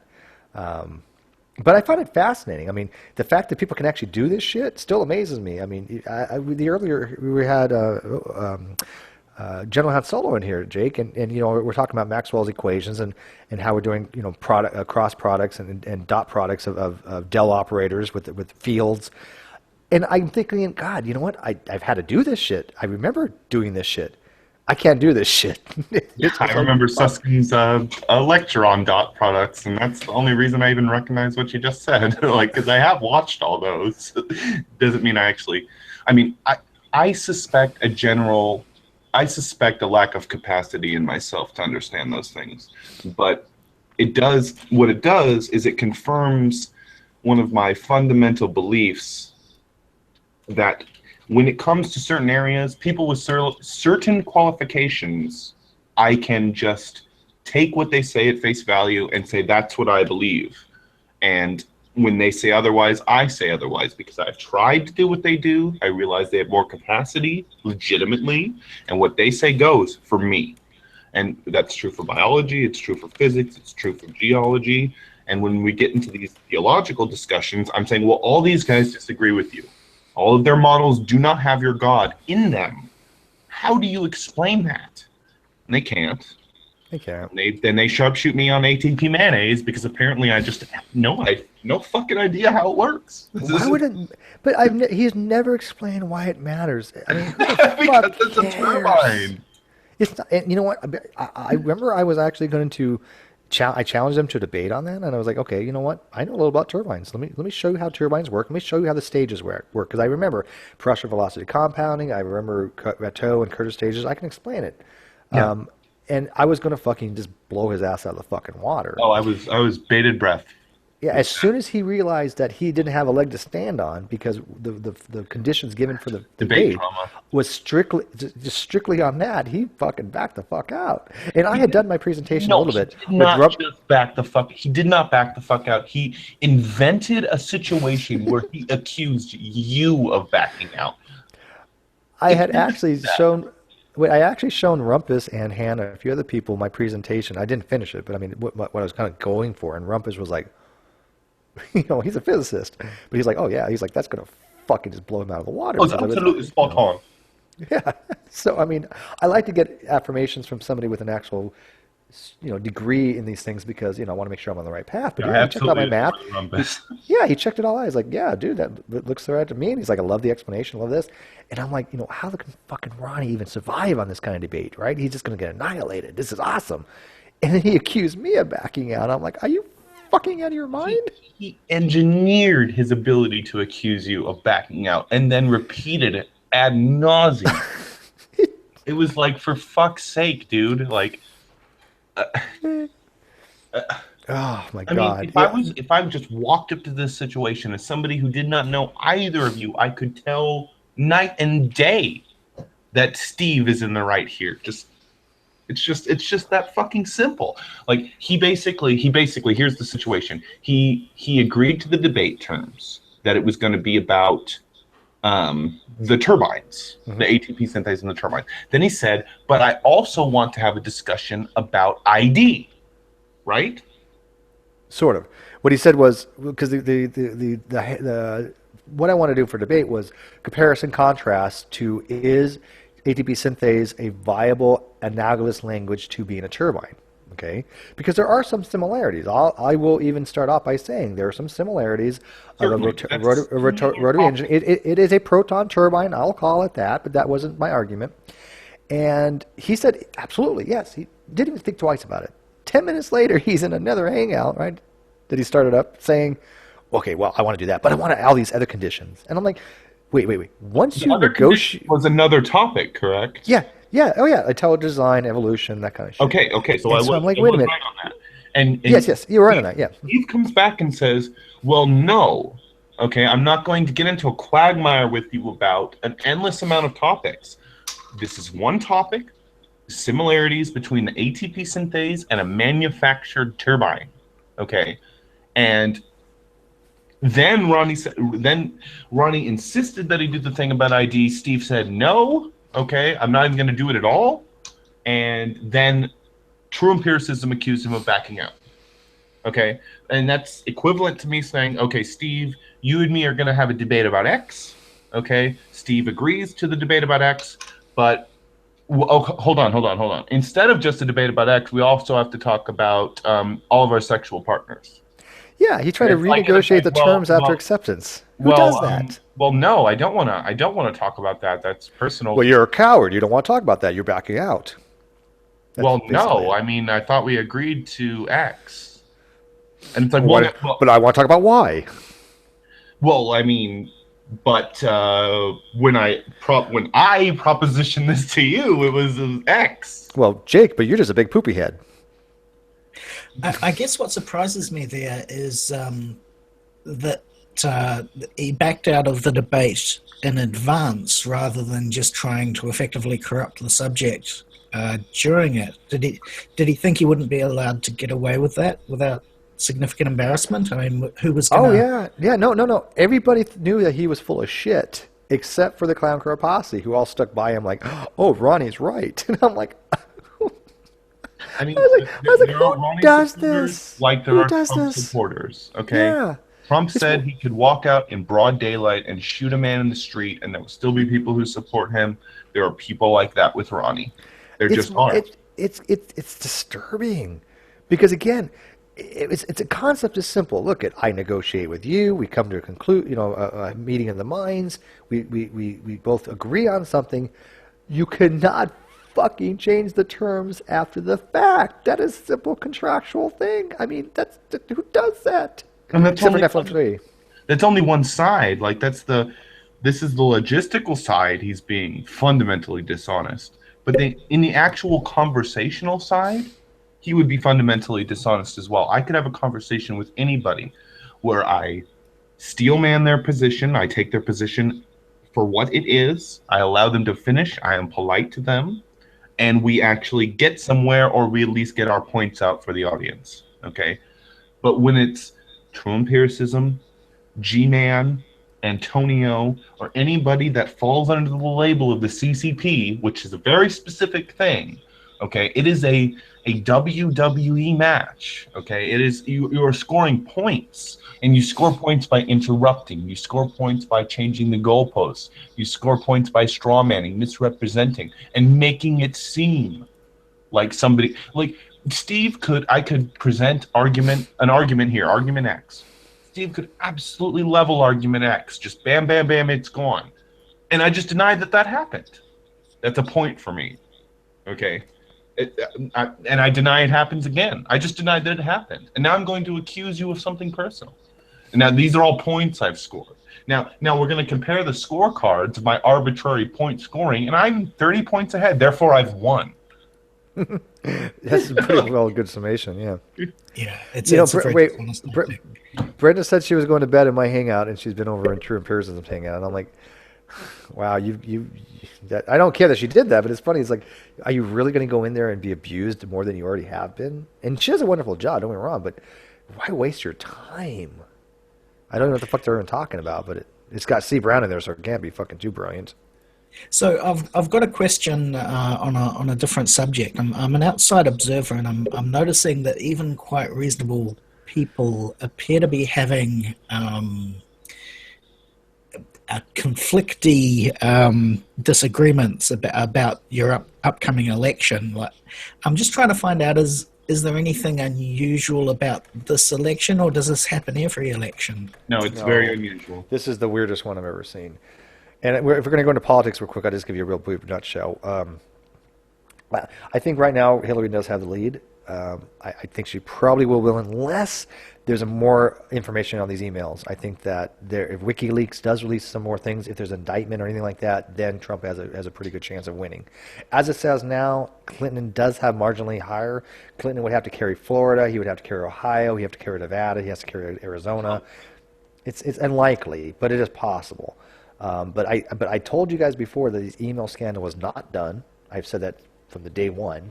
And you're right. I think that there's much more about it that we don't know. But the problem we're going to run into is that unless they do something quickly, this is going to carry over until January 20th when she gets inaugurated. At that point, it's very difficult to indict a sitting president because that's inauguration day. So they might just weather the storm. But I have a feeling that if there's something major with these emails, that the FBI, they have to do something because they have been looking like fucking incompetent boobs. And they are. Like, I'm gonna vote for Hillary. I think she should be prosecuted at the same time. Okay, that's how this goes. This is how unusual it is. If you want a concentrated distillation of the situation that's not given to you by me and Steve right now without us derailing into politics, Sam Harris, okay, the author, neuroscientist, famous Ben Stiller lookalike, just released a podcast. Okay, his Waking Up podcast. It's called The Lesser of Two Evils. I'm very familiar with Sam Harris. So I'm going to cut you off. Yeah, I understand that he's shall we say not a Trump fan, and I understand that. I was more asking about the impact of the upcoming election on the people who are having discussions about it, rather than what's actually going to happen. I guess another question though I have is, okay, so Hillary apparently has done something terribly wrong by exposing some secrets that she really shouldn't have in a way that she really shouldn't have. I'm just having real trouble imagining someone who's running for president, no matter who they are, getting arrested sort of at this date by your FBI. I mean, wouldn't that? It would be absolutely flabbergasting. I mean, it's unfortunate that you cut me off, even though I believe you did it in good faith. Because the point I was going to get to was, unless you've listened to that podcast, the point of that podcast is it's about 2 hours long. It's about an hour and 20 minutes of Sam Harris and his guest. I'm trying to remember exactly who it was. It's a famous journalist. They go an hour and 20 minutes just explaining how bad Hillary is, how bad the Clinton Foundation was, how bad everything is. Her connection with the Saudis, the dark money, the email scandals, the speeches, everything. And then they say, okay, now that you have all this is why it's still not as bad as Trump. And they go through everything. Which I don't agree with. I mean, I think Hillary's far, my God, far worse. But that's, of course, well, it's politics. Everybody has their different opinions. It is politics, yeah. But I think an ignoramus who admits to sexual assault, basically, whose policies don't make any sense, whose position changes with the wind, is dangerous. I think with Hillary, you're going to get, even though a mundane, a perfectly predictable politician, nothing of any significant value. The fate of civilization is not in the balance with Hillary as the president, and there's a potential that it is with Trump. See, I think if Trump won, he would probably step down in a year. Yeah, I think he'd maybe. be like, "I fuck this." I think he has the attention span of a gnat, so it'd be like, "You know what? I don't like this anymore. I'm gonna." And you can't do Well, that. then you ask the question, I guess, does he have a decent vice president lined up? No, his VP is fucking younger His creationist. VP makes lectures about how evolution is not true, Kent Hovind style. Yeah, that's one of the worst things I actually hate about Trump's ballot ticket is that he's got Mike Pence on it, and I'm like, do you really want a fucking president of the Senate that doesn't know the age of the Earth? I'm like this. But so put yourself in the position of the FBI at the moment. It would clearly be an enormous I don't know, manipulation / interruption to the election to arrest It's Hillary, unprecedented. even if you were absolutely certain it was justified and appropriate. Can you see any? I'm just having real difficulty imagining it even being potential. It's unprecedented because there's an unwritten thing with the FBI that they don't fuck with things like 2 weeks out. Okay, basically they want status quo.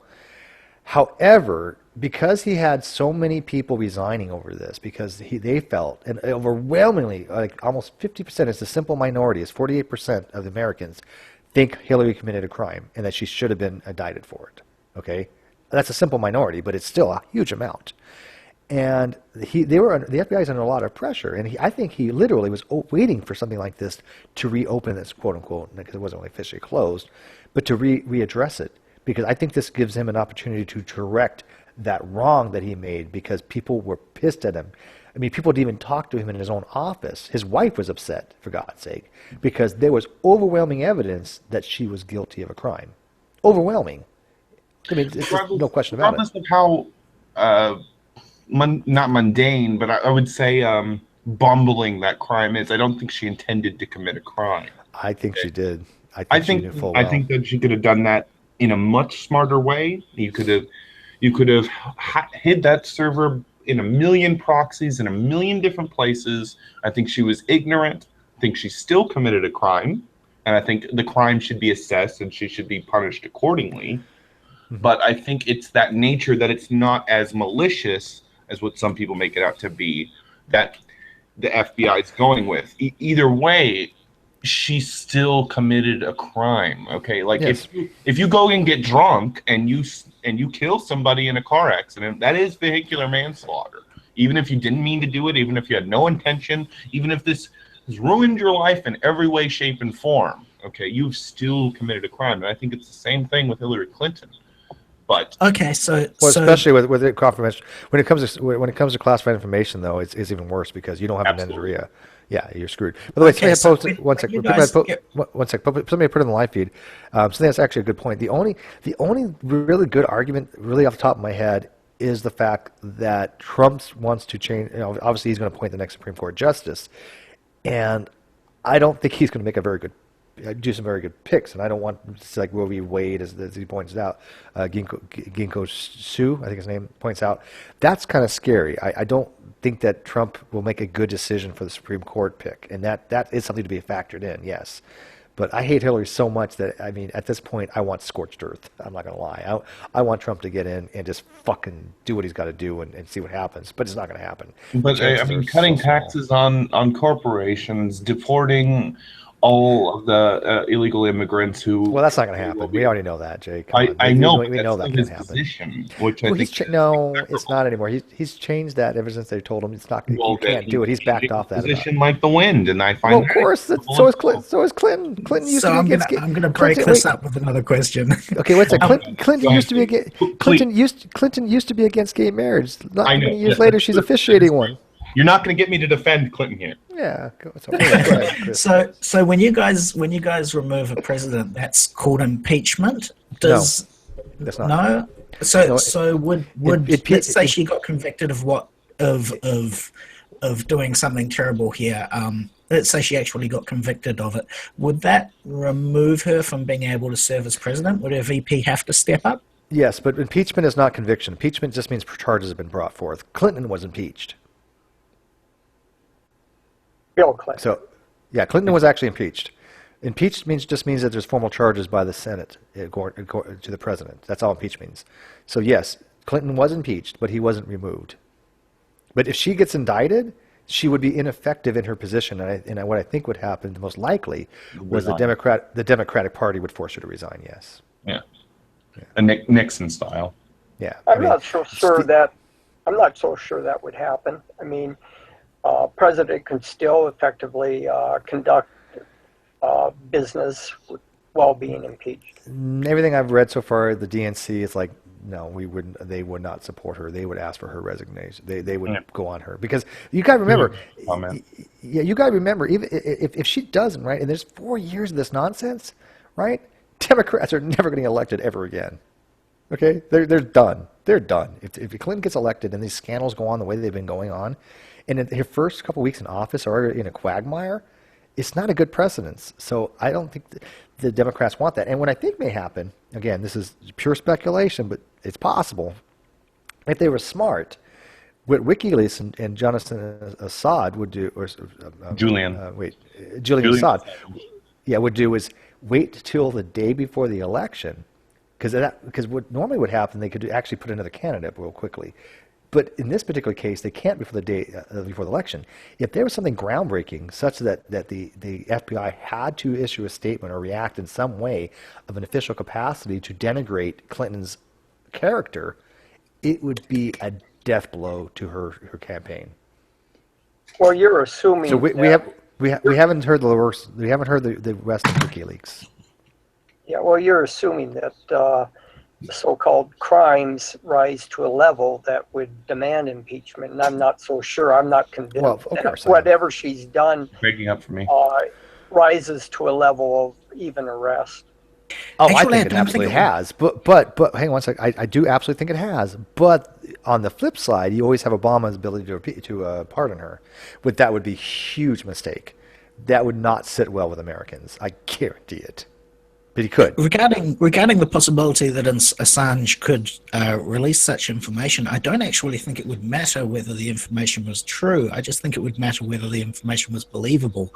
I mean, if you release it on the sort of the last day, there's not going to be time to counter it. So, right, that's the point. And by the way, WikiLeaks has WikiLeaks has a very good record, right? That's the thing about WikiLeaks is that everything they've said so far has been verified, right? So if WikiLeaks a couple of days before the election does come up with more stuff, which I almost really do think they will, that there's not going to be a time to respond to. That's the whole point. Go ahead, Bruno, because you know all about. I was just going to say, if WikiLeaks comes out with a report either 1 or 2 days before the election, that might not really shift public opinion right away because there has to be a number of things that have to happen for the votes to be turned away from Clinton. There has to first be the release from WikiLeaks, and then there has to be a media narrative that tries to that paints Clinton in a bad picture. And I don't think a media narrative can really be formed against Clinton in 1 or 2 days. So if WikiLeaks is going to release a big bombshell, if they have one, then it'll be 4 or 5 days before the election. I agree. You know what I mean? And that's the thing. Yeah. And WikiLeaks also can't come out with it too early because eventually it's going to lose. It's just going to lose prevalence eventually. You want that impact, right? You want that really quick impact without tiny. So WikiLeaks would never if they have anything big, they were never going to release it 20 days before the election because people will forget about it. That's the thing nobody understands. Everyone thinks that you remember all the shit that was released in April or in July or June. Nobody cares about what the news was then. People only care about the news over the last 2 or 3 days, and then something new happens. Yeah, well, they were supposed to have the press conference tomorrow, remember? But of course, he for safety concerns just didn't. They decided to cancel it, but they didn't say they're going to cancel the release of something. So I do think they're going to still release. He does that all the time, though. He always cancels these. I know, but he does release. But he does release, right? When he says it's the third phase, I believe him. There's another factor here you're forgetting is there could be some organization out there that might drop a bomb on Trump too. Sure. Hollywood Access did. Yeah. I'm bold. Yeah. I think there's going to be something big that's going to be released. I think it's more likely to be Trump than with Clinton, Because I think, I don't know, I think someone's got something against Trump, but they want it. No, it's not going to be as big as against Clinton. I think Clinton has far I worse. think he's just about bomb-proof just because he's already so... I mean, so many bombshells have already dropped and made no They impact. call him a juggernaut for a reason. I mean, Trump, say what you want about Trump, and people can hate him, but the guy's a juggernaut. He's had He's catching up. He is, yeah. Yeah, dude. Well, it used to be closer to 50-50, but remember in the last polls like 6 months ago, right? And then all of a sudden there was this really big diversity, and Clinton just pulled ahead into double digits. And then ever since the last thing with the emails with Anthony Weiner, she had obliterated that 12-point lead. It's like down like She basically it's now considered to be almost even. She's up like 1 or 2 points in most things, but it's within a statistical margin. Yeah, sorry. But it's all again, about this. but he has to win. He has to win certain states. It's going to be very difficult because I mean, Florida is a toss-up state. He is 29 electoral votes in that particular state. That is a game changer. He has to win that. If he doesn't, he might as well forget about it. He has to win Pennsylvania, Colorado, and Florida, and those are three. I don't think he could win. I think he could. I don't think he could win Virginia. I think that's out of the picture at this point. I don't think he's required to. I think like you're right. I think it's Ohio. No, even Ohio. No, I mean, yeah, Ohio too. I don't. I think he. But yeah, you don't think he has a shot in Virginia. Virginia, or I should say, I was actually going to say Arizona because I thought he pulled ahead just with this last Trump rally. Well, hold on. Remember I told you about this, though. Don't forget Evan McMullen, the independent candidate in Utah. If he doesn't get voted in, I mean, he doesn't get the vote there. If because they're not independent. Yeah, well, he's only write-in. That's the problem. Yeah. But you never know if these Mormons, could really get the word. Because, like I said, the Mormon, they call them the Mormon Mafia, I guess. It's just a little joke. The Mormons are probably going to campaign on behalf of him, get his name out. I'm not sure if they can siphon enough votes away from Trump. Maybe the Mormons could be convinced, because the Mormons don't like Clinton either. I think they've been told don't do that, though. I mean, but don't you agree that if there is no... Yeah, but I think they hate Clinton worse.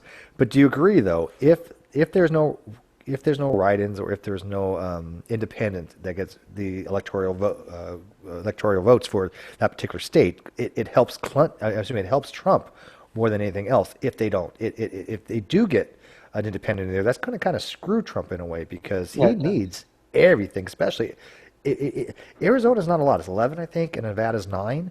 It's not Nevada's make or break. And Arizona. Okay. Arizona, I think, is 11. Yeah, Arizona's 11. Nevada is 6. And Nevada 6. So it's a 17 right there. It's not do or die, but it helps him. It still is he needs everything he can get, right? Oh yeah. Now, what I would like to see happen, and what's weird because there's this weird thing with the ballots and the way this is done. But I had heard, and granted, I know that's not going to happen because California is a really blue state. But if, for sake of argument, if Trump did win California, which I agree, not going to happen, but if he did you know he for some reason he can't get those 55 electoral votes? And I don't understand the law, what happened with that. I've read it like numerous times. I still don't know what the fuck's going on with it. It must have been with the paperwork, because again, the thing with people don't understand about democratic elections is that they're not always cleanly run. Like there's a lot of paperwork in the process. I know, people just kind of assume democracy is this really impregnable, perfect system, and they realize that there's a lot of complexity to it, and sometimes there's just a lot of BS that goes along with that complexity. Yeah, no, I agree with that, but I think they're really kind of giving Clinton too high of a margin. I mean, it was up about 80-90%, but I don't think she's that high. I mean, I'm still thinking she's predominant, yes, but I think Trump has a little bit more. Since he has I go to 538 every day. That's Nate Silver's site, probably the most credible source. It says Clinton has a 75% shot right now. Just last week, it has dropped down a little bit. That's good. That's good for Trump. I mean, just a week ago, it was 12. It was 14%. Now it's 25. That's a pretty big jump. I think Clintons are worried a little bit. I mean, obviously let me rephrase that. They were comfortable. They could cruise and win, right? They were sailing pretty. Nothing could stop them until these email thing came up. They lost 30%. Were polled on this and said that it may affect them. So there's a lot of people that are affected by this new. We visiting of the email scandal. And I think people are going, you know what? We're so tired of these scandals. Fuck this. And if there's another one comes out, I think it will do quite a bit of damage to the Clinton campaign because we've got, what, 7 days left? And if anything's going to happen, it's going to be sometime this week probably. Just pay attention. I'm thinking there's going to be more to this. The thing is this, like, this batch of emails I don't think is that big of a deal because I don't even think the emails had anything to do with Clinton. I don't think any emails were sent to or from her. This only has to do with her aide and her ex-husband. Actually, I thought they came out and said that there were header information that came from Clinton's email. No, I think it's just it's only Huma Abdullah, the Clinton's aide. Yeah. Steve, I respectively disagree with you. I'm a libertarian. I'm not really. I tend to libertarian too. Nor a Trump fan, but I think it's going to be a route that Trump's going to lose, and he's going to lose badly. And the reason for that is I don't think the emails are that damaging as you seem to believe. And also, Trump's been running his campaign more like a concert tour, whereas the Clintons are well organized. She's been down the route before. They have a very strong ground game that Trump doesn't have. Right, but how does that affect the swing states, the battleground states? What it does is because it's all a game of numbers at this point, right? It's a game of numbers. Now, what you say might be true, but he doesn't. I mean, the popular vote isn't as that critical as the electoral vote, right? So he has to actually, you have to actually say if he's going to win, if Clinton's that's going to win what I'm looking at is the electoral vote. I think he'll lose big in the electoral. Why do you think he's going to lose Florida? Because that's 50-50, I think, right now, wasn't it? I mean, I think it's more like 1 point. No, it's like 54% for Clinton. Okay, it's a few points up. Yeah, but I think Clinton does have the advantage in Florida because I think there's going to be a lot more Latino voters this time around than last time, and it really was.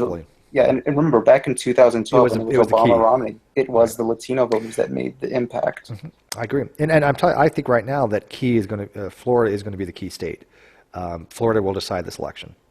He needs Pennsylvania, and that's all. I mean, he's gaining on Pennsylvania. Well, he has to get Florida, Pennsylvania. I mean, he has to get both, actually. Yeah, he has to get both. He also has to have Ohio. I think he will win Ohio regardless. Yeah, because what are they, like 18 and 10 around them? They're pretty good chunks. Yeah, Ohio's big, but 16, 18, somewhere in the ballpark. It's three big states: Colorado, Florida, and Pennsylvania at this point. I mean, he can lose one of those states and get Virginia, but fuck Virginia. I mean, it's just not. I don't.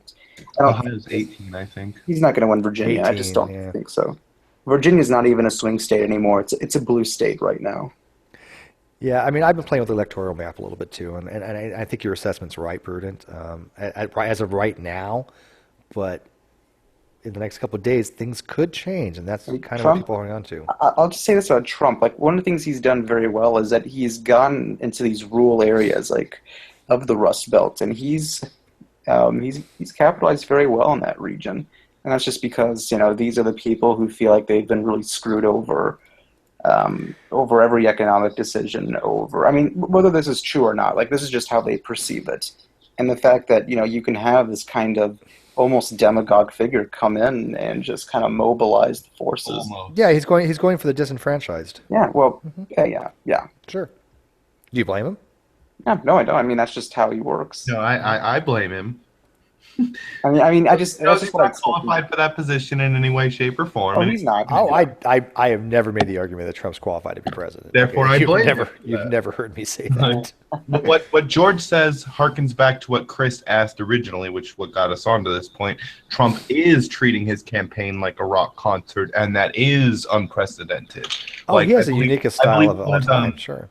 Al Gore, who yawned in response to a moderator's question in a debate, and it became this news story for weeks. And Trump can interrupt, can literally behave like G-Man in a debate, and it does nothing but rabble rouse his supporters. I agree that Trump didn't really. He wasn't very. Who was the moderator? Wasn't him Chris? Was it Chris Wallace? Thank you, Chris Wallace. That was the only moderator that did a good job. He did a fantastic job, but I think Trump was a little bit disrespectful to him and a little bit belligerent. Right? I'm biased. I like him. Yeah. No, I did too. I did. But no, I just like him. I mean, I would like anything he does probably, and just be biased and say it was great. So. Okay. Like- But there's been another scandal people haven't talked about, which I thought was kind of funny. Have you guys read the newest scandal with Clinton? That it is confirmed Trump was right that her campaign did get questions ahead of time for the town hall. Is that true? Yeah, I it was think that confirmed was as of I yesterday. think that was the Democratic debate though between Well, her okay, and maybe with the town hall, maybe with the Democratic debate. You might be Yeah, right. that- But one that of the one- debates, right? That although she did that- that they did get questions ahead of time, and that's unprecedented. That's just not right. yeah, Yeah, that's that scummy. could have been. I don't know. I have to look more at the story of that. Personally, I don't know. I mean, I think she always had the edge over Sanders. I mean, but it's always that the DNC did show favoritism. Right, but he accused him of this, and WikiLeaks actually has documentation of this. So, but that wasn't the big bombshell. But that was just something that was added. I don't to think- it. Yeah. I mean, No. I'd have preferred Sanders won the ticket. You're not going to get me to defend Hillary, but at the same time, the lesser of two evils is just the absolute quintessential point here to me. I would have been happy with Sanders. I would Me have been too. okay. Yeah, fine. So that leads me to the question: did Sanders issue any reaction to this information that she'd received the questions in advance? Or is No, Dude, he doesn't he's- care. He he's just lets it go. I don't. He's been quiet as fuck. You Oh, know, he's old. You know what I mean? Like he lost. He knows he's not going to get on the ticket. It's not.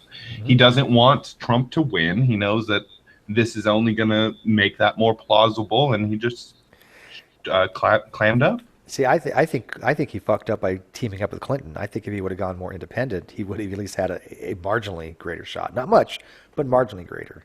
I know. Like look He at would have. Jimmy He would have. Carter, Yeah, and he that's would have just fucked a Clinton. joke. That would have definitely handed Trump over the pres. That would have handed the presidency. Not to Trump. necessarily, because I mean, there's still a chance Gary Johnson might win, or No, what's the other guy's name? Gary Johnson. I mean, he can't go through a single interview without mortifying himself. I'm not saying that, but the potential is there. But the way that this is shaping up right now, if they both don't get 270, then an independent could win. Yeah, but it would be. It's more likely to be McMullen than Johnson. Johnson Okay, will that's not fine, win too. any states. We know that. McMullen, Right. okay, that's fine, and you're right, but I'll probably vote for McMullen. Actually, if anything, I just.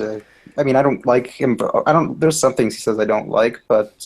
I'm going to vote for Clinton. But I think the last map I looked at, and you can correct me, and I'll take your reproof on it. But I think there was like 22 situations where Clinton would win. There was like 16 where Trump would win, like 4 a tie or something along those lines.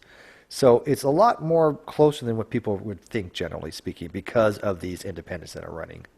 Yeah, it is. Yeah, I mean, I do think this is the thing that people don't talk about. Like, even though Clinton's doing a lot better on the national poll than Obama did against Romney in 2012, she's not doing as well on the electoral poll as Obama did on Romney, at least in the swing states. If we're going to look at the polls on swing states, Obama was outperforming Romney at this point on the polls. And, not really. I mean, I'm pretty sure there's a lot of scandalous stuff all our presidential candidates have done over the past decades. But now that we have things like WikiLeaks and, 24-hour news cycles to sort of create a narrative. I mean, this is a different election. This is a far different election than we've ever had, It's a much more without question influenced election. Oh, yeah, and this is going to be the new standard for elections to come. So come 2020, 2024, get ready for, I mean, if you think 2016 was bad just in terms of drama, this is only the beginning. I mean, So there's something else that stands out about this election. The candidates seem quite old. Is this atypical? 68 and 70. Yeah, it is atypical. I mean, yeah. Bernie Sanders as well. Was everyone in the running sort of He was getting 70. on it?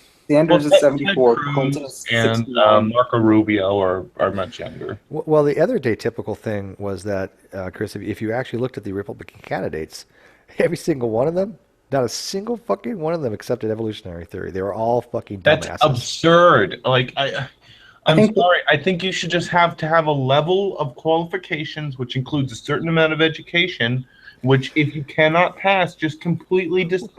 Well, yeah. Well, wait. think that was Wait. 2008. But That was no, that was this year. No, that's this Okay, year. No, that was that this was year? this year. Oh yeah. Ben Yeah, Carson. so you Ben denial- Carson is a doctor. He's a PhD. Oh, I know. And he's that. still a fucking Yeah, young Ben earther. Carson.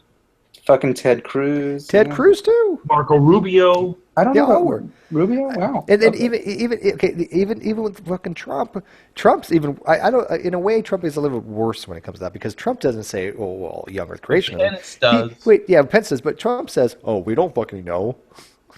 Yes, we fucking do. We don't Well, the fucking other do thing, anything.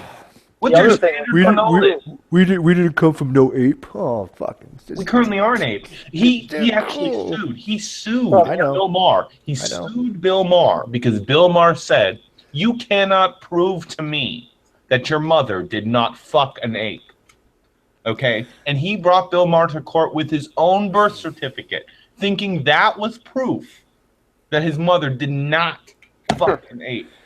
That is how stupid Trump is. Well, and I know that's a true story, but the funniest thing is that none of these people want science in the government. And my biggest thing, my litmus test really is, ridiculous. Who wants science? And I don't think any of them do. I don't think Clinton. I don't think any of I them think want to be Clinton science. does. I think Clinton does. Really?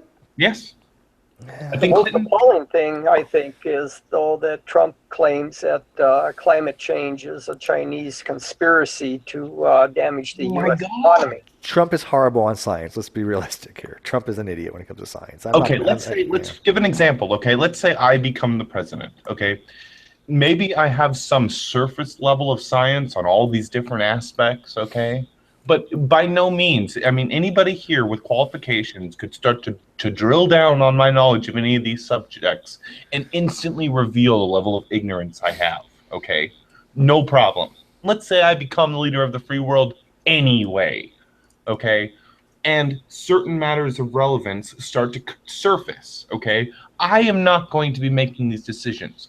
I'm going to round up a panel of experts from Yale, Harvard, MIT, who have the best degrees and the best qualifications, and say, "What do you guys say about this?" Yeah, but And Trump won't listen to him You anyways. really think Trump would do that? No, Trump wouldn't listen. Trump doesn't understand that climate change is something that actually happens. We know that. Let's say I so why would he need a personally panel of believe experts? He's climate not going to listen to him change anyways. Yet all my experts tell me, "No, it is, sir." Yeah, and I go, "Oh, well, I guess I'm wrong." Trump will not do that. Sorry to cut you off. I agree with you on that. Yeah, I agree with you on that. But that's but of all the election years that the Republicans could have dominated, because I mean Clinton. I mean I know Chris is an American, but Clinton is hated in America. Okay? She's considered to be one of the most dishonest politicians. That's a fact. Yeah. Now all Republicans had to do was come up with a single fucking decent nominee. Couldn't do it. Couldn't do it. Couldn't do it. Couldn't do it. Couldn't do it. It's ridiculous. They could not do it. They should have got Liam Neeson. That's who I would have voted for. Yeah, something. I would vote for Liam Neeson. Any fucking actor. Like, seriously. Like Clint Eastwood? Clint Eastwood's on the ticket? You bet your ass. They would have won. They would have won. You put Liam Neeson up there or Morgan Freeman, they're going to win. Jake, who's not going to vote for Morgan Freeman? Oh, my God. So fast. Well, I think my early ballot.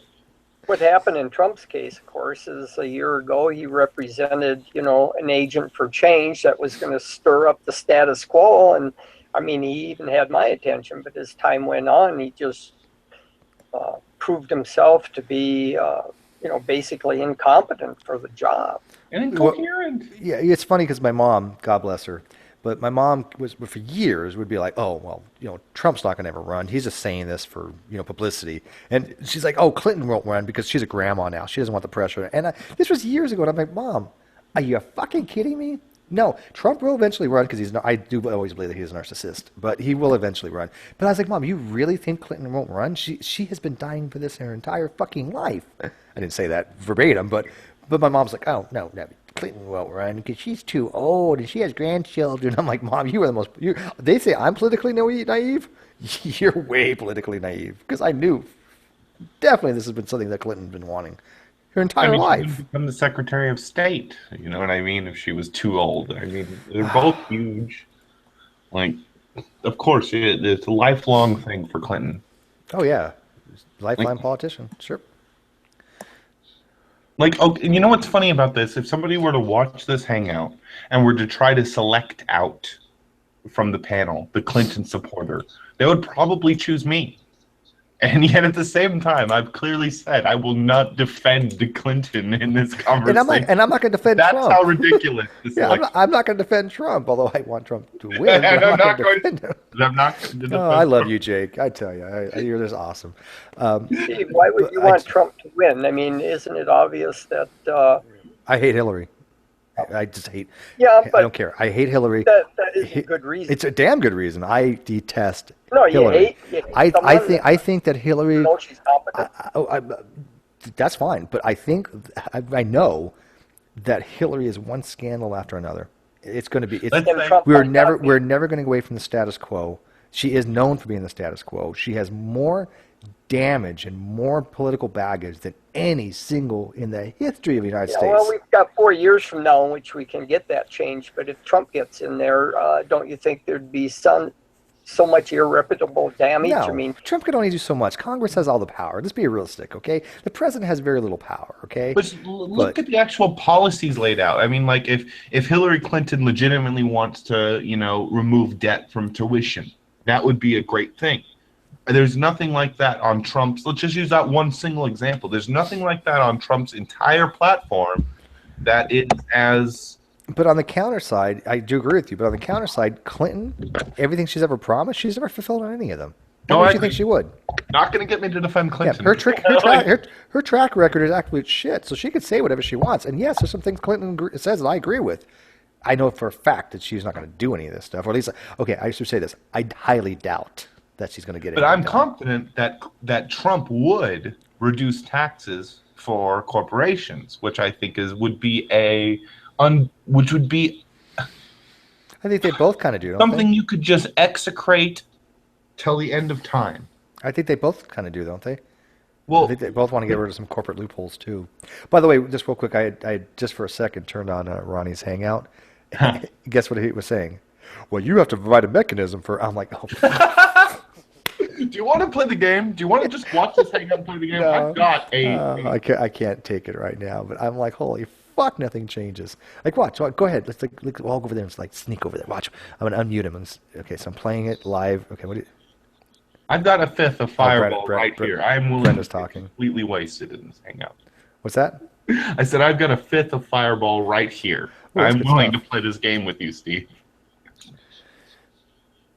What's Brenda talking right now? All right, I can play this through the speaker, I think. Hang on. Give me a second. Okay, so link the bingo card in. Well, you would have to. Do you have a way to generate cards? No. Oh, well, then it won't work.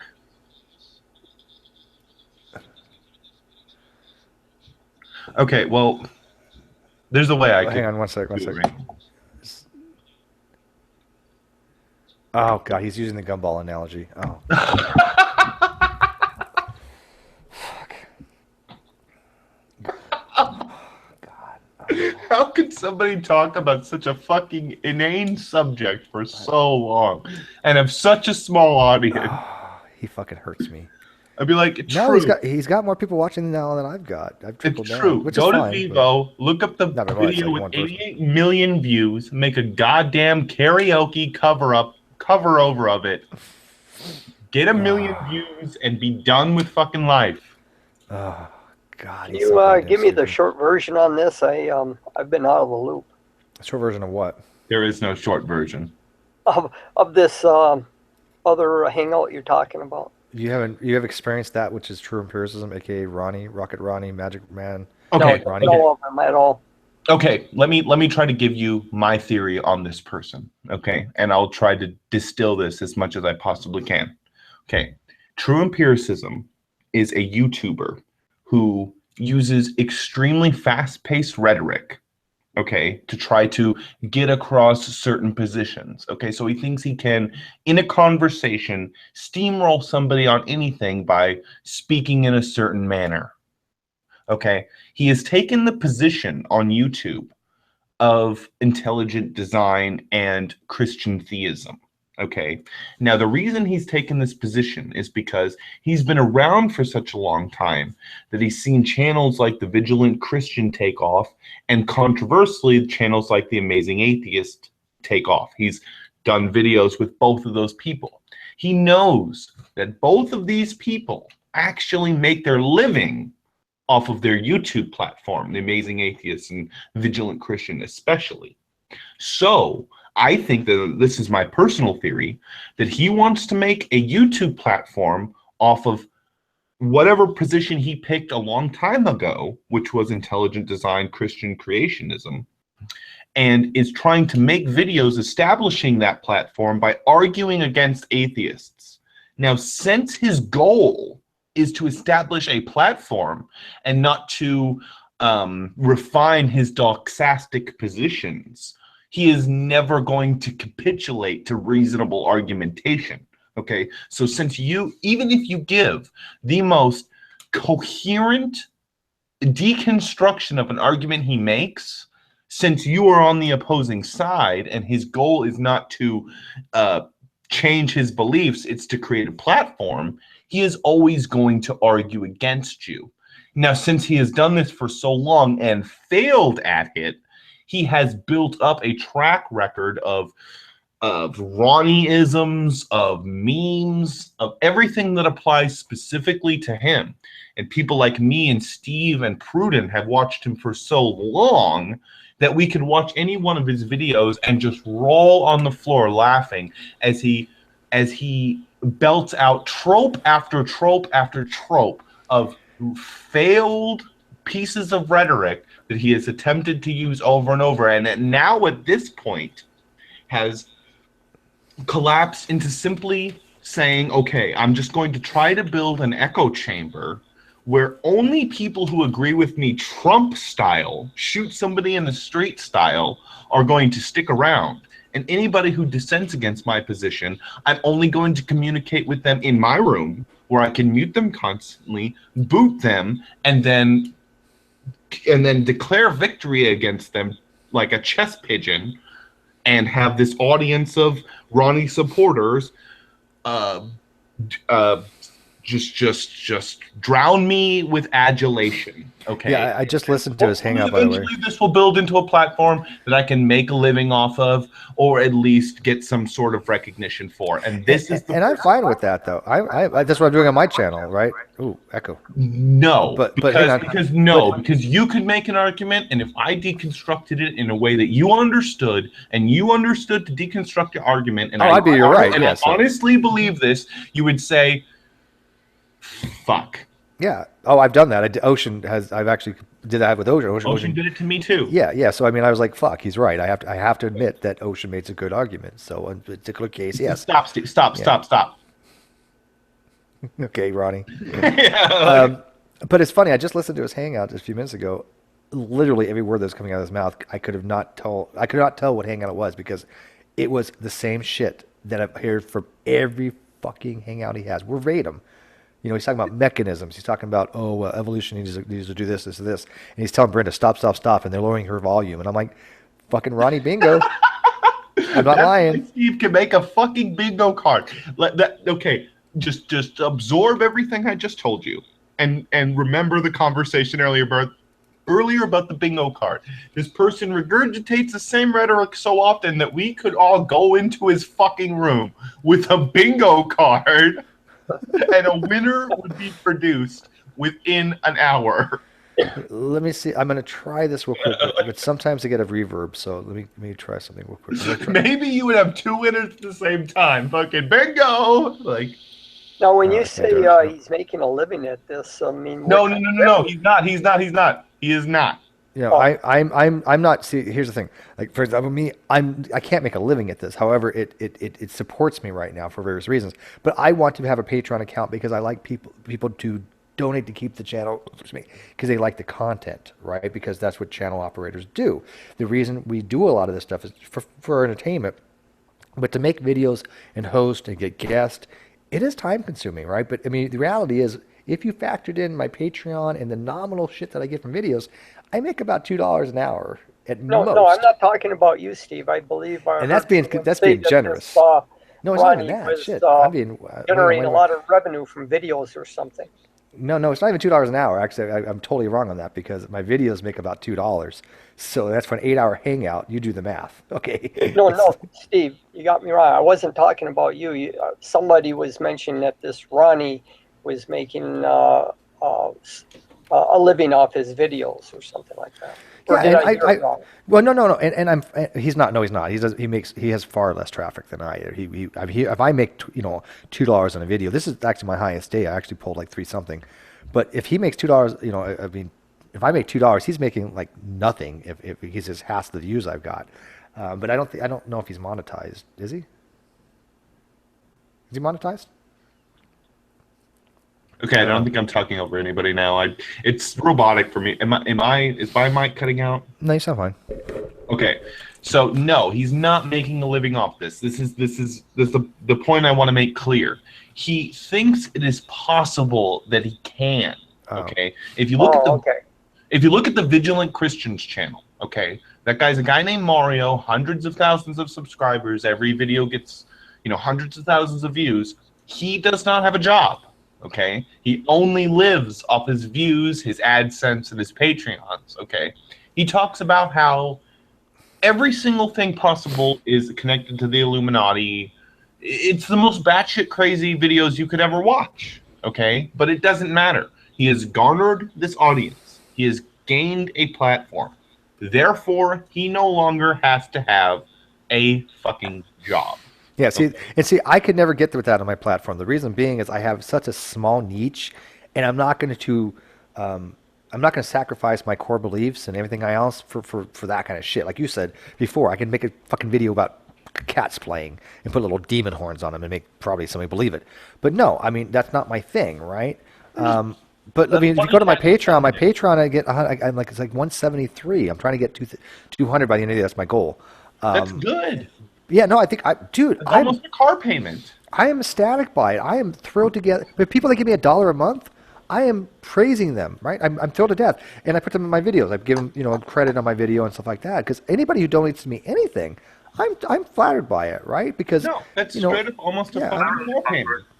But see, but Nadia, but when people were giving to Nadia, she was just take, and I was like, be appreciative of shit. I donated to Nadia when I had money. But I'm like, you know what? I got the sense there was no, what's the word? No appreciation, right? And me, for example, in my situation, I'm appreciative to no end because not just they're donating the money, not just because of that. I mean, $1 is nominal, but it's still it's something. But more than that, it demonstrates to me that they like the channel, they like the content, they like to see what we're trying to do, and they like the special events. That to me makes me feel good. I'm sorry, it does. And you should. I think you should. Because Ronnie, nobody fucking likes to listen to him for the shit except for the lulz. That's it. For the lulz. Right, or somebody who wants a reaffirmation of their faith and somehow has stumbled onto Ronnie without having a tidal wave of people refuting him, have convinced him otherwise. Like, I don't know how anybody could watch Ronnie for long enough without saying, well, who is this Fiona person? What are they actually saying? Did he actually debate her? Or let me just watch her videos where she gets to talk nonstop. And, oh, well, she has a PhD, I don't get it. It seems impossible, but I do run into the fervent supporters from time to time. Antonio is a good example. An accessible example. Mark Thomas is another good example. I wish Ronnie would put his sub count up. Why does he hide that? I think he has like over 2,000, but probably. But why does he hide it? That's fucking nothing. Okay, you could go to any popular game. Okay, fucking Counter-Strike Go or Hearthstone, and just any tournament they have. You just take the tournament, you download it, you make a channel called whatever that game is, VODs, and you edit it a little bit, and then you put that thing up. You'll get 100,000 to 300,000 views, and you'll just get subscribers like crazy. You just look up any game. Yeah, no, gamers is the way to go. And you'll find a channel with 50,000 or more subscribers to it. Okay, you can exploit the shit out of this. It's easy, but they want to do it on their specific thing, and they've picked out this thing, and But I want to see a sub count because I want to see the growth rate change. Because yeah, he may have double my subscriptions, but I guarantee it, my growth rate has been phenomenal. Oh no, Been you can phenomenal. show the actual analytics on that. You Yeah. can show the IQ on that. Dude, it was just a couple months ago. I was having my 500th. I'm pushing 1,000 now, almost doubled. I made 87. I'll be 1,000 by the end of the year. I had 99,000 the last time views. Last time Ronnie made a comment about my view count. In that last 2 months, I'm up to 100, almost 150,000 views now. Right, which I'm is averaging like damn near 700 20 some odd thousand times plus his growth views. or something Yeah, like that. yeah, huge. He had 6,000 plus views. I had 23,000 or something. Yeah, like extrapolate So- that to 4 years from now. You would be at 40K viewers or 40K subs, you know, like Objectives like what makes Steve feel good at cock in his mouth. well, It don't depends. I would say don't like I look never tried it, but hey, you know what? I'd probably be pretty good at it because I know what I like. argon of a cod. Well, like it's hard. Like imagine it's fucking hard. Don't use your teeth. I mean, like Yeah, I tell that to yeah. girls all the fucking time. It's like No braces. You imagine biting that feels good. Like I'm not. I had girlfriends that were into biting, asphyxiation, the whole nine yards. I'm old fashioned vanilla bullshit. no, I mean they don't just know. scrape their teeth against the damn thing, and it's like, yeah, that doesn't feel good. Does okay? that turn you on, honey? Yeah, like anyway, Is Ronnie located in this country, or is he out of Chicago. Chicago, yes, sir. And he and his followers are voters, huh? Yes, Yeah. sir. As far as we can tell, I mean, why wouldn't they be? But just throwing that out there. Put the Patreon inside too, Chris, if you want to like.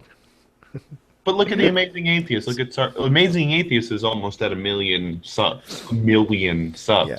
Yeah, but see, my channel's not about atheism or theism, right? So I mean, and plus Well, I don't have the podcast ability. Somebody with an obscure subject. A Sargon of Akkad has several hundred. Thunderfoot has several hundred thousand subs. It's almost I've already reached the conclusion I'm never going to have a big channel like that. But I want something to have a little bit of quality, and I want people to recognize Steve's channel. I want people to go, you know what? We want to have a great debate community. Where do you start? Go to Steve's channel. Well, then why couldn't you have a big channel? I would say set realistic goals, like somebody with a Forex account. You know, it's like, say you're trading on a Forex account. You don't want, okay, I want to turn this $100 margin into $100,000 within a year.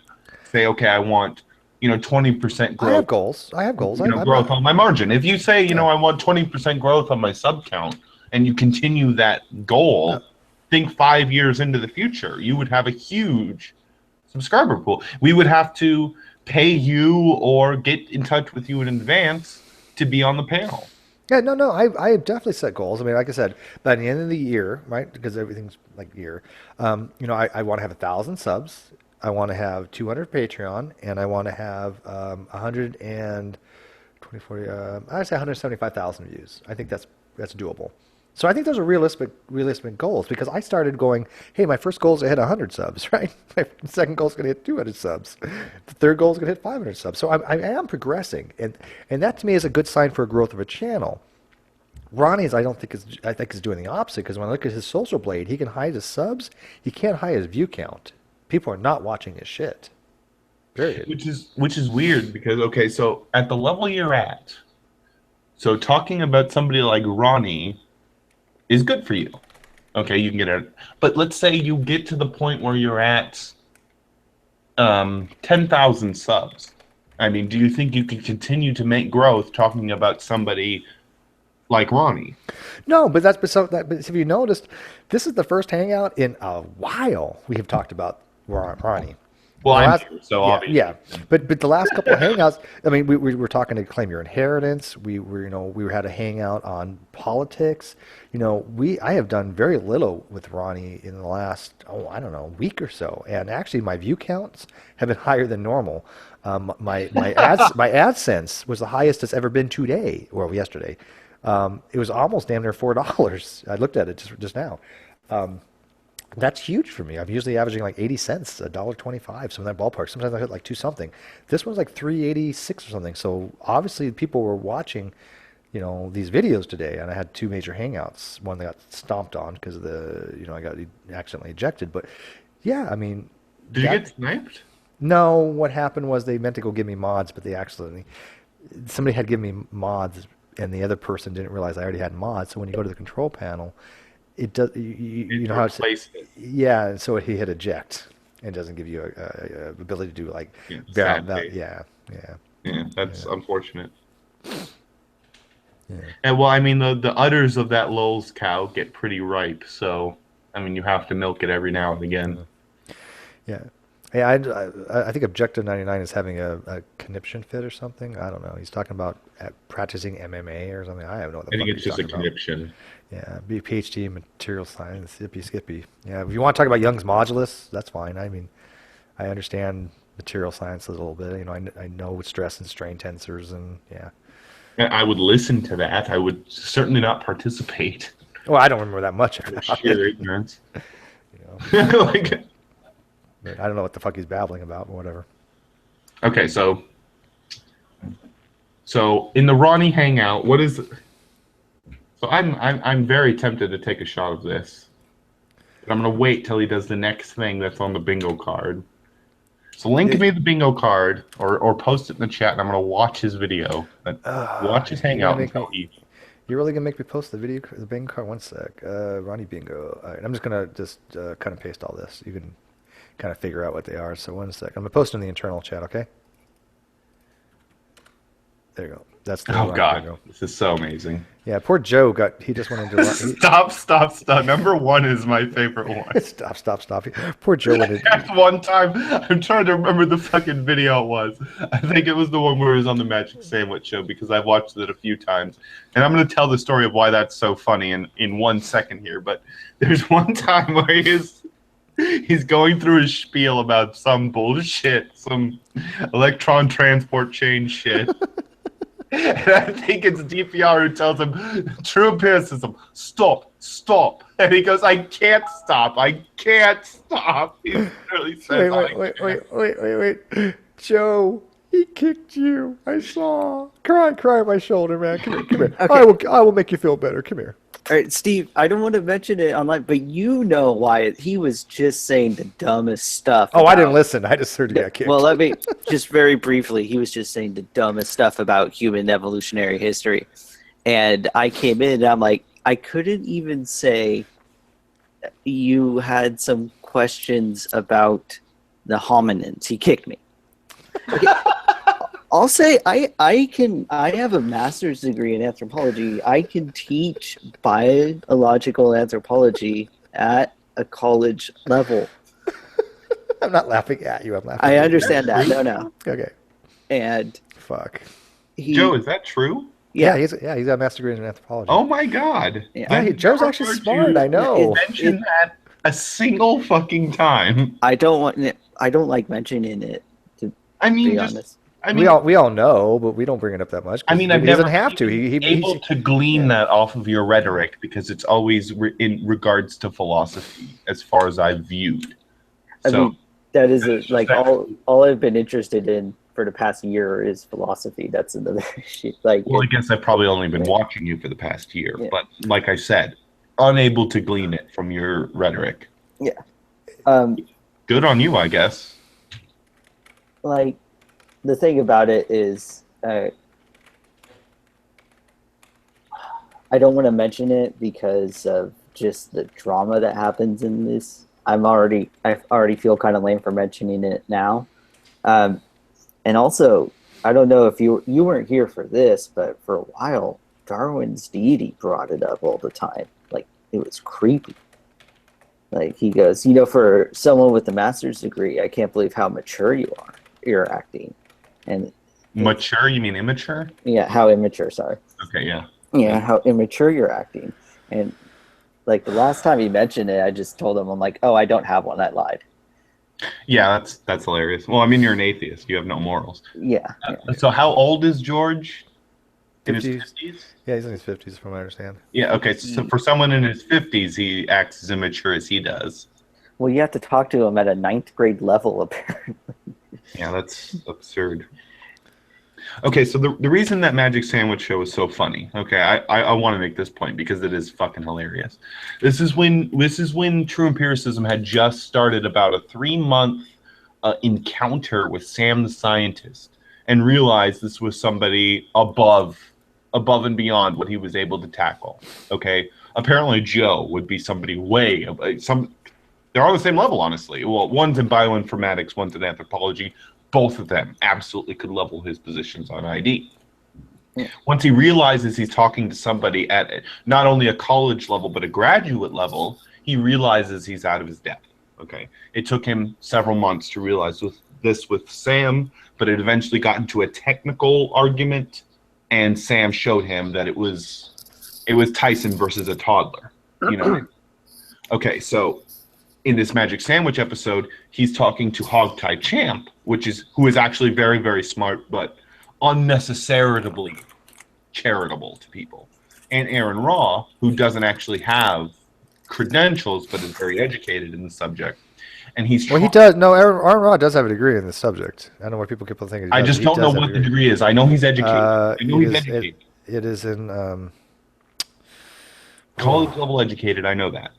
Yeah, I think I want to say something like zoology, but it's something along those lines. But I don't know if it's a master's or a PhD. No, it's a bachelor's. Okay, that's what I'm saying. Well, that's not what I'm saying, but he doesn't have something that's really recognized like a master's or PhD.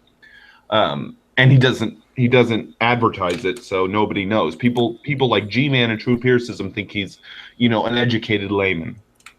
Anyway, so he's going through his rhetoric, he's going through his spiel, he's being fucking completely ridiculous to DPR and Aaron and Hogtie, and there comes to a point where DPR stops the dialogue and he says, "Oh, hold on, we have a caller. Sam is on the line and would like to ask True Empiricism some questions."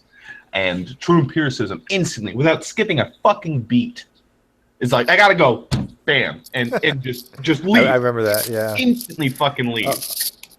It had me. By the way, they got sniped. Just FYI. I almost shit myself. True Empiricism's hangout just got. They sniped. got sniped. Hopefully, I'm not in the because I don't want to be blamed. I already told it was you. I just said Joe did it. I don't even know how to snipe, so I don't. No, I guess they all got sniped. I mean, I can tell you how to do it if you want. I don't want to. I think I have more deniability, I guess. Dude, like True Empiricism's the only person I can for sure say is afraid of me. Oh, like, I have no doubt about that. He like you look at all of the debates he has left up on his channel. He doesn't have my debate left up on the channel. Yeah. Jake, the thing is the reason why he's afraid of me is because I use the philosophical arguments against him. Oh, he's totally ignorant to that too. He doesn't know how to respond to them. And the thing is, he also can't get bogged down in mentioning different parts of the mitochondria. He can't just go, look at, I know all these different words to me, because my argument goes, what's that have to, I mean, look, it's more likely that evolution is responsible for this, because look at evolution's track record. We look at intelligent design's track record, we could say there's shit that's intelligently designed. Archaeologists find intelligently designed stuff all the time.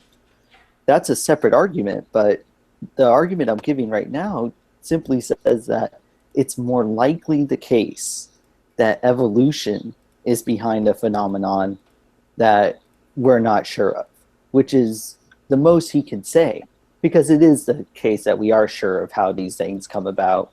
We can explain how they come about. But even if we grant them, even if we say, look, the science is still up in the air about it, we could still say it's more likely that evolution is what's going to explain it. Using abduction, which he loves to say, but I don't think he knows what it is. I pointed that out earlier in this hangout. Like, yeah, go ahead. Abduction. As well articulated as it was, Joe, I don't appreciate being told it as much by a starfish as I did by the bunny. Fucking starfish. I mean, I guess you have a rank above me there, because my conversation with him still is on his channel. You can go find it. Right, but yeah. You do see him flail miserably because I'm trying to go through a simple logical argument with him. A, B, C. Okay, if A is true, B, then C. And and he has to try to sharpshoot me on random jargon, and apparently you did it to such a point where he had to fucking delete the hangout. He still thinks that's one he can present to his audience. With all due respect, he still has more hate videos towards me than anybody. Yeah, well, he doesn't have any hate video. He doesn't have one towards me, but apparently Joe's, he was so... And I believe that. I just believe that, okay, that he had to take it down or felt like he should take it down. He was like the boogeyman to him. If somebody watched this who was impartial, they would find it more likely that Joe made a more reasonable case than he did, so he took it down. With mine, I feel that in his mind, he thinks that any random person would think that somehow he came out on top, even though he fucking did not. Well, True's alienated anybody who can ever give him a challenge. I mean, he won't let Fiona in there. Well, he blocked me. He blocked Exapod. Yeah. That's why does anybody by go in there? no means could I present even, I mean, like, I am, it's like, I'm the guy with, like, a Bowie knife to, like, CRISPR and Rationals and Fiona's fucking tow missiles and AKs, and it's just not even close. It's not even close. Like, apparently Joe's too. Like I said, I was completely ignorant to that up to this point. And like, no, that is not even close. Like, say, Joe could drill down in within 3 minutes, start to reveal my ignorance on anthropology. Okay, that's how fast it would be if he has a master's degree, which I hope he does. Okay. I mean, I could show it to you. No, I just whip it out. No, I had it ready to go because one time I wanted to just like, constantly have it in the seed whenever I talk to Darwin's deity, just to pick him off. Well, that's something I said about True empiricism when he said people would be so scared to see his credentials. I'm like, fucking complete bullshit, dude. If you had credentials of any kind, as soon as that fucking dick measuring contest happened, you would slap your dick on the table. Like, is it like the Ark of the Covenant? You see it, you're gonna melt. Would you be afraid?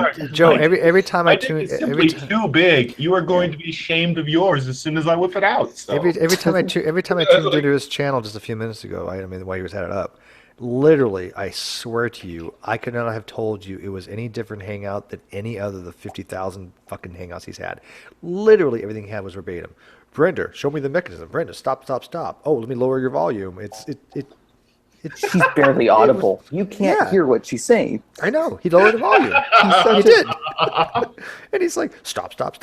Well, you have to demonstrate this. Well, we all know that evolution is a change of frequency, but you have to demonstrate that there has to be a cause for these mutations. The mutations are copying errors. Mutations are evil and bad. It's like, mutations are bad? No, without mutations, we couldn't survive. Remember the point I made, Steve, though? I have to. Yeah. Remember to put, even if mutations are bad, that's still something that affects, that works on evolutionary theory, right? Yes. Because what's going to be selected, what's going to be selected are the people who don't have those mutations.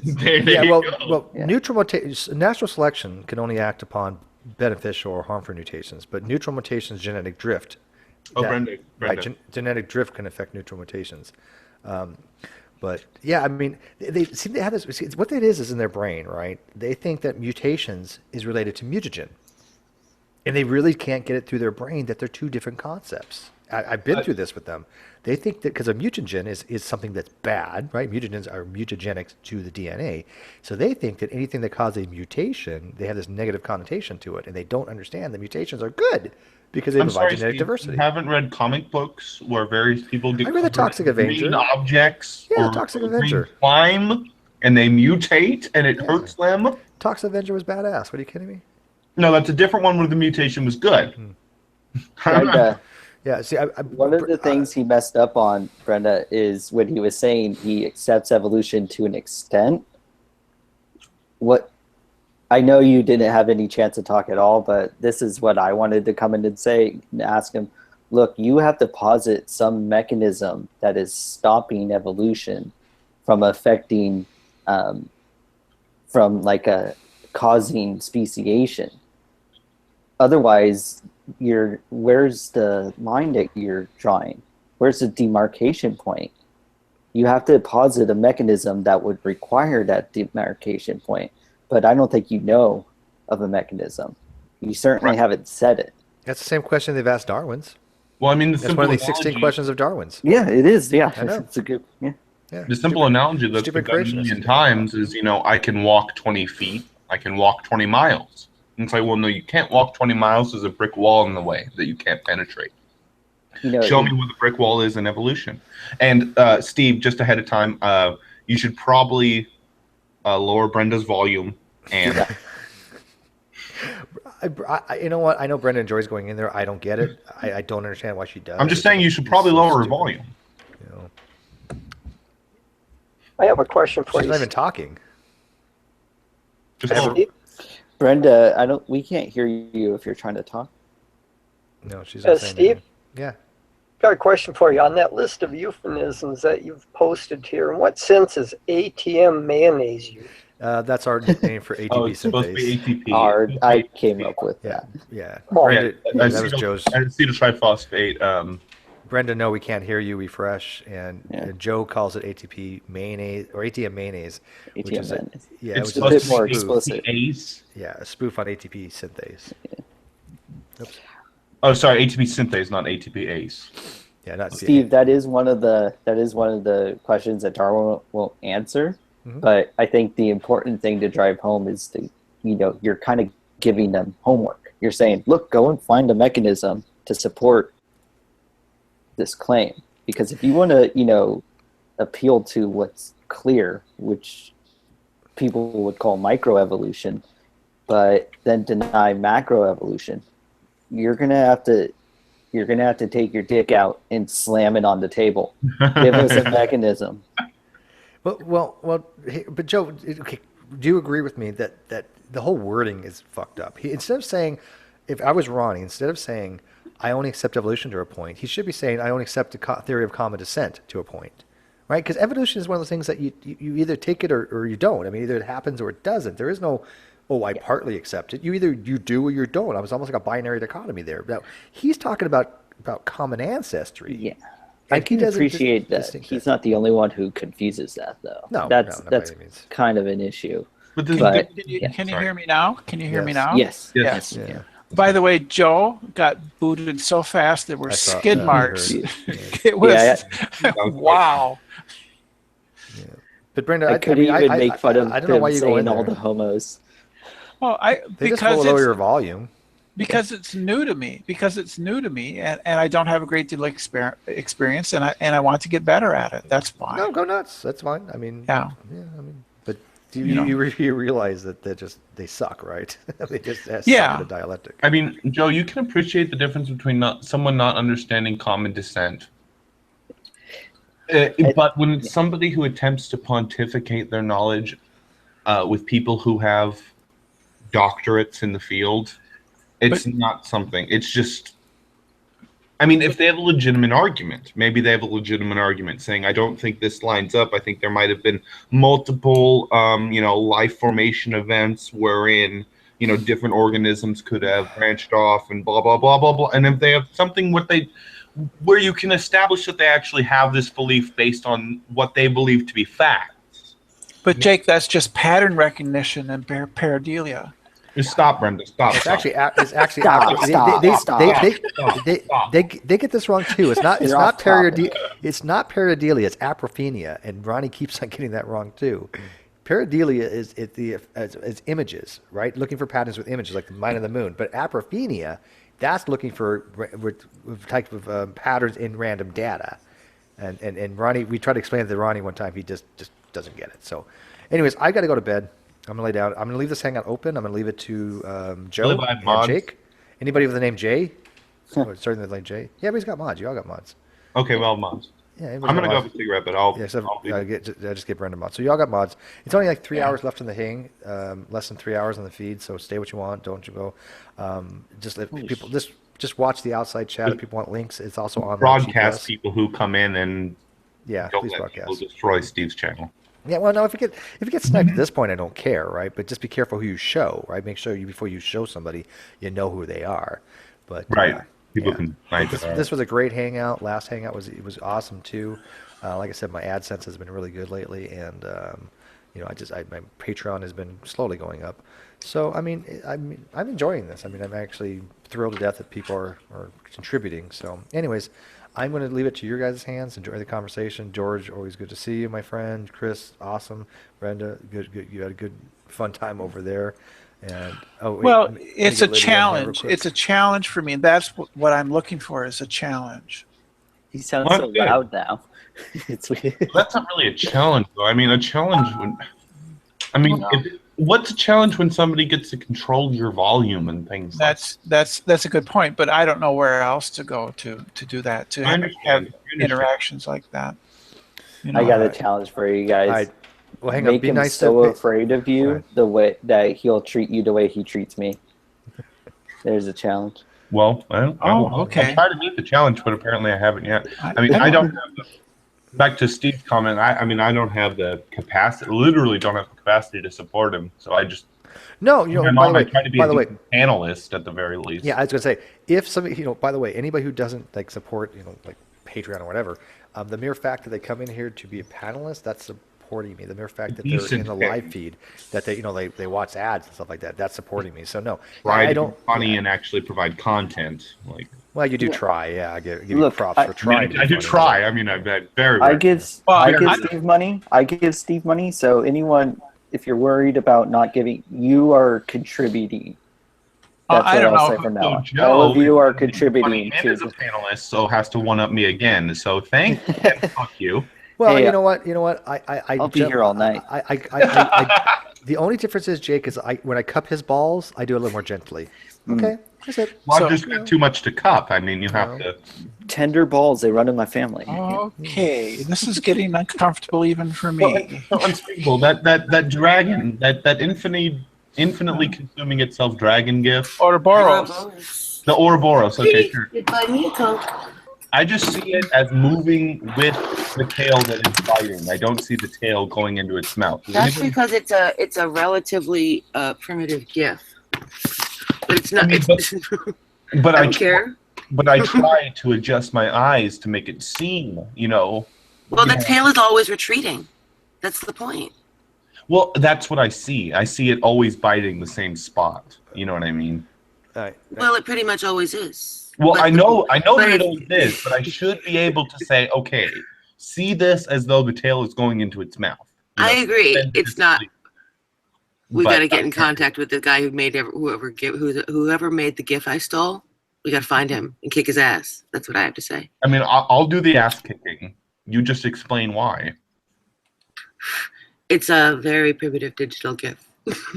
I prefer the still images usually, but this one was moving. It was a change. Not to say that you're not as capable as I am as kicking whoever this guy is ass. I think you are far. Look at those pectorals in your namaskar. Your namaskar accentuates your pectoral muscles, sir. I bow to your pectoral muscles ability. My little sister is 7 years younger than me, and she's in her 4th degree in Taekwondo, and she's actually quite rough. I mostly fight against things like tree limbs and stuff. Very rarely against living against quite rough. Mm-hmm. Well, your backyard is my gym, so I don't usually fight things that are animate. In an animal sense. We could fight him with reasonable argumentation. Let's just tell him what we think about the GIF and just explain to him. Are you asking me to change my icon, sir? With the background of violence. That's a little bit presumptuous. I like it. No, I say we only change it if we get the guy to fix the GIF. I could just go to one of my 800 other Ouroboros pictures, but this one was approved by Ocean because it reminded him of the Serpent of Asgard. So, and since he had made my last icon, I felt a certain responsibility. I make icons too, but I draw them by hand, and they take a long time. Well, he found me this wonder. You know how he does it. Do you know Dragnaut Sylvius? Yeah, I drew his icon. The blue dragon thing. You did? I had no idea. Yep. That's been around a while. That means you've been around a while, and yet I only encountered you about 6 months ago. Well, no, it is true. I mean, you can find, if you look through my page years ago, you'll find when I posted it and tagged him, said I did this for you. Oh Because, no, I'm not doubting you. oh, no. I'm just saying, not- if you look in the picture, if you actually, click on the picture and zoom, I gotcha. I signed them so you can see the signature with Awesome. like a 2015 Cool. on it. But Did you draw the one with the you didn't draw the Japanese one though. no, just the one with like the That was- dragon, that was dragon the true holding the master. orbs. I knew which one you meant. Don't I, worry. I downloaded mine and cropped it by hand. I like yours. Excellent. And then my old one, this one, the one I have right now, Hannah Zubby actually made for me. I like this one a lot. Yeah, I like it. It's the Zen circle. I hope you know that. And it makes me look like a statue. But the older ones where I'm like the demon and like the dude with tentacles, I actually made those. Well, that one is really interesting because we were all like, who is that? What is that? And then it turned out it was you. And we were like, those are some fucking amazing abdominals right there. And that was really the only like reaction I had after that was like, dude has abdominals. That rocks. So, hi, I'm Lydia. You have good abdominal muscles. Oh, I know I do. I know. I can tell you know you do because all of your pictures have them in it. I might be a little vain and narcissistic. It's all right. If you're going to be vain about something, I mean, it may as well be something you actually have. Well, I mean, I just said that as a really young boy, I was like very practical about things. So like when I started to grow up and go through puberty, I realized that I was attracted to girls that were just fundamentally out of my league. So it's like you need to step up your game if you ever want to And become in their league. Exactly. I totally So understand. I mean, I tried to have this conversation with MK.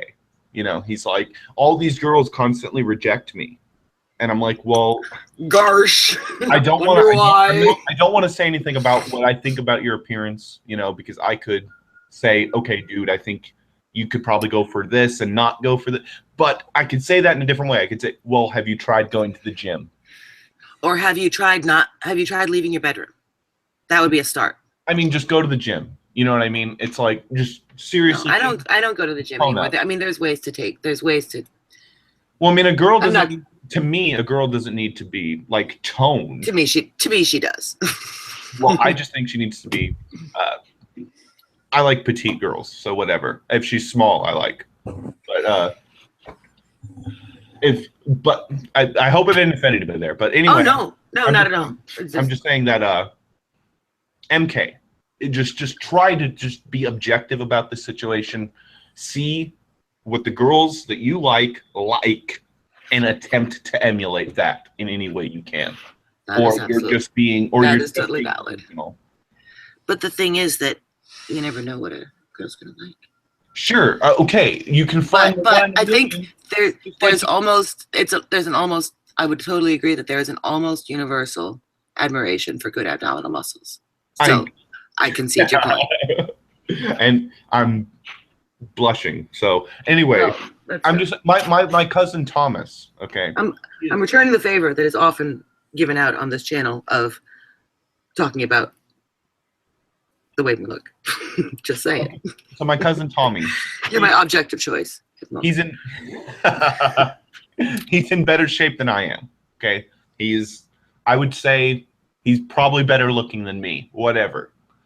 He likes big girls. Just really big. Like bigger than Isaiah Sloan likes. He likes big butts and he does not lie. Does not lie. Okay. Just say it. So the big girl that comes out of her bedroom, who is just to me gross, but would see him and would see some, Mark Wahlberg fucking look-alike just be like, you are the sexiest woman on earth. And she could never expect that, but it would happen if she ran into my cousin. But MK, you are not running into the female equivalent of my cousin, are you? You cannot expect that. He's not fat. He's just kind of. Fat. He just kind of sits in his bedroom all the time now. But could he just take his shirt off and walk around the beach and just assume? Even though some people might say that guy's a jackass, that guy's a douche, he could at least assume that a certain percentage of girls will look at him and be attracted to him automatically. Well, As a female of the species, I can say that the primary issue is a personality and mental capacity one, and not a physical one. Okay, but okay, now this is a question for you. Yo. What precedence does it take? Okay, you see a man who you're attracted to, then you're like, okay, attraction's there. Let me go check out his personality. Well, I have met many people online who actually, I mean, I fell in love with someone hardcore 2 years ago, sight unseen. And then when I met them, or when I was not really in the least attracted to them. So yes, there is definitely a combination of the two. I have also been attracted to people who I later found completely repugnant on the personality. Either or, it's a combo. It's a combo for me too, but at the same time, this is me admitting my personal, I would say almost fault. I would say that their appearance totally trumps their personality for me. Wow. And I think I've had many failed relationships. I've been with many girls who, you know, I've been fundamentalist Christian girls, you know, who, you know what I mean? It's just like, whereas if they had both, it would be a dream come true. But at the same time, I could get over them being a total dunce and being, you know, a 9 or 10 in my eyes, and live with them probably for the rest of my life. Wow. And probably get all of my intellectual fulfillment from. As long as they made sandwiches. Not make sandwiches. No. I'm not like that. I want them to. I'm just playing. Well, sure. I understand. Okay. I see the problem here is that I lurk so much that I feel like I know people when they don't know me, and so it's hard for some people to tell who I haven't interacted with much to know that I'm mostly joking. And I realized that after the fact. So it's I am mostly joking in the like. Well, I automatically take you seriously because you were in Burt Poole's show several months ago. So yeah, well, Burt Poole jokes so much too. I should turn on my cam so you can see when I smile. That's the issue. But I just woke up, so give me a minute to coffee eyes, and then I'll probably turn. Because I hate it when people misunderstand me. Because my last intention in the universe is for people to take me too seriously when I make snarky comments. So I really have no, yeah, my intentions are not ill. No. Ask Joe. No, we've had a great. Sanseed knows me. Sanseed knows me well. He's the only one who turn and has succeeded in doing so. So. Yeah, Sanseed knows me well. He can vouch for my good intentions. There was one time. There was a really funny time I believe it was one of MK's hangouts where we were with Darwin's deity, and Darwin's was being a fucking abysmal fucking bastard to Joe. Like he knew that he could not handle Joe. He just knew it. So he started calling him Potato Face, and and that just fucking pissed me off. Like I would have slapped him. Like I wouldn't have punched him. I would have slapped him and asserted dominance over his ass and been like, I did twice. Apologize to him right now. And I started calling him handsome for the rest of the hangout. Oh, thanks. Well, you don't remember that? The only times I go in swinging are in those situations. I did it once to Darwin's deity over Mike Fail, and once to MK over Aussie Hardcore. Yeah, you guys are total sweethearts for that, but this is how you do it. Jake, you were perfect when you and him went back and forth, and you said, well, you still haven't presented evidence showing that I have been hysterical, and you let me chime in and go, well, Jake, he has to worry about fixing his entire worldview. Yeah, that was maybe he has some priorities. Like, no, I actually don't want to talk to Darwin's deity. So that's the strategy. Yeah, that's what I mean. I don't want to talk to him because I don't think he's that intelligent. I don't think he's a good debater. He gets upset about it and takes it out on people. Yeah, I would rather talk to people who I think can make arguments at least. That's the other thing. Always remind him that he never makes arguments. Yeah, it's just a script. It's just a predefined script. It's not even a script. It's rhetoric. Or he just can take my strategy and say, I'm sorry, I have a policy. I've quarantined you. Goodbye, and drop immediately. Well, then you're borrowing from his worldview, putting him on troll list. No, no, it's not a troll list. I am advocating a community-wide quarantine of the gentleman.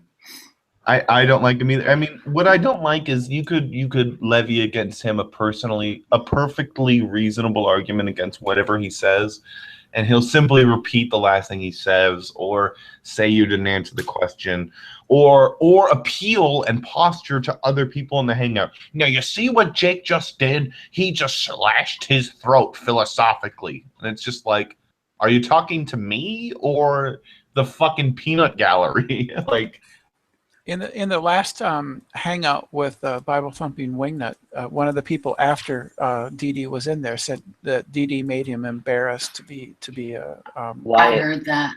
I heard that. That was awesome. That was really good.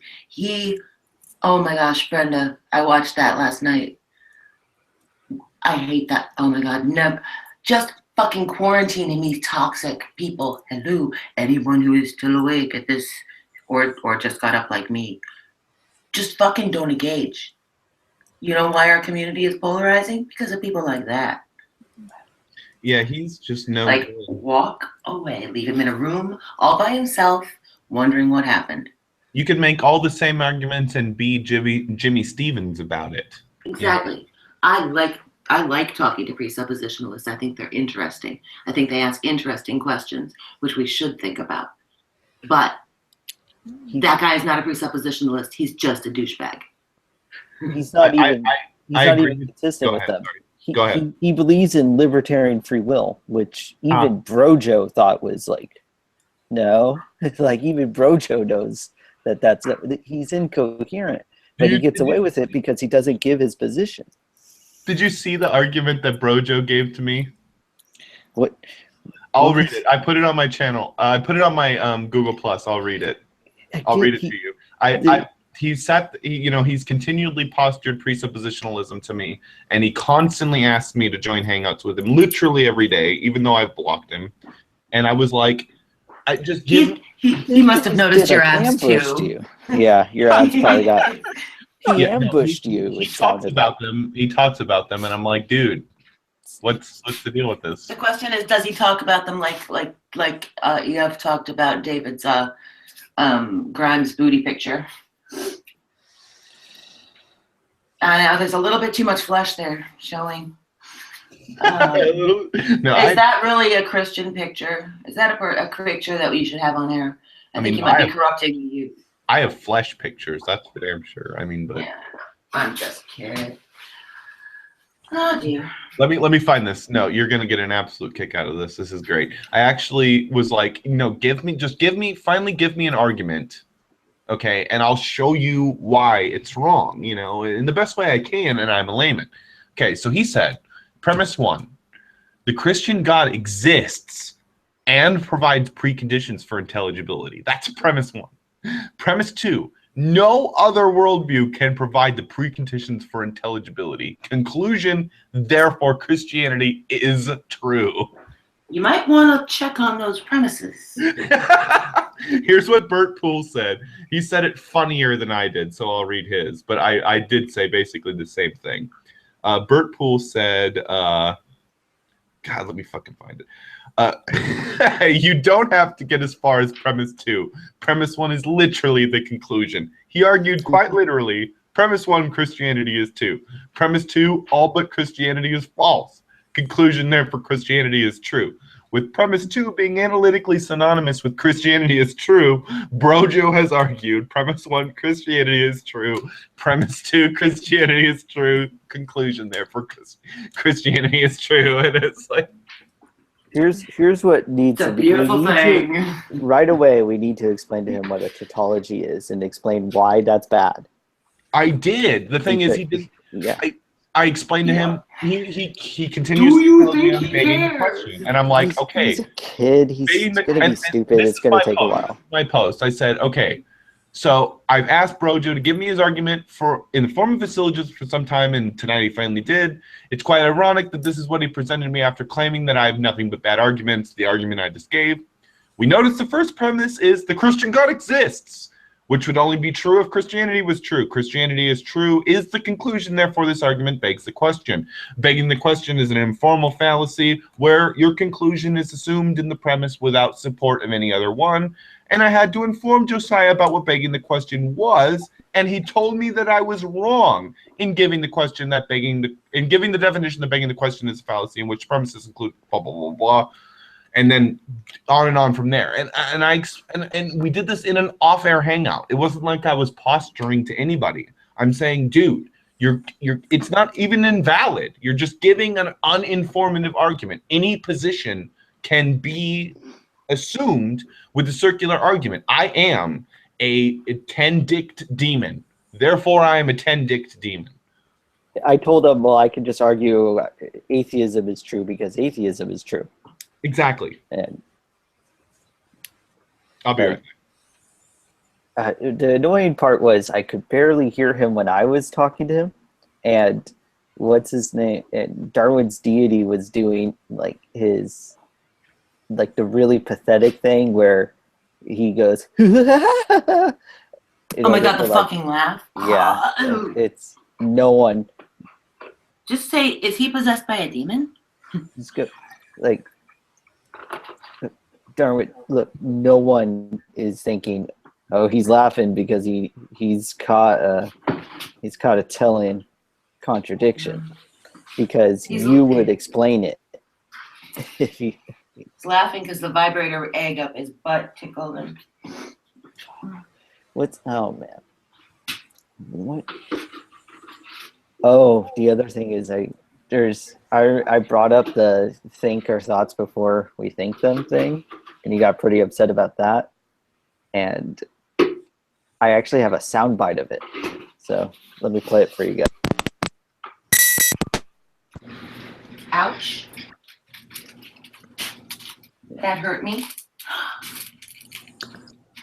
You all right? Yeah. Hi, Max.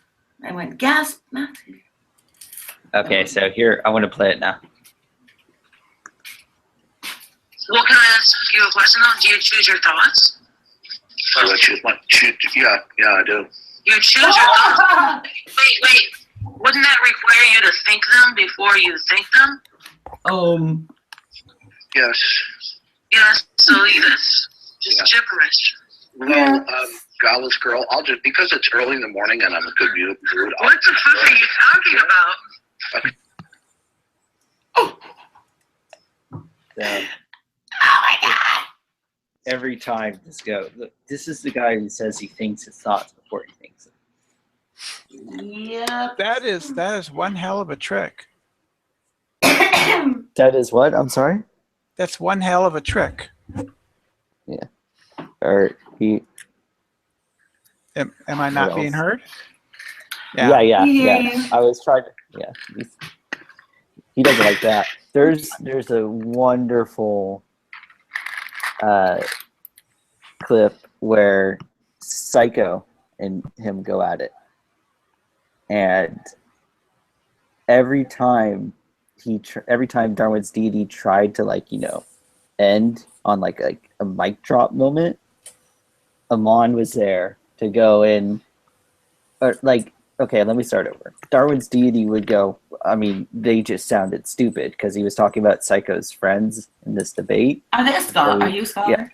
Yeah. Sorry, I stepped on you. Yeah, and every time he said that they were stupid, Amon would come in and go, speaking of being stupid, could you explain to us how you could think your thoughts before you think them?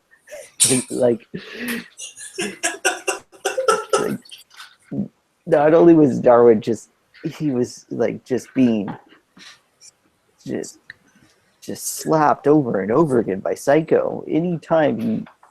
Every time he said something, Ahmad would come in and go, speaking of being incoherent, can you tell us how you think our thoughts before you think them? Where the hell is Amon? I tagged him in a post yesterday. He has vanished off the face of the earth. Yeah. You know who You don't might have to know? tell I think. me. You know who might know? I should ask Mina. Well, Max, we can't hear you if you're trying to talk. I'm sorry? I was hesitant to ask Mina, but I am curious and now concerned because I tagged him in a Bach lute piece. I was like, if anything's gonna bring fucking Amon out of the woodwork, it's Bach on the lute, but apparently not.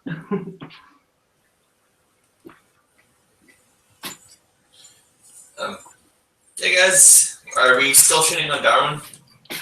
We don't know what we're doing. I just woke up and joined in the shit fest, so. No, here I we don't are. want to. Yeah, I'm good with that. I don't want to Okay, take cool. away from shitting on true empiricism. I don't know if you do. know. I don't have anything to shit on true empiricism about because, and plus that's been done. It's old hat. Of course, Darwin's dead is old hat too. We Yeah, can pick but- someone else. You can shit on me.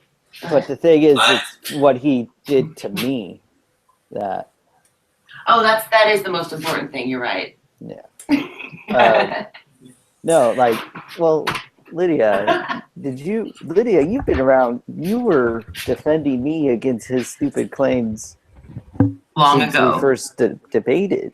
Yes. I came into the hangout after he said just some very, very par for course for him, but very, very stupid things about human evolution. And I came in and I couldn't even finish saying, it sounded like you had some questions about hominin evolution. I couldn't even finish hominin, and he kicked me. And he's been kind of using the same excuse over and over again. He says that he kicks me because I complained about him being too mean too much. Oh, And it switched, I guess, then, because I thought it was because you went in and trolled him with the interpretation argument. him? No, that might be Darwin's deity. I'm talking Oh, about okay. Oh, true you're talking about empiricism. true empiricism. Yeah. That's right. Okay, I got confused. I am really happy with the way I dick smacked true empiricism in the hangout I did with him. By the way, Joe, I couldn't have done it without you. Yeah. Yeah, I saw that. That was really cool, actually. But it just cemented their heretic status for you. You are, yeah. You'll never live. Anything liturgical now equals evolution to them. Well, they call me a heretic. I like to think of myself as the realist Christian out there, but what else? Yeah. I'm just kidding. I'm not the realist Christian out there, but I like to think I'm more honest than they are. You're the most. You are. That's why. You're the most. That's why you're a informed- heretic. Did you miss that? You're the most informed G+. That's for sure. Small pond, though. Yeah, that's true. So just chiming in, didn't Darwin's deity have a really easy way around that question, do you choose your thoughts? Could he not simply have said, well, there's a part of me that chooses my thoughts without thinking? Yeah, but that would be random. That would Like, be thinking. Yeah, I Do you mean, think it your would be like thoughts saying, it would be before like you saying your think heart pumping is something that you choose because it's a part of you. You pump your heart before you pump your heart. No, it would simply be recognizing that there's a part of you which doesn't do thinking but does initiate thoughts. A subconscious part, for instance. So he's incorrectly identifying that as a thinking process? No, the question that was asked was, do you choose your thoughts, right? Yeah. So the answer is, yes, I choose my thoughts. And then you said, well, do you think your thoughts before you think them? And the appropriate answer is just, no, a part of me chooses my thoughts. It just doesn't involve thinking. So it's a non-thinking choice. Do you think that that's the best way to describe a choice? As something where there's no like deliberation, no thinking of any kind. Well, he's talking about the biological, possibly the biological, possibly the precursor conditions leading to a thought, which are actually a part of one. And if I'm thinking about it in the way I conceive selfhood, then that is actually true. But I do not think that he has the capacity to go there. But that's ahead, not Brenda. a thought. No, if it's not. anything, it's the precursor to the thought. The point is that That's right. I can't see your name. What's Chris? The issue is it's not that you can think of some sort of instinctual reaction. or your thoughts just randomly going to something without you realizing it. It's that he said that he thinks his thoughts before he thinks them, and that's why he could say he chose not to be homosexual. Oh my Oh gosh. my. What? Okay. Yeah, you see, there's What? no way to, Time out. you can't time out. retrieve that. I'm not sure if that's exactly. It had to do with a topic on homosexuality, but let me go and double check before I let you guys. It probably was that though. Unspeakable. Are you a wizard? Are you a wizard? Am I a wizard? No. Yeah. Do I have a? Are you looking at my wizard hat? It's a Yes. fuzzy wizard hat. Yes, you look like you're straight out of Middle Earth in That works. Hobbit With Town. my poncho Yes. and my wizard hat. Yes. No, I yes. just have a unique style, I guess. all you need is a ring of blue smoke around you. Well, there's also the fact that it's 5 a.m. and I just woke up and no one's around and I'm in my pajamas and these are my comfy, warmy fuzzies. But I would wear this out in public, so Your fuck all y'all. warm fuzzies. Awesome. Fuck all y'all, I like my fuzzies. No judgment here. Well, it's better than who said it the other? Oh, Iron asked me if I was wearing a potato sack when I was wearing this. I'm like, it is a wool poncho with the Aztec calendar on it that is awesome, and you can fuck yourself, Mr. Führer. Any problem? Yeah. Okay, so what were we talking about? I just walked in on the middle of. We were just shitting on Darwin. Oh, Yeah. Darwin. So Darwin. And then they went after my fashion sense. Can you think your own thoughts before you think them? No, that seems Yes. obvious. Well, you should talk to Darwin's about that. I mean, that involves talking to Darwin's, which is. That's true. You know, if he wanted to, he could just go Kantian about it and say, look, there's this noumenal self which has my capacity for free will. Who knows how it works? I don't posit the noumenal realm. And that's Wait a how minute, freedom noumenal self, that's kind of backwards. Well, yeah, there is. Kant was like, there's a noumenal self which contains your inner capacity to determine your actions freely and undeterminedly, whereas your phenomenal self, the phenomenon you see in the physical world that we intuit, that's how it manifests in a more determined fashion. So the deterministic element is illusory, whereas its actual libertarian component is free. It seems just completely Well, inscrutable. I love Kant and I get most of what he's saying, but I don't think, and I could go there. I think I talked to you about how I talked to you, I think it was you I talked to about my Trinity thing, Max, but, and how yeah, I was, because you were there for Chesterton. Yes. Okay. Right. But I don't think that was where Kant was going. Although he might have been, I don't know. Because usually I understand Kant, but that unless I give him a lot more credit that I think I should unless I insert myself into his brain and think that he was thinking what I was thinking, then that doesn't make sense to me, but that's okay. I would not insert anything into Didi. Oh, I'm talking about Kant. Or his brain. I wouldn't insert anything into Kant either, because he looked like a sweet little old man, and I really kind of wouldn't want to do that to him, dead or alive. He's an interesting figure. I'll say that much. He used to, apparently he was very health conscious, and he said he would only smoke 1 pipe a day. But it was the big. But what ended up happening was, over time, his pipe kept getting bigger and bigger, and soon he was just walking around with this big ass pipe, and he also liked fancy clothes. So there was a point in his life where he's walking around in a pimp suit in a pipe that was so big it would have made Snoop Dogg blush. And I like to think, oh wow, that's one of the figureheads of Western philosophy. That's awesome. Yeah, but if you're gonna, yeah, I don't know. He seems like one of the nicer ones. Not that there's any personality profile in philosophers, really. Something. Most of them are pretty loopy.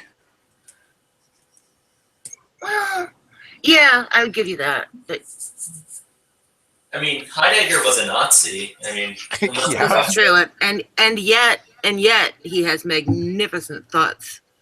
And actually, what's weird is he was a Nazi. He supported the party, but he banged a lot of his Jewish students, like the female ones. Well, I mean, if they're hot, what are you going to do? Yeah, exactly. Going back to our first topic of conversation. I mean, look at like Natalie Portman. She's Israeli. It's like, what are you going to do? No. The paradigm of hot Jewess is Alison Brie. I mean, they were there, they were fine, and he did not see this coming. Well, I mean, it's like slave owner, you know, like I don't know any race or denomination of person that you could not find exemplars of extremely attractive individuals from. That is true. Yeah, so it's just like, well, damn, you know, I hate these Filipinos, you know, but like they're women. I just don't know what it is. Doing their voodoo magic on me or something. Ain't that So some I got all prepared for Halloween, and then absolutely nothing happened. Well, Absolutely nobody came over. Same. And I got grumpy just before I was supposed to start getting ready for the Costume Brojo's costume hangout, and I went, fuck it all. I'm not even doing it. I started making my costume, putting on my costume, and I went, no, I hate everything. And so I just went, screw it. So I have an entire bucket of Heath bars here if anybody wants any. Heath bars. I was a little bit all dressed up and nowhere to go, but at least I didn't dress up. You know, whatever. I went for the unusual for me and got some whiskey. Not a big whiskey drinker? Or I'm not a drinker at all. I mean, I see. I can definitely, you know, peruse whiskey, and if we've decided that we're gonna drink, you know, I'll drink with you and all that. But it's just, I know many alcoholics, so it's just something I do on holidays, and I just know it can take you down a dark road. But it is a holiday, so, and I drink so lightly that I'm like, well, you know, I think I can drink. So I bought some Fireball. The cinnamon shit? Yeah. That's not whiskey. It's like cinnamon schnapps.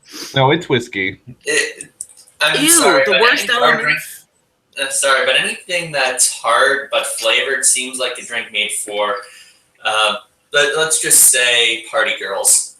In the bar scene in Arizona, it's extremely popular. That's the only reason why I even have a taste for it. Like, I have a taste for it. Like, I could go for, you know, anything from Jameson to Bastille, you know, for whiskey. But, like, I just wanted some fucking Fireball, you know? It's like, I could have bought a bottle of Jameson. They're the same price. I mean, not like Jameson's especially good, but I doubt you would say it was a party girl drink. Well, to be Appletini fair, is this is just a me party being an asshole to you. So take that for what it's worth, you know, just like grouping. This is why I went on camera, because I realized Jake didn't know me well enough to tell when I was joking, so he needs to be able to see me grin at him. Just to avoid any confusion about my intent. I would say, Max, your attempt at being an asshole gets about a 2. Mostly because I admitted I was just trying to be an asshole. Agreed. Yeah. Shouldn't have bitched out on it like that. You do that. You're like, I was an asshole. Did you hear that? I was being an asshole. Exactly. Oh, shit. Oh, speaking of booze, I, as of yesterday, am 10 years sober.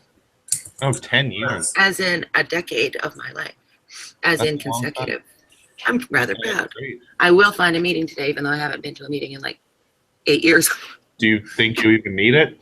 No. I just want a coin. I want my props, dude. Oh, okay. Yeah. I mean, I haven't drank since like February or something stupid.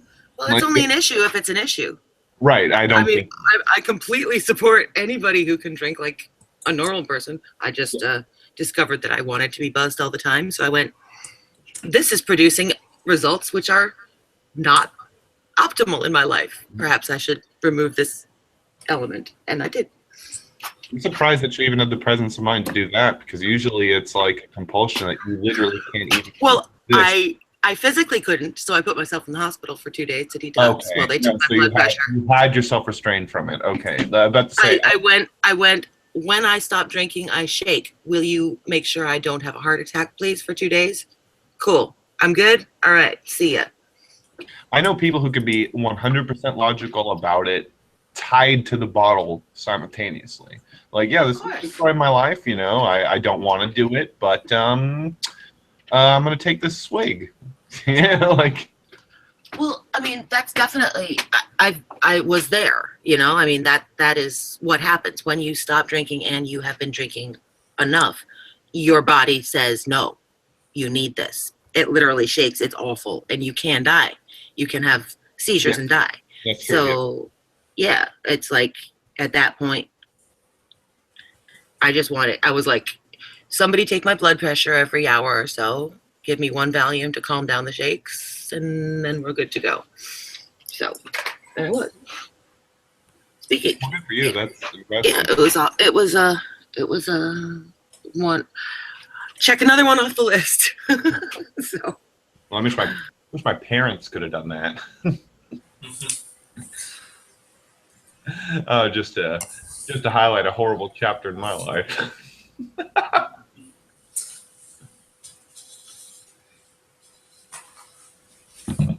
So Darwin's, he's claimed that he decided before he decided that he was straight. Does he protest too much, or? Yeah. Have you ever heard of Roy Montero, Jake?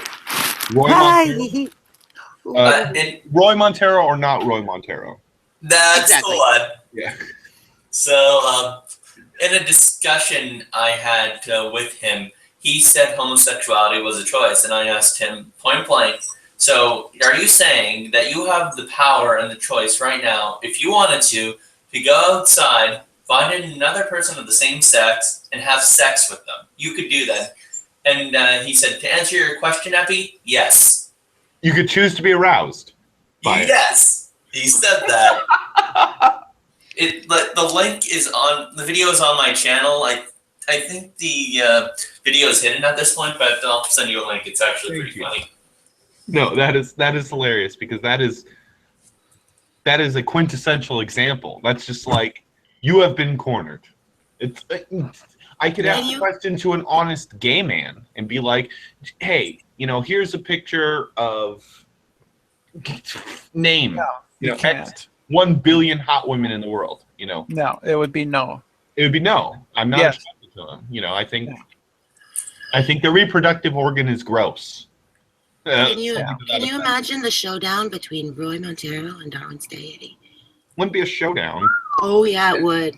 Because they have very different pictures. They'd have to wrestle. They'd have to wrestle it down to the ground. Get in there. Get in there and just work it out. The image of them getting it on, I think that's why. Oh my God! The Holy Spirit would swell inside them, and damn it, Brenda! See what you did. I mean, I once heard Venom saying actually the Holy Spirit came up inside him, and this is something that occurs periodically with these guys. They'll like try to describe the experience, and it's always really erotic. And I'm like, well, I think that's not insignificant. I think a lot of very extremely dogmatic people, they're just very tightly keeping a lid on it. That's the whole function. I think he's just literally too stupid. I've just decided to be uncontrollably attracted to Max's avatar, and I think I almost have to relieve myself. Well, it's not Frank Zappa, but in my head it's Frank Zappa. I mean, I've just decided. So I think it's hot as hell. Completely. That's so ridiculous. That means that no one would have any standards for their partners. You could just say, oh, I'm going to put an ad on Craigslist that says I'm literally attracted to anything. The first person who decides to fuck me, here's my number. Anyone could call you. Don't really suggest that as a possible as a thing to do. I don't think that would be a good idea. By the way, I posted the YouTube link of Roy saying that on the group chat. If anyone wants to see it. No, I'm definitely gonna bookmark that at the very least. I'm just saying that you could in whatever way, petition for suitors of any gender, and anyone that comes to you, you could just say, oh, well, I choose to be aroused by this person, and that they're literally, tier 1 in my new beliefs that I've just formed, and this is gonna be great. It's just like, no, that's not how it fucking works. That's why people get into relationships that they're not happy with, because they're with people that they're attracted to for reasons they did not pick. And, even bisexuals that I've known, it's not like that for them. Of course it's not. I tried yeah. Wouldn't it be awesome as a superpower you could just turn on your sexual attraction? I would want that, because I would get laid all the time.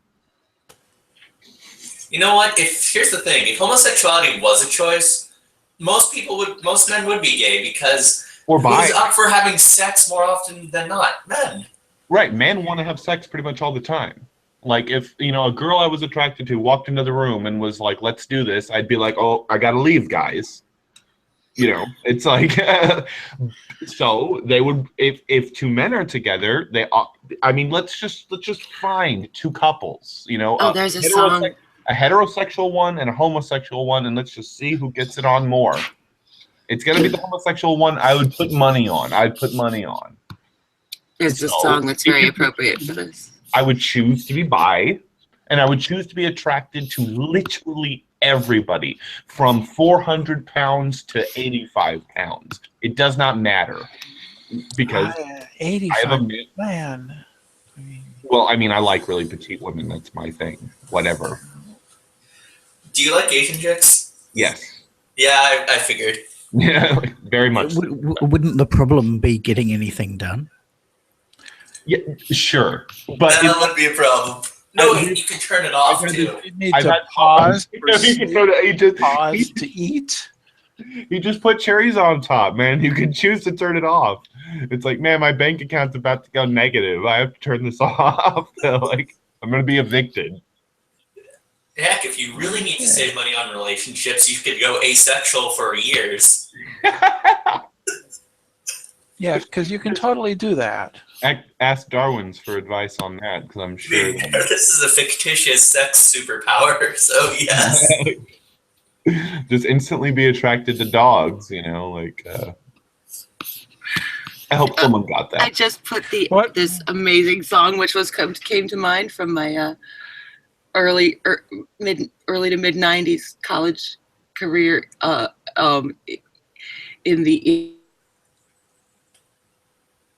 What? You dropped off. Yeah, the mic cut. Oh, okay. Click the link about this is in reference to Jake's image of what would happen if everyone could choose to be gay. What would happen? What happens if I could, without copyright, I would play it over the air. What Go happens? ahead. Sorry. What happens if you do discuss homosexuality in presence of say Dawkins' deity or somebody like that? Does he leave? Does he get uncomfortable? What would happen if he calls it disgusting? If he came into a room and everybody started talking about gay sex or something? Him coming into a room while people discuss gay sex. I just talked to him about when I used to be a male stripper. that would get him out of the room fast. Well, I just wonder. I think it's an experiment we need to test. Well, you tried to do that the other night a little bit. Well, it didn't really work very well. I mean, you saw Matt's reaction. That was just about. I mean, he Yeah, was I just such a scared the living fucking. crap. Oh my gosh, he really did. He really did. ran. He He knew he's just ran. like, I can't talk about this. Goodbye. So I'd be like, the only two people with money in the audience were these two huge black chicks, and I tried to do the helicopter, I did everything, and they just would not fucking tip me. And then my coworker Ro goes on stage, and they just gave him $50 right away. So I'm just like, what the fuck? I think I look better than he does. It's like, so I walk up to these chicks, and I start massaging one of them, and just go on and on like that. Just did you ask? Did you ask them what would they say? Well, I mean, if you walk up and you start giving somebody a shoulder massage, I mean, and if you're in a strip club, you just want all the strippers to be all over you, regardless of if you're going to pay them or not. I mean, you're gonna tell them that they're the greatest thing on earth, whether or not you pull a 20 out of your pocket and put it into their fucking string. I mean, fuck. I have literally never been in a strip joint. Nor have I watched Go to female ones. They're a lot more. I mean, unless you're. I don't feel any. It doesn't appeal to me. Okay. Well, okay. I've had many dudes tell this to me. Okay, and I used to be addicted to female strip joints in my area, and that's bad. That's bad because they are playing you for money. Just period. Okay. Same thing with alcohol. Moderation. $20 for nachos and $30 for a pitcher of beer. What the hell? But, okay, let's just say, even if you're a totally attractive guy, doesn't matter, okay? Every once in a while, it feels very good to walk into anywhere and have loads of very attractive women be all over you just automatically. And even if you know they're lying? Why? Even if you know they're lying, it can be good for self-esteem. A suspension of disbelief in that, I think, can be good for self-esteem. I don't have a capacity for that. Well, it doesn't. Then you don't have a capacity for it. But try going into a strip joint of whatever gender you choose and have, the very attractive people that they hire be all over you. See, the thing is that I found I lived in a house and there was a mother-daughter pair, and they were strippers, and they weren't attractive at all. Attractive? Like, attractive at all. Like, they were awful people. You got to find the place that actually... And lighting. And like when I was... outside of this, like, the lights in a strip club are made specifically to hide blemishes and the more unattractive features of people. That makes sense. There are two. I won't even name them because you guys don't live in Phoenix, but there are two strip clubs where I can contrast them. One and the other, where this one has totally undesired, where they'll hire anybody, and one where the manager obviously has my exact taste in women. And you can find that, and when you do, let's just say that exists for you. Your exact taste in partner, I'll just say. And you all Johnny Depp, all the time strip club. I'm in. Okay, so, I had a Johnny Depp thing and I had a David Bowie thing that I would do, and there were some women and men that would literally faint or act like they were fainting when I would come out. And as the actual performer, that makes you feel very... I've had people laugh at me too, so it's quite a roller coaster. But for that person, okay, if you have just Johnny Depp after Johnny Depp walking out onto the stage and looking at you and being like, you are the sexiest woman on earth, I would do anything to you, and then have another one be like, no, fuck you, dude, I would do anything for her and I will beat your ass. It'll make you feel good. I am reasonably confident. I would be so embarrassed that it would not do anything for me. Maybe. That's why I said I'm reasonably confident. Maybe I'm wrong. There's... I was a bartender once in this restaurant, and one of the friends of the owner was this guy who ran a troupe of they were called the Get Wet Girls, and yeah, and they were like a roving band of strippers, basically.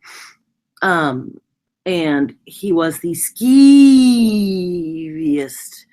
absolutely stereotypical, fake gangstar person. He talked like he was from Brooklyn. Forget about it. But he was from Coventry. He was from this town where I live now. And he was like, straight, what it was, Sky Martini, no groceries. And then he'd be like, put it on the tab, forget about it. Girls, you want a steak? Girls, you want a steak? Girls. And he'd come in like, oh my God. So I was just like, puke. Just puke. Awesome.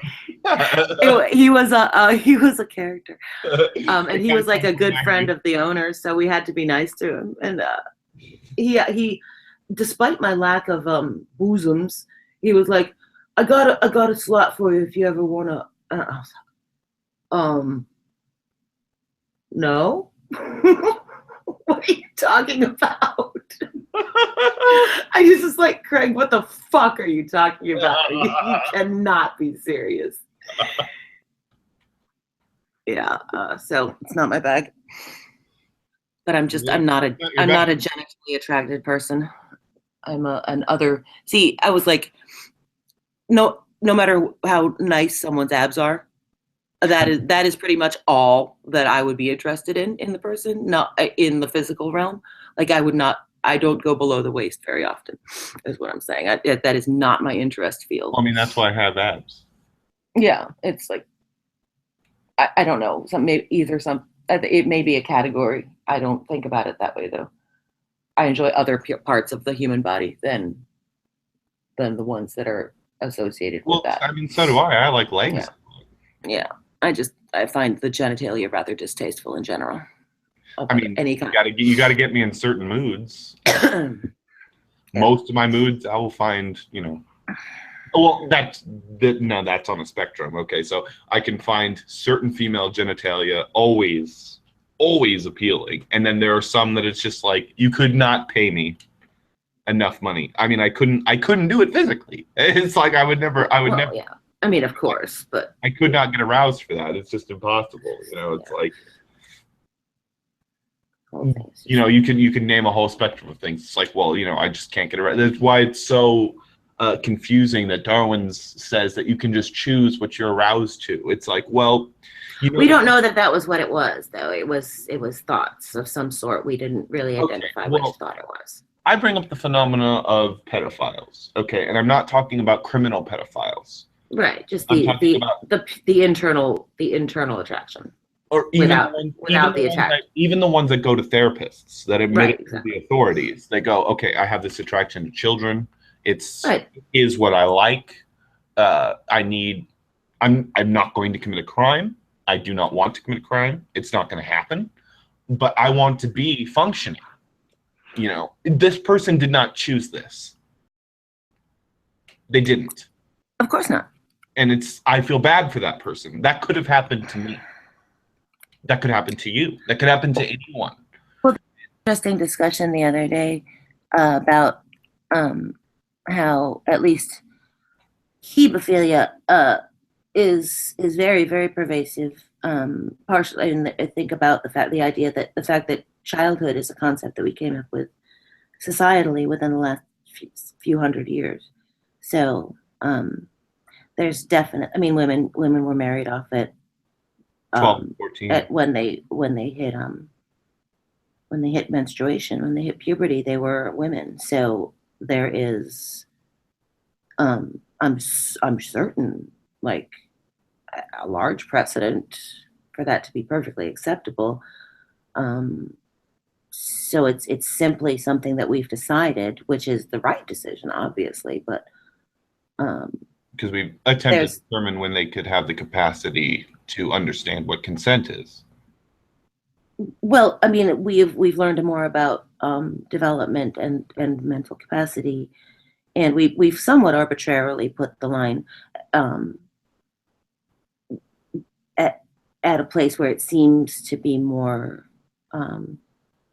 correlative with consent and all that shit. But yeah, it's hard to. Oh no, I can absolutely back you up on this. I mean, I've admitted already in the hangout, I'm attracted to petite women. So how close is that to pedophilia? You know what I mean? What, could you show me a woman whose age you conceal from me? And I say, yeah, okay, she's hot. I would do that. And you're like, well, she's 14. Well, there's a difference, though. There's a difference. I could almost guarantee between you could tell the difference between a 10-year-old and an 18-year-old. Yes, there is just no doubt in my mind. I know pedophiles. I know of pedophiles who are attracted to very childlike features. Right. Yeah. So there's, but I mean, if you think about it, there's this whole Catholic girl thing. There's a whole lot of, I mean, there's a lot more than people want to think about in their forefront of their mind. I think that kind of, because I look at it from the viewpoint that I didn't choose my sexual appetite. I mean, maybe it's influenced by the decisions I've made, but. Yeah, I'm not arguing with you. I'm just thinking about our society out loud. Right. No, I agree completely. And I agree completely. That's why I think about it so much, because it's extremely interesting to me. I mean, yeah. I know people who are heterosexual, who are married, have kids, but dealt with a period of homosexual thoughts and attempted actions and things like that. And it's like, what must that have been like? It's like, this seems. Well, it's not really a big deal. I mean, it's not a big deal. From my perspective, I did the usual thing that one does when one is an arty-farty, open-minded-ish person who goes to art school in the 90s. And I played around with women. Well, no, you're a woman, so that's just hot. Oh, and then I think that it wouldn't matter what gender a person was, basically, because since genitalia is not my focus, that's not really what it is for me. It's the general aesthetic and the personality, and it's not attached to genitalia. Genitalia doesn't add to aesthetic for you? Not at all. Interesting. Not at all. To me, it does. It's weird. That's absolutely fine. I've realized that it's. I mean, I've only realized this lately because I thought there was something just wrong with, and it may be attached to some PTSD actually, but I definitely don't. I am interested in other parts. Yeah, I mean, I'm celibate too, so it could be just that I haven't. I'm so picky. You were talking about how not picky you are. I am picky to a fault. No, I'm picky. I'm extremely picky too. I've been single for some time, even though I have various flings. I've been single for years. Okay. I don't have flings. I'm all in or I'm not at all. Well, I'm a guy. I mean. Well, I don't think you can draw lines. There's lots of women who like to have flings. That's true. I'm just that's true. Sober. I'm not one of them. Anyway, okay. So this is the way I see this as aesthetics go. So if I'm not incorporating genitalia into aesthetics in a romantic relationship, then what's the difference between my relationship with this person and my relationship to you right now, or Max or Steve? I can have an infinite amount of those relationships that have nothing to do with genitalia because we're not going to be, having any kind of sexual interaction. But when it comes to the person whom I desire to have sexual interaction with, it seems like that would be of the zenith of importance. It's like this, if this relationship is going to be different in such a way that I'm going to have intercourse with this person, then this should be intercourse that I desire to have, that arouses me. Or else this person can just be my friend like anybody else in the world can be. Which is why I've been in many failed relationships, because even though as logical to some people as that might have sound, I've been in many relationships where my very last one was with a fundamentalist, young earth creationist who was a 9. Okay, I was one of the hottest women I've ever been with in my life. And I made that relationship stay afloat for almost 3 years just because I was attracted to her. Like, and I would do it to this day. You know what I mean? Like, but absolutely no friendship of any kind. Zero. How the fuck did you manage that? She was really hot. I was really attracted to her, and I assume she was really attracted to me because she said Okay, so you fucked like bunnies, and that can have a certain appeal for No, a certain we amount of time, but 3 years? no, she was prude as fuck, which is eventually why I just ended it.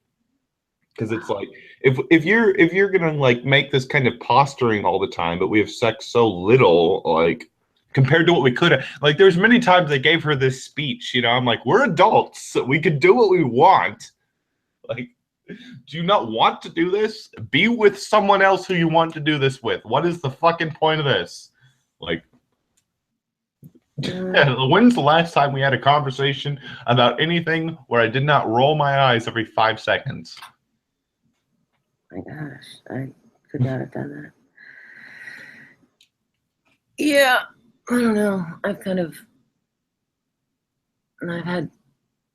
guess I've had my share. It's just like, I had 3 real relationships and various periods of heavy drinking and flinging. Go hand in hand, kind of. But yeah, they totally do. 2 awful things, and that all ended about 10 years ago, right around when I stopped drinking. And I just kind of shut the door on that last horrible thing and went, all right, if I happen to fall in love, so be it. I am not seeking. And it turns out well, basically I said, I will not do things that I don't want to do anymore. I will not do it just because. I will not do things that I feel like I'm supposed to do. And are you?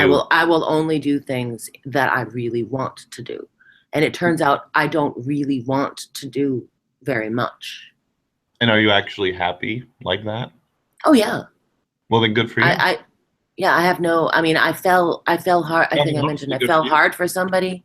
I fell hard for somebody like 2 years ago. You mentioned that to me at a long distance. You mentioned that to me. Yeah, and I was distraught that there was no chemistry on my part. There was chemistry on his part, but it really, really, I was really sad that I could not be attracted to him. Yeah, but I couldn't be. That is honestly sad.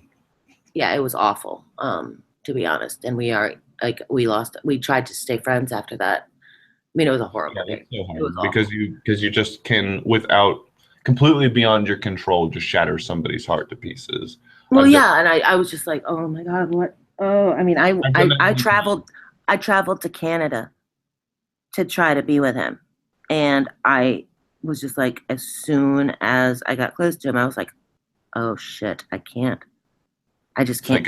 Yeah. It's like you smell. It's like, oh my God. Well, I guess our pheromones just were not compatible, although although our minds were. Okay, so I've done, all sorts of geeky things too. Like I've played card games like Magic the Gathering. I was semi-pro at that, and World of War, various very nerdy things that I absolutely love, and could talk about for hours. But say the females in those environments are generally not going to be desirable, just as a statement of fact from my point of view. But they will be attracted to you if you go out of your way to look good. You know what I mean?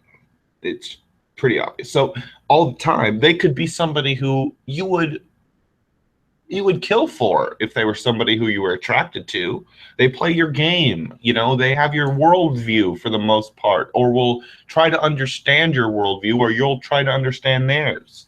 And you will develop this awesome intellectual relationship, but there's literally no chemistry whatsoever. So there comes to a point where they're like, well, I really like you, and you know what I'm talking about. And you have to say, well, I'm sorry, I'm not attracted to you. What do you expect? What do you expect from me?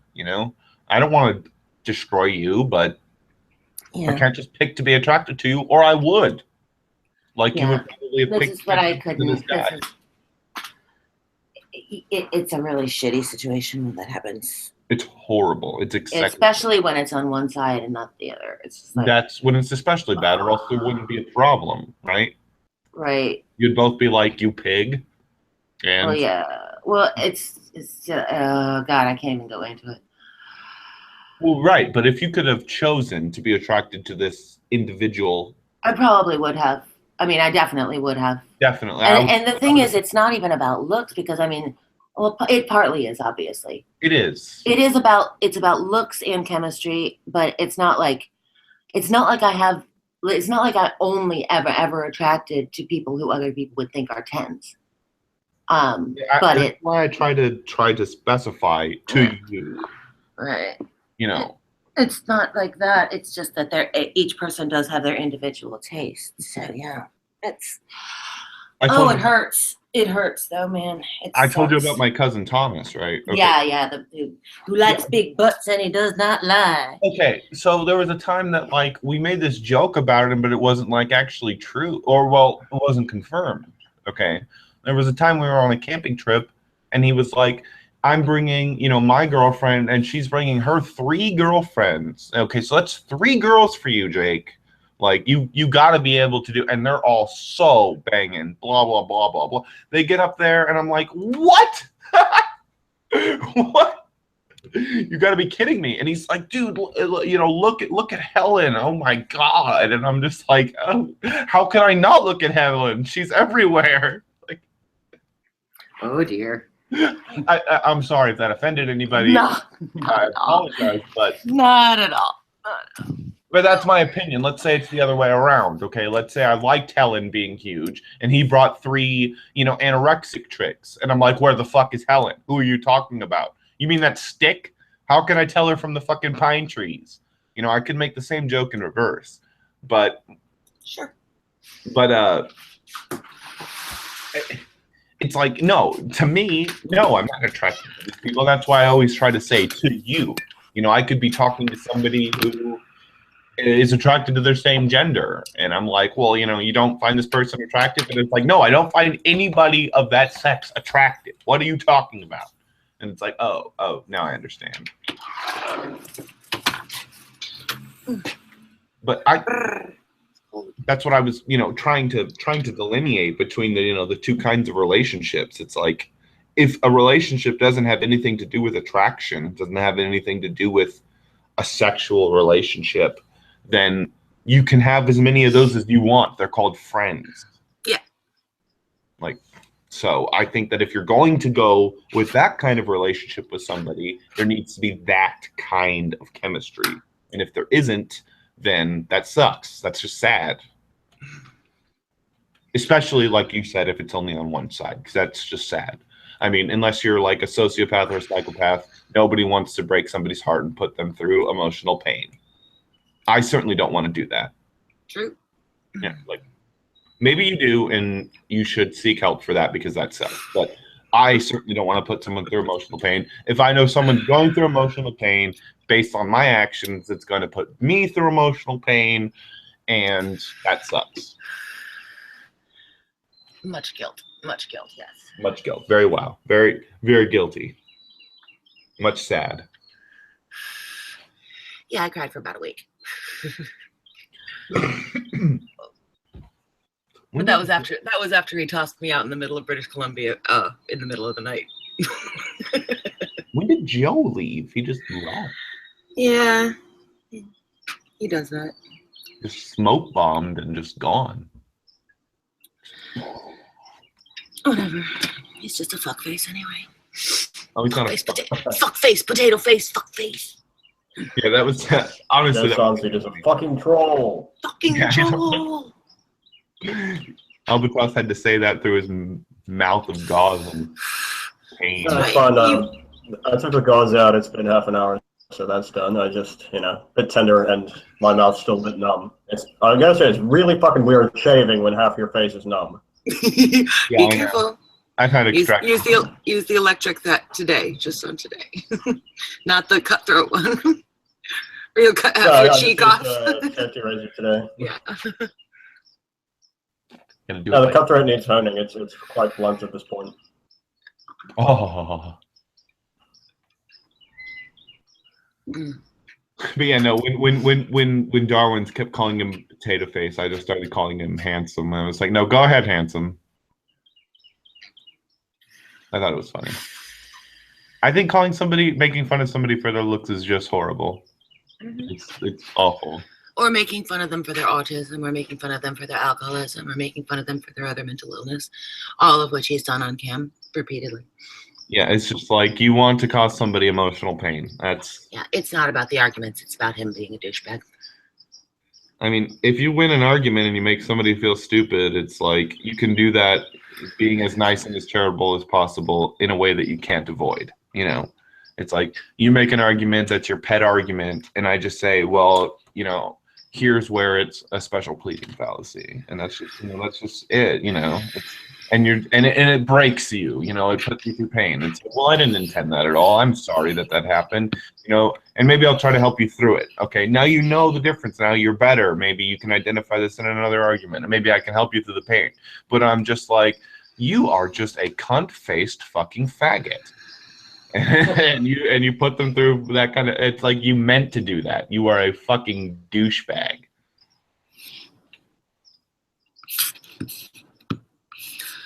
Yep. So tell me something else interesting. Let's see. I could tell a story. This is my new house, by the way. I moved in here last month, and not my house. Snow? My 1/4 of a house. No, it did frost last night though. I moved back north, and I'm having to try to thicken my blood, which is not working terribly well, but it will work eventually. Yeah, I got 120 here in the summertime. Yeah. I probably could not do that. I was in Tennessee for 11 years, and just came back. Mike J, do you want to come in? I see you in such a paleo. I mean, I've been in Arizona for almost 30 years, so Arizona's fucking awful. Yeah, I've only been in Arizona once twice, no, 3 times, and yeah, it's hot. Yeah, it's hot. 120 I can handle degrees. heat a lot better than I can handle cold at this point. Not when it's just like it'll give you a stroke in like 2 hours. That's true, yeah. 120, no, it's a little above my capacity. And it's like you can't, I mean, it's hazardous to your health to be in it for more than an hour. To anyone. Like, there's no one who can just be like, yeah, I'm just gonna take, you know, a 10-mile jog and then just, yeah, no, it's not happening. It's impossible. Like, you have human limitations. And just pull the statistics, how many people died this summer of heat stroke who were, you know, lifelong Arizonans. It's more than one.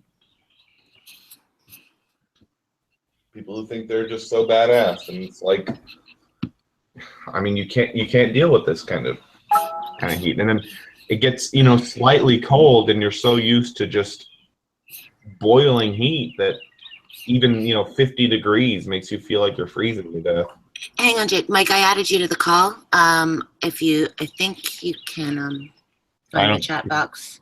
I don't see him to broadcast him. No, I said I added him to the outside chat. You should be able to join the call. Yeah. But I can also open just a separate window for him. But the thing is, I don't have the join link because I joined off the off that thing, so I don't have the actual link. I don't know if you have it. I have it. I'll put it. Can you put it in the side chat? I'll put it in the side chat. This is it. Okay, cool. Thank you. Yeah. No. Yeah, it should be the same one that Steve McRae. Okay, so let me get what you think about what do you think about this? Okay, so let's say completely changing topics. On an A theory of time where the past, present, and future don't exist, say there's only a single moment, and a Christian posits an all-knowing and an unchanging God. Okay. Say that one more time. I was typing. Go ahead. Okay, in an A theory of time. Okay, somebody posits an all-knowing and an unchanging God. So no attribute of this God changes. No state of knowledge changes. Completely unchanging. Okay. And if we understand that knowledge has to be true, a true belief, in some capacity, whether justified or produced by a reliable source or whatever, it has to be at least true. So let's say if there's two moments in time t1 and time t2, there's no way that this God can know that it is time at t2 until it is time t2. He can't know it is currently time t2 at time t1. This is the God can't learn it. This is the God can't learn anything, right? Right. Okay, so I've been having this long argument with about 10 Christians at the same time, saying that if you say God is unchanging, then there's no way that he could, and he's all-knowing. You would have to say he either gains new knowledge or that he changes, which I don't understand. I've been in this for years. Why is that a problem? I mean, I don't know. It's because of that one verse. It's I am not a man that I should change. But this is the problem with theology and the way that it's argued, that it's developed over the ages. It's like the more layers and ways to take this deity out of the realm of examination, the more problems it creates conceptually. It seems to me that it would be they think they're serving the cause of this deity in removing him from examination, but what's actually going on is that they're adding so many layers that it's no longer it's not the same. It's not what's in that book, that it's not what's in these texts anymore, and it's not anything to do with the deity. It's simply about I mean, it makes it the gymnastics to defend, to make, it's like they're making fortresses of these. I'm picturing, like, I think in images, like convoluted trails to lead you away from the God. And they're leading themselves away from it too, it seems to me. Right, and they make a concept of it that's absolutely inscrutable. Well, they'll defend, contradictory theories of physics and philosophy, where at specific times those views defend whatever notion of God they're trying to conceive of. They'll posit a B theory of time when attempting to answer my question about a God that can't learn, but then they'll offer a free will argument against a theonomy, and then they'll offer I can present you several examples of contradictory fundamental worldviews that they would have to adopt or at least support that are contradictory in order to defend an aspect of God. Okay, so I'll give you the Kalam cosmological argument, which rests on an A theory of time. Okay, try to give you evidence that the universe exists. But when I give you an argument that God must learn something, and you say that he's unchanging, you'll posit basically a B theory of time where God exists simultaneously in every point in time, and at the same time you'll argue for free will. It's like, how does any of this cohere? You are positing the most inscrutable thing, and at the same time claiming to understand it, which contradicts being fucking inscrutable. Like, and how could you say you have a doxastic position on this when you are positing the most convoluted thing imaginable, and at the same time tell me it's simple? Like, it completely blows me away. Why not just well, that's the problem with the theology. It's like they all of the gods in all of the mythologies say, I am all powerful. They Right. just say that. All of the gods in all of the mythologies say, I know everything. That's what gods do. At least the king gods. And unfortunately, because this one has to be considered to be true by some people, they have to take those words seriously instead of the way they were meant, which was God's brag. You know, in stories, God's brag. That's what they do. Go ahead, Chris. I'm an atheist, but I think I can generate for you a God who can do all of that in any theory of time if you like. I could posit an eternal, unchanging God who had an eternal an eternally existing creation which would go off at a particular time and generate everything that the God had intended to be generated at that time. That means that the God is unchanging, but his creation isn't. Okay, but what you're missing is, let's say It's the knowledge state. It's the right, mind it's the knowledge state. state. Okay, Yeah. so let's say I'm going to wear sunglasses. Okay, the God can know in what you've posited that I am going to wear sunglasses. But what he can't know is that I am currently wearing sunglasses until I actually am. So Well, that's the outside of time part, which is another But- attempt at but removing he it said from it in any examination. he said in any theory of time. Well, outside, Yeah, no, I don't know what outside of time. I see that you're right. I see that you're right.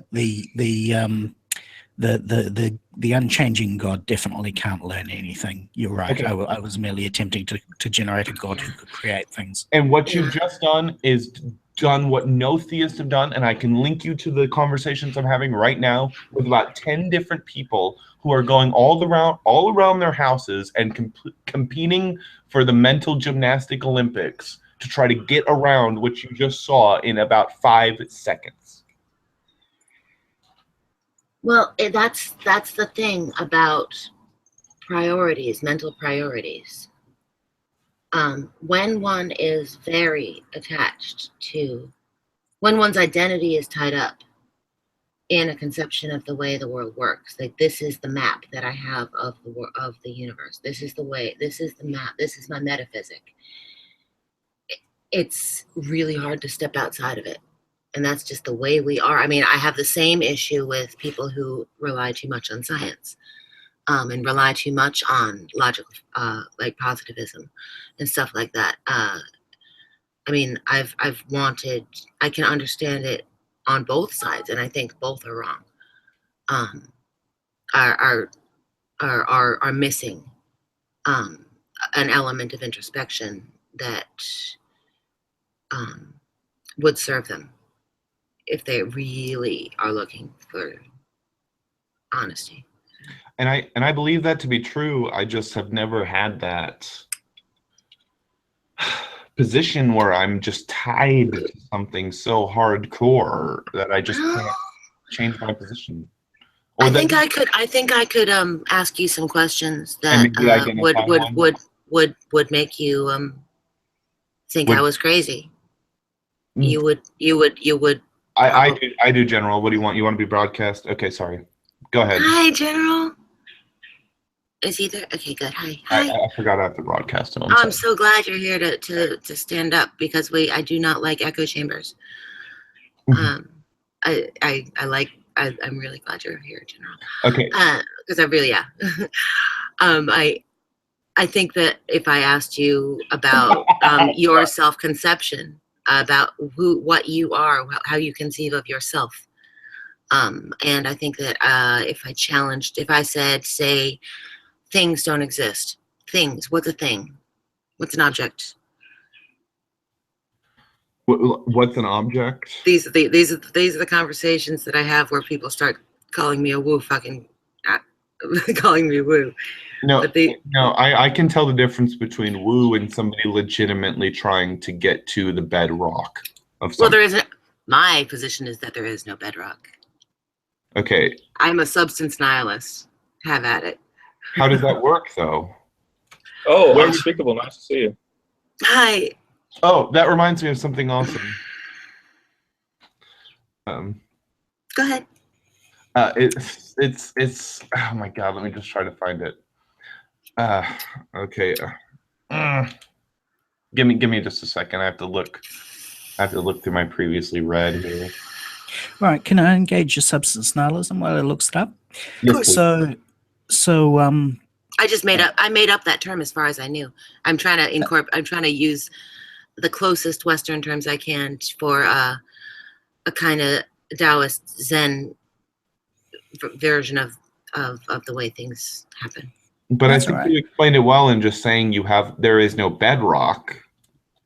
I mean, does that not encapsulate what you mean very well?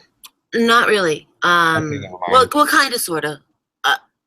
What I mean is, I am a verb, not a noun. I'm a process. It's a process. It's all one contiguous happening. Of what?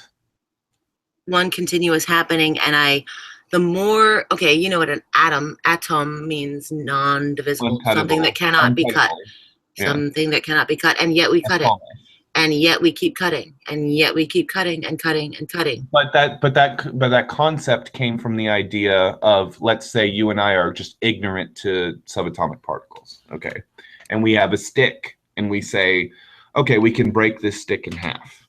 Okay, now I get where the concept comes from. Right, and we come to a conclusion where we say, well, there must be a point where we can't cut this thing in half anymore. Why do we think that? There must be I believe that was Greek philosophers. I'm just trying to remember exactly, as Epicurus Seems to me that that's an argument from ignorance. Okay. Sure, but they were Greek philosophers that made that point, and the church fathers continue that tradition. Which okay, I think is, if you're actually trying to be objective, if you're actually saying I'm ejecting my bias, I'm trying to understand how things are, doesn't it seem like something would have to be fundamental, or we could keep cutting it in half? And I think, if I'm being honest, I would say yes. Maybe I'm wrong, but yes. I don't know. I'm not claiming knowledge of this. I'm going on my intuition. I feel we're having a discussion. I don't think you're trying to pontificate anything to me. Cool. So I think there are only two possibilities there. Either there is a simplest entity, and other things end up being emergent either from that particular entity, presumably repeated trillions of times, and the things that entity is capable of, might be strings or something else. Or the alternative is that the processes which make our universe work are infinitely scalable on the smallest of scales. And what that would mean is that there are an infinite. We're talking sort of processes. fractal. We're talking a sort of fractal process, right? Yep, that's the idea. Yeah. So if that were the case, then there would be an infinite amount of, shall we call it, computation happening every time even the tiniest thing happened, which strikes me as a very extravagant claim. I see it as motion. The way I got there was first thinking about about me and my skin, and the fact that the only thing that differentiates me. Well, first of all, I got there thinking about cells, and then the space in between cells and the space in between atoms, and the realizing that what makes something solid is the rapidity of the motion of.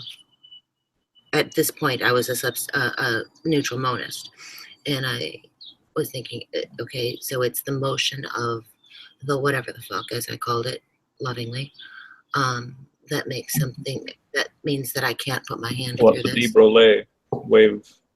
Mm-hmm. Okay. So wave versus particle. So is it a wave or a particle? And I kind of think it's I think both. you're misunderstanding that. Okay, so what that boils down to is a claim that because there exist emergent objects, such as yourself, all objects are necessarily emergent, which doesn't seem reasonable to me. It doesn't seem reasonable to me either. It seems that there would have to be some kind of fundamental thing that things can be emergent from. Well, at this point, as I said, I was a neutral monist, so I was assuming that I'm not going to be able to articulate this. I just wanted. I mean, I'm just. My name is my name, unspeakable for a reason. So I'm just. What I try to do is ask questions. I cannot defend this claim, and I want to say that straight up front. My only goal in bringing it up is to make people ask questions like this. Okay, now I found the thing I wanted to look up, and everybody knows this person. If not, I can at least give you a extremely vivid picture of several people I know like this, who are just woo spewing fucking fountains. Okay, and we string together so many pseudoscientific terms. I hope I don't ever make that mistake. I do have a certain grasp of. I'm not remotely versed in physics, and I would never claim to be. I am versed in biology. I'm a plant scientist. Something you said was like that. I would say that sounds a bit woo. Right, and a lot of times I will sound woo because I have a hard time. One of the goals of coming on here for me was to try to find terms that sounded less woo. Because I came at this from an Eastern philosophy kind of starting point, because that was the language. That was where I found a correlation to what my intuition was. But now I'm trying to bring it back into language that I can say to people in my own culture without sounding like Deepak Chopra. Okay, well, here's an awesome website that I've linked in the side chat that just mishmashes all these words together, and you can just randomly generate paragraph after paragraph of woo because it just has an algorithm to do that. And I'll do it right now and read it out. Okay. Reionize electrons. Go. Today, science tells us that the essence of nature is complexity. The planet is overflowing with ultrasonic energy. Hope is a constant. Are you making fun of me? No, the website I linked. How should you navigate this heroic dreamscape? Who are we? Where on the great path will we be awakened? Our conversations with other dreamers have led to a maturing of super psychic consciousness. Reality has always been beaming with dreamers whose lives are immersed in rebirth. It can be difficult to know where you begin, although you may not realize it. You are ethereal. Wanderer, look within and empower yourself. It's like, what? It just, this website just made that up on the spot. But I know people who talk like that, who are like, well, everything just breaks down into a, ever increasing vibrating field, and we're all. Well, the thing is that what they do, those people make me crazy because they take actual philosophy, they take actual concepts that may actually have validity, and they make it laughable. And that pisses me off even more. Super advanced physics, where less than a percent of a percent of a percent of people can actually, what's the word I'm looking for? Conceive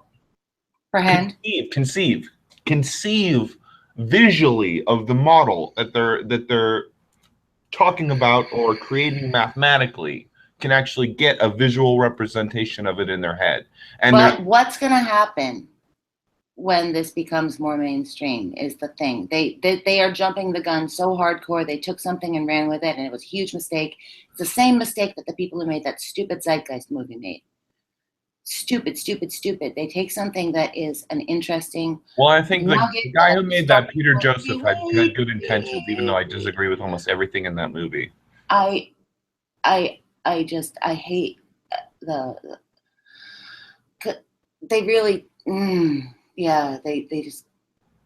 I think Peter Joseph had good intentions. That's the guy who made Zeitgeist, but I disagree with almost everything in that movie. So I think that he did a huge disservice to the conversation. I think it's out of ignorance, though. I don't think he was aware that he was part of a conversation. I think that he I don't know. I never saw it, but I know that syncretism is an interesting. This is. I mean, I study mythology, and what I like. Never watched it. The only thing I find fascinating, not the only thing, the thing I find fascinating more than almost anything is to see those threads of conceptualization and see how they interweave, and they do, and see how the pattern of human thought has traveled and changed over time and through in between cultures. And it's a valid way to look at it, I think. But what happened since that movie went from did such a freaking like slash job on the whole Oh, it so did, and idea. I know it from a perspective that most people don't. Okay, I saw that movie and was persuaded by all of its concepts over a decade ago. Okay, but I looked into everything, and it began to enrich my life, learning about how to delineate between bullshit and brilliance, and figure out these things for myself, and learn physics, theology, politics, and discard everything that Zeitgeist told me, but at the same time recognize that it was the thing that made me start to do this. Okay, because I thought all these things were happening, that everything was a conspiracy, that everything was bullshit, that my life was being controlled by unseen forces. And I was able to free myself from those shackles, the shackles that Zeitgeist put on me, of thinking that I was in this. Okay, then I was able to look at the score of people who were like me when I originally saw it, that were like, that would call someone like me a sheeple, and it's like, well, no, I feel that I'm quite enlightened in such a way that, I have doxastic positions and things that I feel are true based on evidence, and any of those can, the capital for my intellectual real estate is reasonable argumentation and evidence. If you have that, you can purchase any of the real estate in my mind. Go ahead, make an offer, and anybody who does gets to buy it, and that landscape is made up of the people who have bought various pieces of real estate. So people like Leonard Susskind and Stephen Hawking and Edward Whitten have convinced me that what they say is true because of the credentials they have and my inability to actually understand it, and everybody else's commitment to them. So when it's an area where I know I'm out of my depth and potentially incurably out of my depth to conceive what they're talking about, if a certain amount of people and a certain amount of credentials and a certain amount of things are given to a person, I'll believe him. Okay, so Peter Joseph, the guy that made Zeitgeist, isn't the Lucasian professor of mathematics at Cambridge. Okay, and Stephen Hawking is. If Stephen Hawking says things are like this, and Peter Joseph says things are like this, and I'm in a state where I can't actually differentiate based on my own limitations the difference between those two, I've decided, for pragmatic reasons, that the Lucasian professor of mathematics is correct. And it's led me down this path where I've been able to evolve into a person that I think can actually have this conversation reasonably. And I mean, I've been able to discern that I think that Peter Joseph was genuine. I've discerned that true empiricism is not genuine. I don't think he's genuine in any way, shape, or form. I don't think that Darwin's deity is genuine in any way, shape, or form in what he's doing online. I think Peter Joseph is, and I think that I have a unique perspective on that. I don't know. I've been through some wound myself. I've been down a lot of paths. But I came back to realize that there was there was a consistency in the experiences that I had, and that consistency was me, and I just stopped. So. Well, that seems almost tautological. Well, yeah, it is. That's why I have the Ouroboros. You chase your tail long enough, you come back to the same spot. Okay, so if you like Dragnox, avatar that I made for him. I'm going to make you one. All right. Make me an Ouroboros. Excellent. It won't be a GIF. I don't know how to do that. Oh, I don't care about that. I just don't know how to do I it. have a large number of Ouroboros pictures. I just had that one. And that's a because it was snake eating its own tail. Because it was complimented by Ocean. So. Because it reminded him of the Viking one. Drawn. Awesome. Here, I'll share the one I made for drag. Cool. Screenshot or screen share. This was a while ago. Come here, kitty.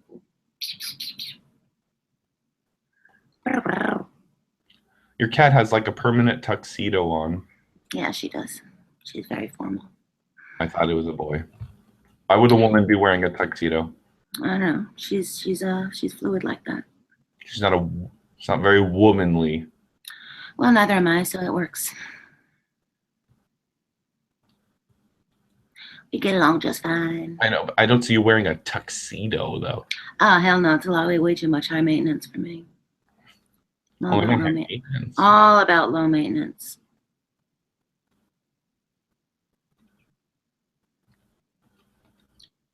Yeah, this is the one I made for drag. Yeah. I made that with colored pencils. I recognize it. Yeah. He's grasping a glowing orb or two. An unnamed glowing orb. has inextricable powers that we'll discuss because I made it up. Absolutely. They're so powerful that they are unsayable. It shoots beams of some kind that probably blow things up or melt things. Mm-hmm. Looks that way. It also makes you stronger and can cure diseases for some reason in some way. And can fly? Yes, it also can fly, even though there's no obvious mechanism for flight on this thing. It's tiny little. Well, it's a quantum motor in his asshole. There's vent-like things on the back that almost look like ears. Those make it fly somehow. Yeah. We don't know how, but it obviously does. Absolutely. Because it's necessary. It has a single eye, but it has better perception than all of us somehow. That's because that is its sixth chakra. It also has a crescent moon on its tail, but it's actually not like a part of it. It's like a metal fixture that got put on the tail that someone forged for this thing for some reason somehow. Well, that's because it's a Scorpio correlation. It was lost in a battle with the Aries.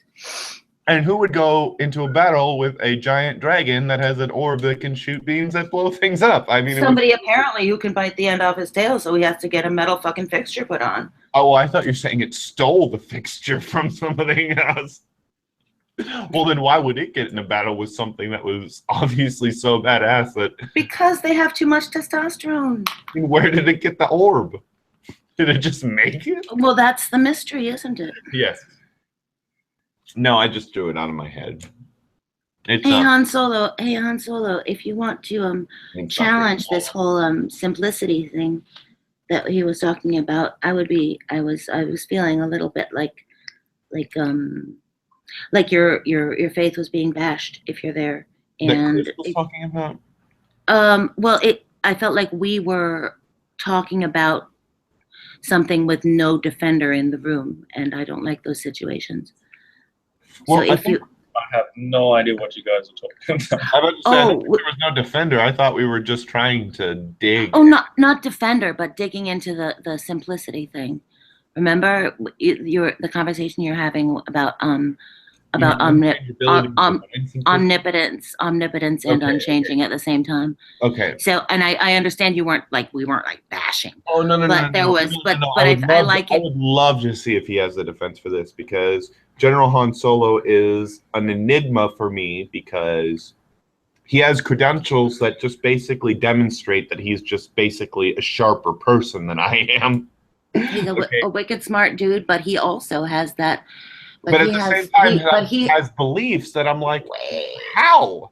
This makes well. That's what I was saying about you are smarter than I am. That's Yeah, that's but what I I was see. that's what I was saying about the filter that we see things through. Like so it's about mental priorities, and if one has if something if one sees the one's world in a certain like map, Right. where I think at least this is how I picture the difference between my own conception and that of most theists, is that they see the universe as a hierarchical, like sort of vertical occurrence, whereas I see it as very much like an Ouroboros, like it's self-contained. This is exactly the thing, because I can have a conception of the bedrock, the fundamentals of everything like that. I could say, well, it has to break down at a point like this. It has to maybe be cyclical at a point like this, because of the way my mind leads me to think about those things. But I'm met with a person like Han Solo, who understands those fundamentals better than I do, to such a degree that it's not quantifiable. Okay, so if somebody's been issued a degree in physics and they drill down on my knowledge of physics, it will be laid bare how much more they know about it than me. So with Yeah, my but that's relative as well. Like, I've known people with degrees that do a poor job. Yes. Okay. As a person with an academic family, it doesn't mean that. I mean, the letters only mean so much, but they really don't mean all that. I know that he understands. So let him talk about it, Okay, well, let me just Mr. Fireball. finish the one. Well, I mean, it's obvious at this point. Okay.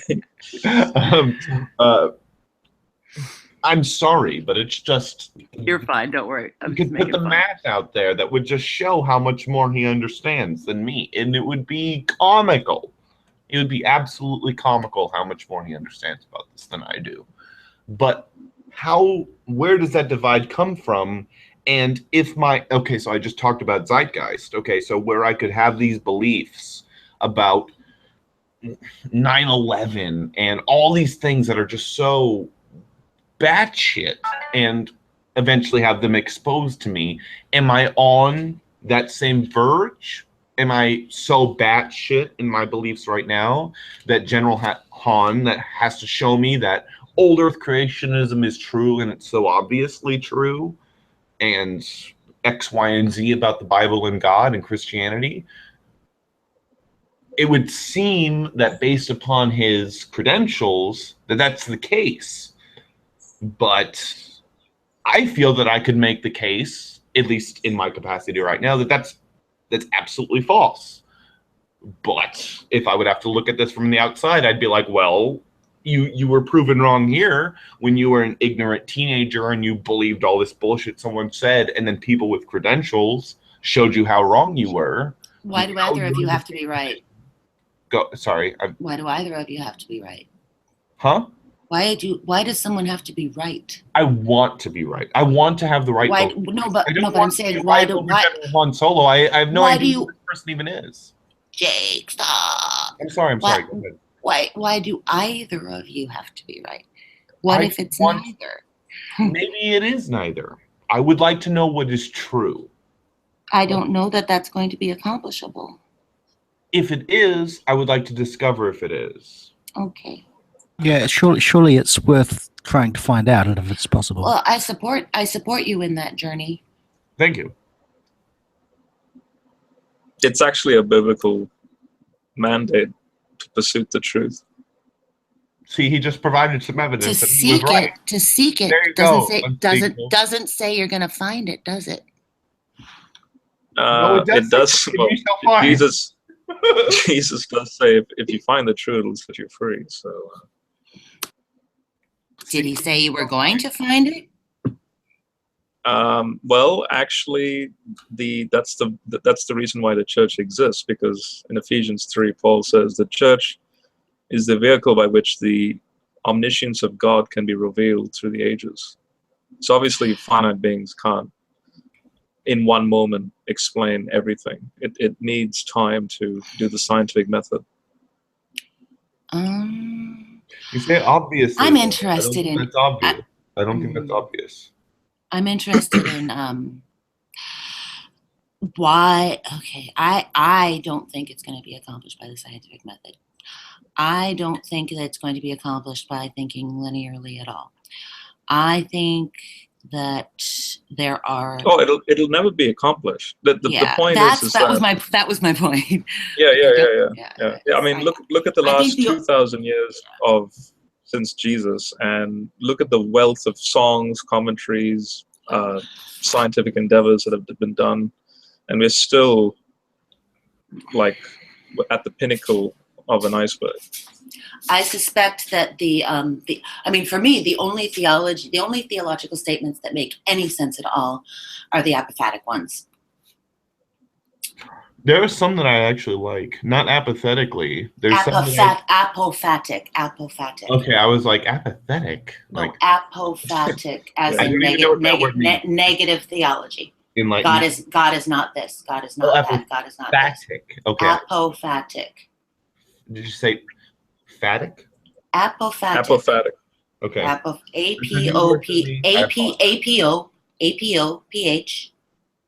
ATIC. Yeah. Apophatic. Apophatic. That's a new word for me. I like that one. It's a good word, and it's negative theology. It's statements about what God is not. Okay. I've always just referred to that as negative attributes. Dionysius of Gorgoropoulos, something. Pseudo Dionysius is the guy who comes to mind. Pseudo Dionysius of some ancient destroyed city in Africa, I think it was. I can find it, but he did the really nice apophatic theology. It's in that series. Question? What was Jake's question? I have many questions, but if Unspeakable was getting to the one we mentioned earlier, it was an all-knowing and unchanging God. Okay. Do you hold to either of those positions? Yes. Yeah. Both? Yes, but you are by no means obligated to say both, and if you say both, you can explain why, and it might get around my issue. I can explain it ahead of time, and then you can explain how you're. Okay. Yeah. No. Explain your thoughts as to why you. Okay. Yes. Yeah. That I think that'll be much better. So, and this stemmed from a conversation with a group of theists who are by no means as educated as you or say Fiona or any of the very smart theists, Jade, who could get ways around this, including Justinianism. They try to actually argue against it. Okay, so here it goes: is if a God is unchanging in every aspect and knows everything, in a theory of time where only the present exists and the past and the future are either determined by what happened in the present or hasn't happened yet in a theory of time, then it would seem to me that if a God knows, it's supposed to know everything. And I use the example of, I'll just use a simpler example. Let's say there are two states of time, T1 and T2. It would seem that the God could know that T2 is going to happen. That's fine. I can accept that the God knows that T2 is going to happen. But he cannot know that it is currently T2 if it is T1. Right? So if it is T1, he cannot know it is T2 until it is T2, since knowledge must be true. And it would have to be T2 for it to be true that it is T2. That's tautological. So it would seem that God at T1 can know that T2 is going to happen, but he cannot know that T2 is what is currently the case until it is, meaning that he would have to change in his knowledge from knowing that it's T1 currently to knowing that T1 has just passed to knowing that it's currently T2. And in that scenario, it would seem that God would have to change in his knowledge. He would have to change from knowing that it's T1 currently to knowing that it's T2 currently, or knowing I am going to wear sunglasses to knowing that I am currently wearing sunglasses to knowing that I've just taken the sunglasses off.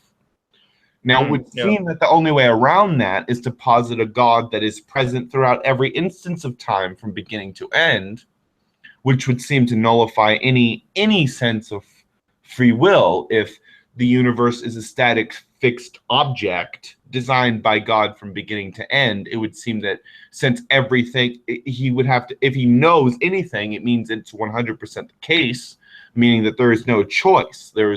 It's a probability 1 that everything is going to happen. So it seems that you have to make a choice between free will, unchanging, and all-knowing. So I'd like to know your thoughts on that. Well, before we discuss that, here's actually what I wrote in a Bible study that I've been making. So I would like your thoughts on what I've written here as well, like in a critiquing sense. So I could follow it, maybe? Sorry? It's not something you can link me that I could maybe follow while you read, is it? Yeah, no, I'll definitely link it to you, but I'll read what I write here in a response way to what you just said. Go ahead, please. Okay. So I make the point, this is on page 6 near the end of it, because I get into the whole predestination free will thing here. And I say that, recall in the first study where God can operate in at least 2 dimensions of time, because if he transcends the 10-dimensional universe, then he can operate in at least 2 dimensions. And I made that this chart is in dealing with, so if A is the universe timeline, which is what you just described, a sequential. Now here's the next thing. The whole A theory and B theory of time, I think, are limited in this sense. So at the at the point 0 here, or point X, as time goes through on this A scale, you have timelines A, B, C, D all the way to Z, but potentially basically meaning an infinite amount of timelines perpendicular to A, that Jesus can actually atone for all these infinite amount of people at one moment in time. And that's what this Tesseract cross is all about. It's a multi-dimensional cross. So, but then I then continue and I make the point relating to your question. So if he operates in at least 2 dimensions of time, then a 3-dimensional time. 1 second. Did you say Tesseract cross? He said Tesseract. Yes. Cross, yeah. That's fucking cool. Go ahead. There is such a thing as a Tesseract. Madeline Langle just wanted basically to put it's to communicate that the atonement is multi-dimensional. It's a wrinkle in time. Okay, go ahead. I'm sorry. I'm very attentive to what you're saying. Please go ahead. Okay, so at least you're seeing the connections I'm making. So then a 3-dimensional time domain would enable God to predetermine every action of every human being while sustaining the operation of human choice. Now, notice that hold on. In 3 dimensions. Very much. Yep. Okay, I'm following what you're saying. I'm very attentive to what you're saying. But this is what I got at earlier. I don't even understand what a 3D time domain even means. So yes, might lose me completely, and where I'll just concede that I don't have the ability to comprehend your argument. But please continue. Okay, basically, we live in. Okay, so do you know the difference between A theory and B theory of time? I'll attempt to explain what I think is the difference. Okay. A theory of time means that the present is the only actual moment, and the past is determined by what happened in present moments, and the future is undetermined. And where a B theory is a block where past, present, and future exist simultaneously. Right, and hence relativistic time dilation takes place in a B theory concept, and that's why we use general relativity to basically calculate those differences. And so B theory is I didn't problem. even know that, and which is why I'm saying that you could demonstrate my ignorance to the things you know so fast it's not even funny. But it's But he doesn't know anything about being a stripper, so you're even. Well, I mean, Everybody's good at something. Everybody's good at something. I appreciate the compliment, but I think just as much as smart. It is actually just truth. Well, but okay. Thanks. So basically, this timeline A, you can see this as well. I don't really hold to an A theory, but let's, for the sake of argument, you can hold to an A theory, or definitely, in my case, in a physics context, you can hold this A timeline as a B theory of time. The point is that it's a single dimension of time. So if we have a being that is, well, and we can't really conceive of what this even looks like, but mathematically it's reduced down to this point where a perpendicular timeline would, so now mathematically, if this is a single dimension of time, that means a perpendicular line would mean a second dimension of time. So now you have a two-dimensional time domain. Okay, now I'm. So this is right. So this is just to communicate that the whole notion of the Christian claim that Jesus is both God and man means he must, and the whole notion of how does Jesus, and in fact your question fits very well with this question. How can Jesus affect me 2,000 years later if he is just a mere human being? Like, how would his atonement and the redemption and all that stuff affect me 2,000 years later? Because let me take a shot at it. Because he is simultaneously the perpendicular line and the vertical line. He's in both of them. Which means he's a lot more than just human. He's a being who can operate in at least two dimensions of time in order to do that, which means he has to be omnipresent pretty much all time for all people at all times. Right, because because all the perpendicular lines are dependent on this vertical A line. In that one moment on the cross. So like I say here, so line A represents the universe's timeline. Christ atones for all the sins of humanity and pays the redemption price in two-dimensional time. So Christ suffers for theoretically infinite time on infinite different timelines, A, B, C, etc. Thus, since Christ was on the cross for 6 hours in our time dimension, he could experience the payment for the sins of every human who has ever lived or ever will live. And Paul says that in Colossians 2:14. So that's why I like this Salvador Dali painting, because it communicates the transcendent nature of the cross. It's a tesseract cross. So go ahead, continue. Okay, good. No. Do you want to clarify something? No, I just thought that was absolutely wonderful. Okay, so now, I want to clarify but your question is still not answered because I don't think it's answered, but I think there's no point in this that I'm like, well, hold on a second. No, I'm about to answer the question. Mine are theological questions, not physics questions. So go ahead.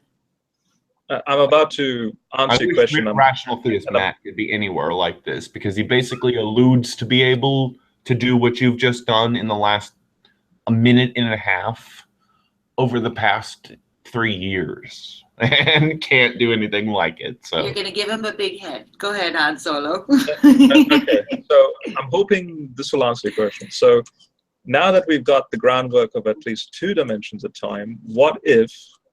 So again, theoretically, what if since God transcends our universe, then what if there's a three-dimensional time domain?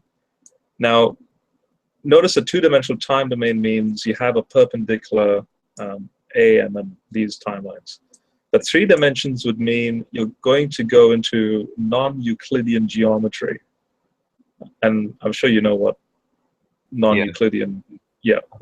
Yes. So G being God up here. So I'll just read what I write here. So enable God to predetermine every action of every human being while sustaining the operation of human choice. So in 3 dimensions of time, God could generate causes anywhere within, on, or outside the sphere. So the line segment U and E represents the time dimension of the universe. At point U, the universe comes into existence. At point E, its existence ends. Point B is the birthplace for an individual human, which is that point there. Point D is the time of death, and point P is the present moment. So here's birth, present moment, death. But God, from a single point of time, could simultaneously influence those points along our timeline. So now, this is where you wonder, well, do we have free will? If this is the case, because a B theory of time would fit this better, because there's actualizations of all these moments, even though we haven't done them yet. And God seems to be operating in all of these. So I make the point here. I ask the question, I say, the crucial question remains, how does God do the predestining while guaranteeing us the freedom of our will? And therefore, even your question was like, does God need to change every moment when you do certain things? And don't forget, it's not just you, you're talking 7 billion people on this planet, Right. including the entire universe and the expansion of the universe. Absolutely everything. Yeah. So in a very simple nutshell, I say, God can see not only what occurs throughout a person's life, but also the events and conditions physically, mentally, emotionally, and spiritually in which things occur. Each of us expresses our will in response to complex internal, now the key word is complex internal and external factors. Knowing all these factors, including the characteristics of a personality, the effects of experiences and communications with people, and even in this case, in the spiritual context, angels and demons, God anticipates the keyword here is anticipates. So he anticipates the direction of each choice and how strongly we will express our will in any instance. Thus, God prescribes the exact conditions to generate the response of our will at any given moment that fits into his total plan, and we would remain continuously in control of our will while God would continuously control the circumstances and conditions in and around us that impact our will. Now, my point then is, this is true omniscience, not just he's So predetermined everything. Would you call that a version of Molinism, sort of, where he's setting up? Oh, it's beyond Molinism. Yeah, it is. But I'm saying that this would be a coherent version of Molinism, sort of, where the conditions are set but the response is independent. I'm trying to avoid open theism. Molinism very, very shyly connects with open theism, even though they don't say that. But I'm saying, it does. I want to define true omniscience here. So the Calvinist God is not truly omniscient. Molinism is not truly omniscient. In what way is the Calvinist God not truly omniscient? Because he's predetermined every action, and that's it. There's no free choice.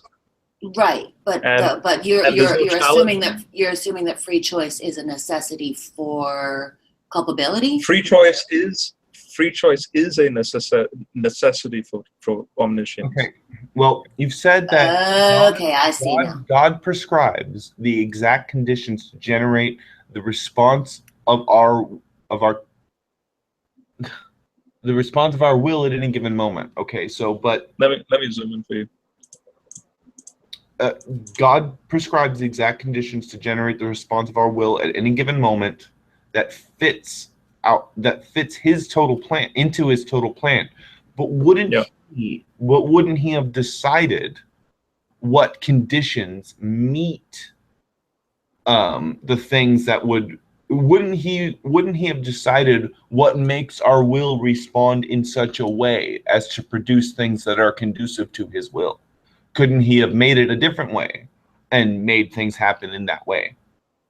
Right. We still That don't would get, be we still don't get right. a choice over what influences our will in any way. And he has put things in place that will influence our will in such a way. Therefore, it is not actually free. This is okay. Now, yours is a million times better than mine. Let me. This is one I drew for Rational Theist Matt a while ago, where he was trying to explain something similar. I said, okay, so basically, God is this static, fixed object, and an arrow of time moves around God, and we perceive or react in such a way based on these different spikes on this sphere. Okay, so if an arrow of time moves around these spikes and say this spike is the perception of God being loving, and this spike over here is Jesus praying to himself, and this spike over here is perception of a God grieving, you could have, God knowing everything that's going to happen, but these things basically react to this in such a way that it is, a free choice of X, Y, and Z, or the perception of X, Y, and Z. But at the same time, I still don't understand how that is not determined if this being is the thing that created it to be that way. Either, no matter what, I think, okay, you are either going to have to put this thing independent of something else that he manipulates, or dependent on something else that he manipulates, or he orchestrated things in such a way that free will operates this way, that people react this way, and no matter what, people did not have a choice over that, meaning their will is not free in a libertarian sense. And what's weird is there's points where what you say makes so much sense, like different dimensions of time and how God can, perceive all this, yet at the same time, basically where you explain retroactive redemption and proactive redemption. That made a lot of sense in a way that I don't think any theist ever has. But at the same time, there seems like things that are at my level of ability to understand, something that I don't think can be answered. It's like, how can you say that this thing orchestrated all of the events and decided how the events are going to take place, yet we have the freedom to choose? It'd be like saying, I invent a table, I invent the laws of physics and gravity, I put dominoes on the table, I knock the first domino over, and all the dominoes fall down, yet it is still the dominoes' fault for falling. They still freely choose to fall, even though they were directed by all of the processes that I put in place. So I think there's a level where this is breaking down for me where I'm not understanding what you're saying, because I think it actually probably makes more sense than I am perceiving right now, because the first part made a lot of sense to me, and I almost wish I could will go ahead. Sorry. No, is free will on the part of the deity necessary for omniscience, or is free will, libertarian free will specifically, in your mind, necessary on our part for the God to be omniscient? I'm having a disconnect between, do you need God to have free will, or do you need us to have free will? I think they need both. Well, you need both. In fact, you need both. Yeah. Okay. Straight off the bat, I can't accept libertarian free will. I think it because if God has no free will, then he's not an all-powerful being. If humans don't have free will, there's no point for original sin. There's no point for almost any of the many different aspects. Well, yeah, that's why I asked whether the quest for free will was in the service of culpability. Now, I just want to say, Jake, you know Leibniz, right? The mathematician? Yeah, like the philosopher? Yeah, and also philosopher. So he's actually, I like him more than Newton. I reckon he was the one who really gave us calculus. But anyway, he did ask the question, he was famous for describing the whole the best of all possible worlds, and he based the Godfrey Leibnizian cosmological argument, where a God, like the problem of evil and things like that. Yeah, so his work was fascinating because it's all based on this passage here in Romans 8. So let me just first explain what he said, and then I'll show you the connection he made. And it's in connection with what you just said, and also in connection with what I showed you in that study. And by the way, the study is in the side chat here. I've linked the folder. So if you want to see it, it's in study 3. I'll save that. I'm a bit tired. Let's studies 5 and 6 are heavily scientific as well. So I think you'll enjoy it. Okay. So Leibniz asked the question, if you have an all-powerful, perfect being, like an omniscient being, omnipotent, all that, and if something is derivative from it, so created from it, then by definition, that created thing cannot be perfect. Because to be perfect means you have to be exactly like the being. And so then he says, well, obviously it can't be perfect, because if you're going to be like the being, you have to be eternal like the being.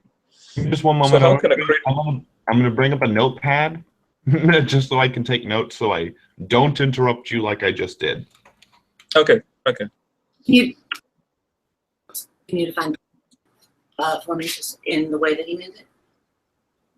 I'll let me know when you're ready.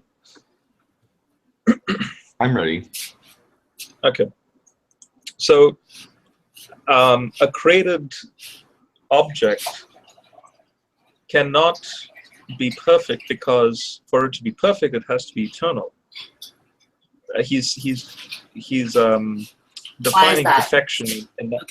So he's defining perfection in that context because ultimate perfection is this being itself. Because this being is the zenith point of anything. So he starts with there has to be this God. I say just take a notepad. I think he has a lot more to say. Oh, I know. I'm just trying to figure out what perfect means. That's all. No, it's a thought experiment to say, first you start with God, whatever he is. It doesn't matter. The point is you start with his being. So he then, therefore, is the definition of all things perfect. If he creates something, now, if he's an eternal being, this created object is coming into time and space, and therefore cannot be perfect, because for it to be quote-unquote perfect like himself, it also has to be uncreated. But it's not uncreated, it's created. So then in his thinking, he's going, oh, then that would fit the category of, like in Genesis 1, it says it's very good, but it's not perfect. But then he asked the next question. He said, but can it ever become perfect? And so this is where he connected it with Romans 8, in the sense that this perfect being has to literally join itself with the imperfect creation he's made in order to, and here's a technical word, in order to cause theosis, deification, to the whole Christian theology about resurrection, glorification, all that, in order to then, for this created thing to then be in the position of it as if it was uncreated and therefore perfect. And so Paul actually makes that very argument here, where he says here, the sufferings of the present time are not worth comparing with the glory, so the doxa, that will be revealed to us. For the creation is eagerly waiting the revelation, which is this, resurrection, all that. Now here's the key point, because the creation has become subject to futility, though not by anything it did. So, and this is a refutation of the young earth creationists, because young creationists like Ken Ham will say, the creation was perfect, which, contradicts what Leibniz is saying. The creation was perfect, and then we caused the fall, and we therefore caused the curse to take place. But Paul is saying, we didn't do anything. It was already like this. So the one who subjected it did so in the certainty that the creation itself would also be set free from this corrupting bondage, so the thermodynamics and all that, in order to share the glorious freedom of God's children. In the sense That sounds of Gnostic. Now it's not exactly like the demiurge, because the demiurge in Gnosticism is not seeking a solution in all of this. The demiurge is just, he takes pleasure. I understand. I understand that. I'm just saying it sounds Gnostic in that it's that the creation, that the this life is seen as inherently something to escape. That's how I see it as Gnostic. Yeah. But don't forget the Gnostics came after Christianity. Oh yeah, of course. I'm just saying that well, it was a branch of of interpretation. I've got this terrible problem with the word you keep using. You keep using this word perfect. Can a perfect thing improve? No, by definition. That's fine. Can a perfect thing get worse? Yes. So God can get worse. Okay, so if God is currently perfect, can God change? This is Jake, not General. Now this leads to... So God is unchanging? Okay, the change then is this bit. Now this is where I said yes or no, because the change is what Paul calls the kenosis. Here you have, in the Godhead, you have God. So he says, in God's own form existed, he shared with God equality, but then he poured out in emptiness and became a mortal man, and he died on the cross. So this is definitely change. But the reason why he changed is because he's sharing the imperfection of this thing, because by definition it is imperfect when it's created, in order to bring it back up to his level. That's cool. I'm on your page, so you've got a changing God, not an unchanging God. So here's the notes I have up to this point. So, but within a Trinity, there's no change of God per se. There is a change of a person in the Trinity. This is why the Trinity seems to, it's a gray area now, because when you define change of God, are you saying Allah? Well, then you have a problem, because then the entire Godhead is changing. So this is where it gets a little bit No. Define the God any way you like. I'm just trying to work out if it's an unchanging God or a changing God.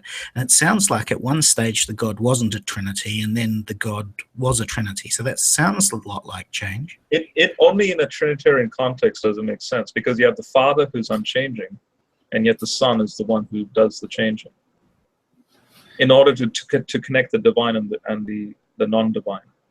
Okay, so how does an unchanging entity exist in any type A time dimensions at all? I mean, I can imagine it being defined in a type B time, but type A time doesn't appear to allow for change of an unchanging being. But I don't would insist change if it's all knowing. Say that again. If in an A theory, it would insist change if the thing is going to be all knowing. If I change from one moment to another of not wearing glasses to wearing glasses, it would have to gain that knowledge and therefore imply a change. Oh, I see. Yeah. No, but that's why I hold to a higher position of time beyond the A and B theory, because they are limited in explaining what I just explained. Which I agree. Let me just go through some of the things I wrote down so far. I'm on the same page as you. I don't see it as necessarily one or the other. I don't think it's necessarily one or the other either. It's just this came up with people I'm arguing with online who do see it as one or the other. So I'm interested in this whole. let me just Okay, go ahead. let me just bring up the notes. Okay, so you say it's a perfect being. I don't understand why it cannot create another perfect being. If it's perfect, why can't it make another perfect being? You're saying that if it makes another being that's perfect, that being would have to be eternal, and if it created it, it must have a beginning.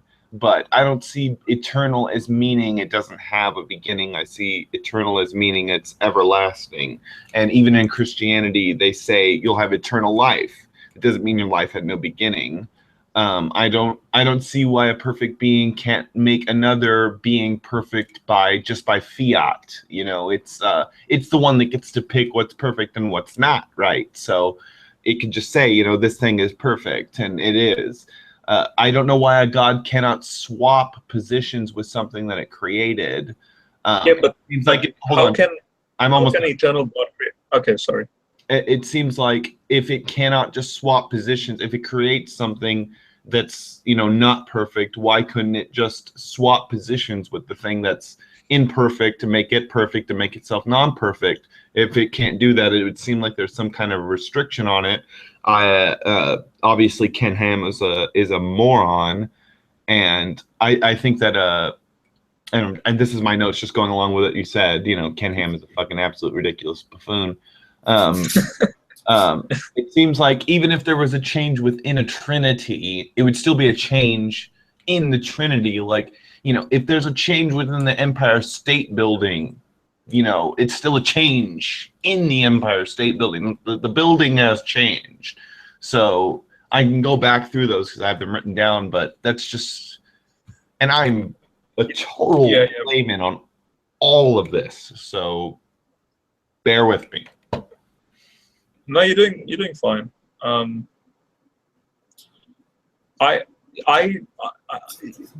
You raise a good point about being a moron. Why can't he just swap around? But I don't know. So far to me, the model that I've been developing to try and understand all of, because don't forget, I don't have all the answers. I'm also wrestling with these questions as much as you are. Right. The only difference is. Yeah, no, the only difference is that I understand that, yes. Yeah, the only difference is that I'm Can I mention writing an this issue down I in see? studies. An issue I Sorry? see with an issue with this kind of endeavor, it seems to me, is that, and don't take this the wrong way because I think everybody does it, is that you're starting with the place you want to end up. I see that. You feel that the necessity is that whatever you come up with fits your theology already, and you're looking for a way to get there. Unspeakable, I see that too, but at the same time, this is more we would ever get out of any theist I've ever met in my life. I have no problem with the way he's explaining it, or his endeavor. I think that, as I said, everybody does this, including me. So I just was like, I want to say that I don't, but if you had to videotape my entire life, you probably could say, well, there, you're doing it right there. So. I'm sorry, I didn't mean to interrupt. Go ahead. But what I've seen so far and what Leibniz proposes, I think not only fits with the scripture, because in any good model, you have to look at all these things and blend it together. And it just makes sense that an eternal being can only create, if the eternal being does any form of creating, that thing that comes into being can never be like itself. But if it is, then you have an eternal being creating another eternal being. And how can an eternal being be created? It just, that bit doesn't make any sense. I see a fundamental problem in definitions right there. So do you think that eternal means without beginning or end? Yes. So completely outside what we experience. And I get that. So what do you mean when you say eternal life for the life of a Christian? So eternal life in that sense is being transported into the, and this might sound shocking. This may be the first time you're hearing a Christian saying this. You're being transported into the very presence of the Trinity itself, like in a Christian context.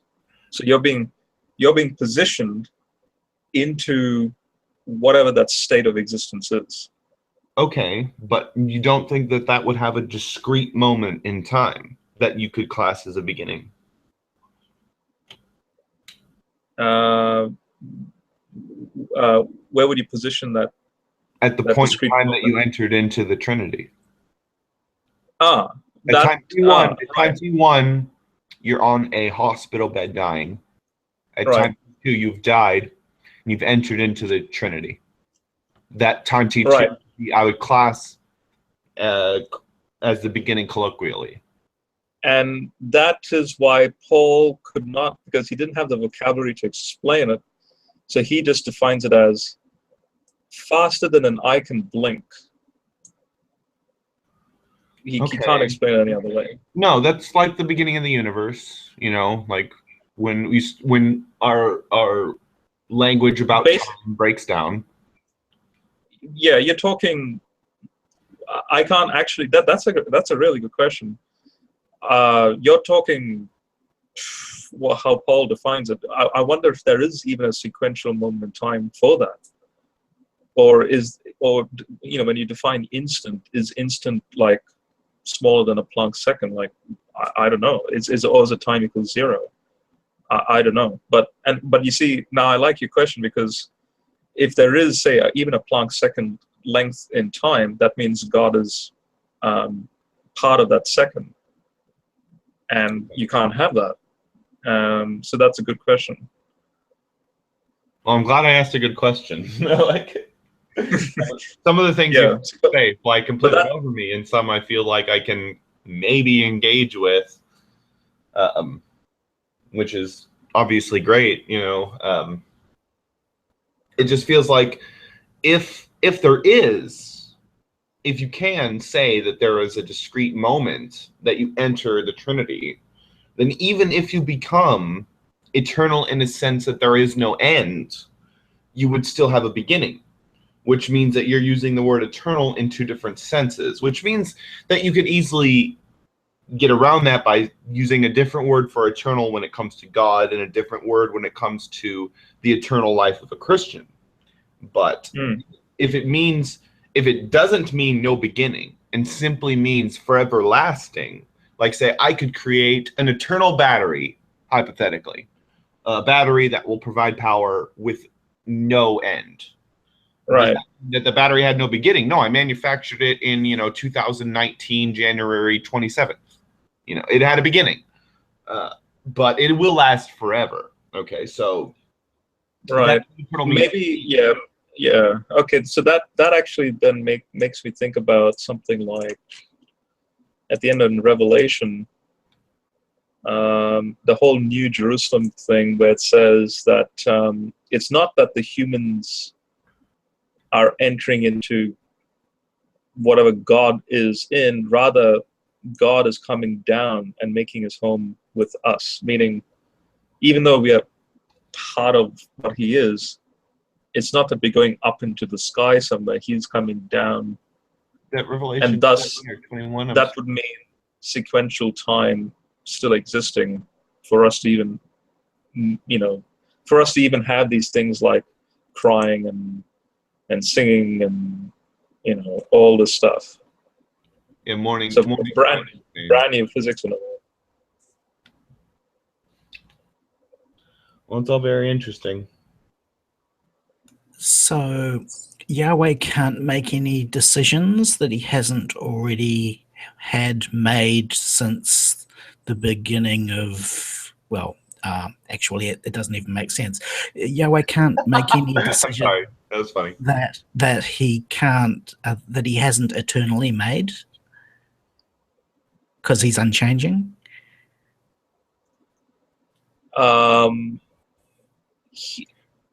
You mean like when something new comes into your mind and then you act on that never entered your mind before, that sort of decision making? Because you're operating in time, right? Okay, but you said that Yahweh was operating in time. It just had one more dimension. Yes. So is there genuine decision making in God? Yeah. Right. Again, that's something well, okay, I could explain it, but at the same time, I can't. When I say I could, I'm thinking about passages like, for example, let me just show you two passages. So in Jeremiah 18, he makes an analogy between the potter and the clay. And he's making decisions like, for example, I went down to so Jeremiah is saying, I went down to the potter's house, and there he was doing work at the potter's wheel, but the vessel he was working on with the clay was ruined in the potter's hand. So he remade it into another vessel that seemed appropriate to him. Now, the point about this is that each potter's house in the district in Jeremiah's time, each potter had a disposition for a certain type of vessel. So one particular potter's house, all he did every day was make one specific pot. And therefore, the clay, in his thinking, would be predestined to be exactly that each time. But this particular clay was not running in the hand of the potter like how the potter wanted it to do, which means the clay, the peculiar analogy of this thing is that the clay had a form of free will. But the potter still had the sovereignty of relumping it into a crude pot that's used for fire. Now, and then the analogy God says is, can't I deal with you like this potter? At one moment, I may speak about a nation or a kingdom to uproot it, pull it down, destroy it. But if that nation about which turns from its evil way, and here's the point, I'll change my mind. Now, how can an unchanging God, have this property of changing his mind? Now, that would fit more closely with the three-dimensional time that I was talking about, that he does have actual thought patterns sequentially over time, but he's unchanging in the sense that he's always God, regardless.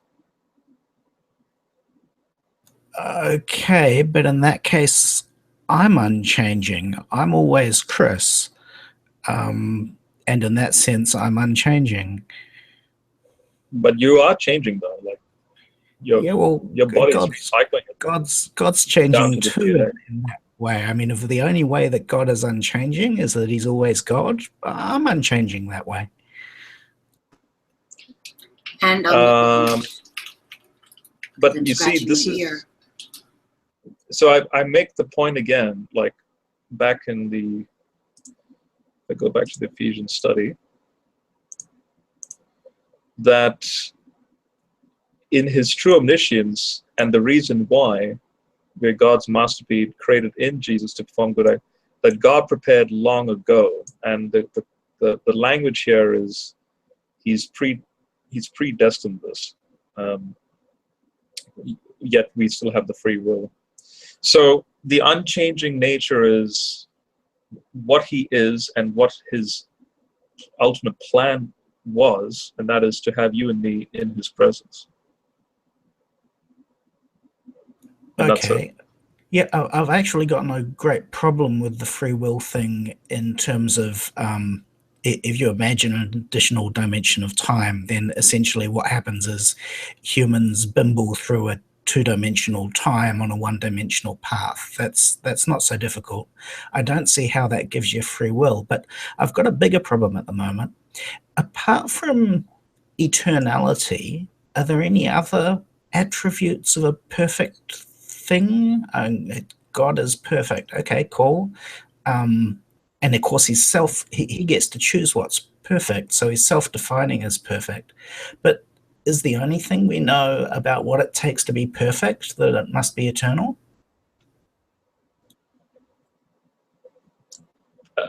Perfect, yeah. I'm thinking perfect. None of, okay, like the fine structure constant, all the constants of physics, they all ultimately run on thermodynamics. Anything non-that would be, by definition, perfect. So God is a perfect tetrahedron that doesn't run on thermodynamics. I gotta go. My batteries are running out, and I gotta go to work. So thanks, guys. See ya. All right. See ya. See ya. I'm just trying to think if there are any other things which define perfect. Okay, so you're saying it has to not be subject to thermodynamics? This goes back to that whole laws of logic discussion we had earlier. I'm thinking of perfection as no destruction, no decay, no entropy.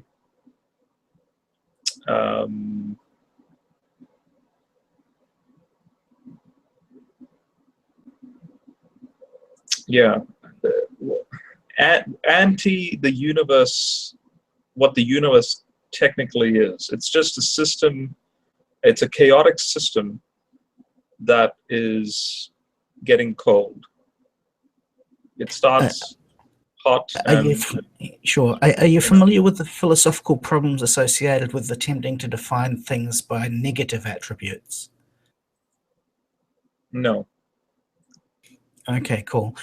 This is one of the things that atheists do a lot too. They try and define themselves as people who lack a belief in any gods, and so they end up defining things like rocks as atheists as well.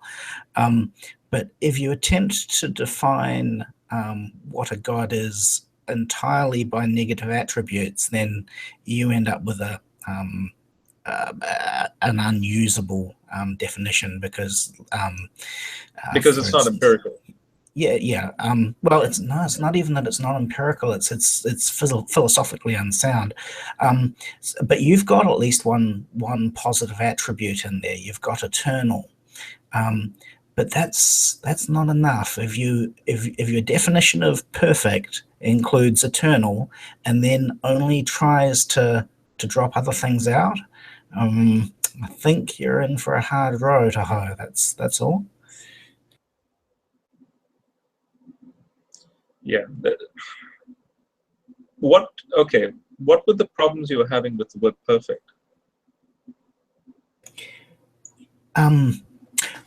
Okay, I guess my problem is that I guess the first thing is I don't I think that there are lots of attributes which might be referred to in terms of scales. So if I imagine something being large, then it could range from minuscule to enormous, and somewhere on that scale is the perfect size.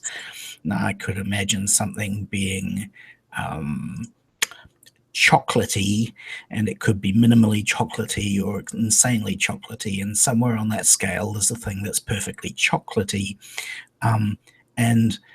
And so far as I can see, the only thing which is being defined as positively perfect is eternality, which seems like if that was the only thing, then the only part of God that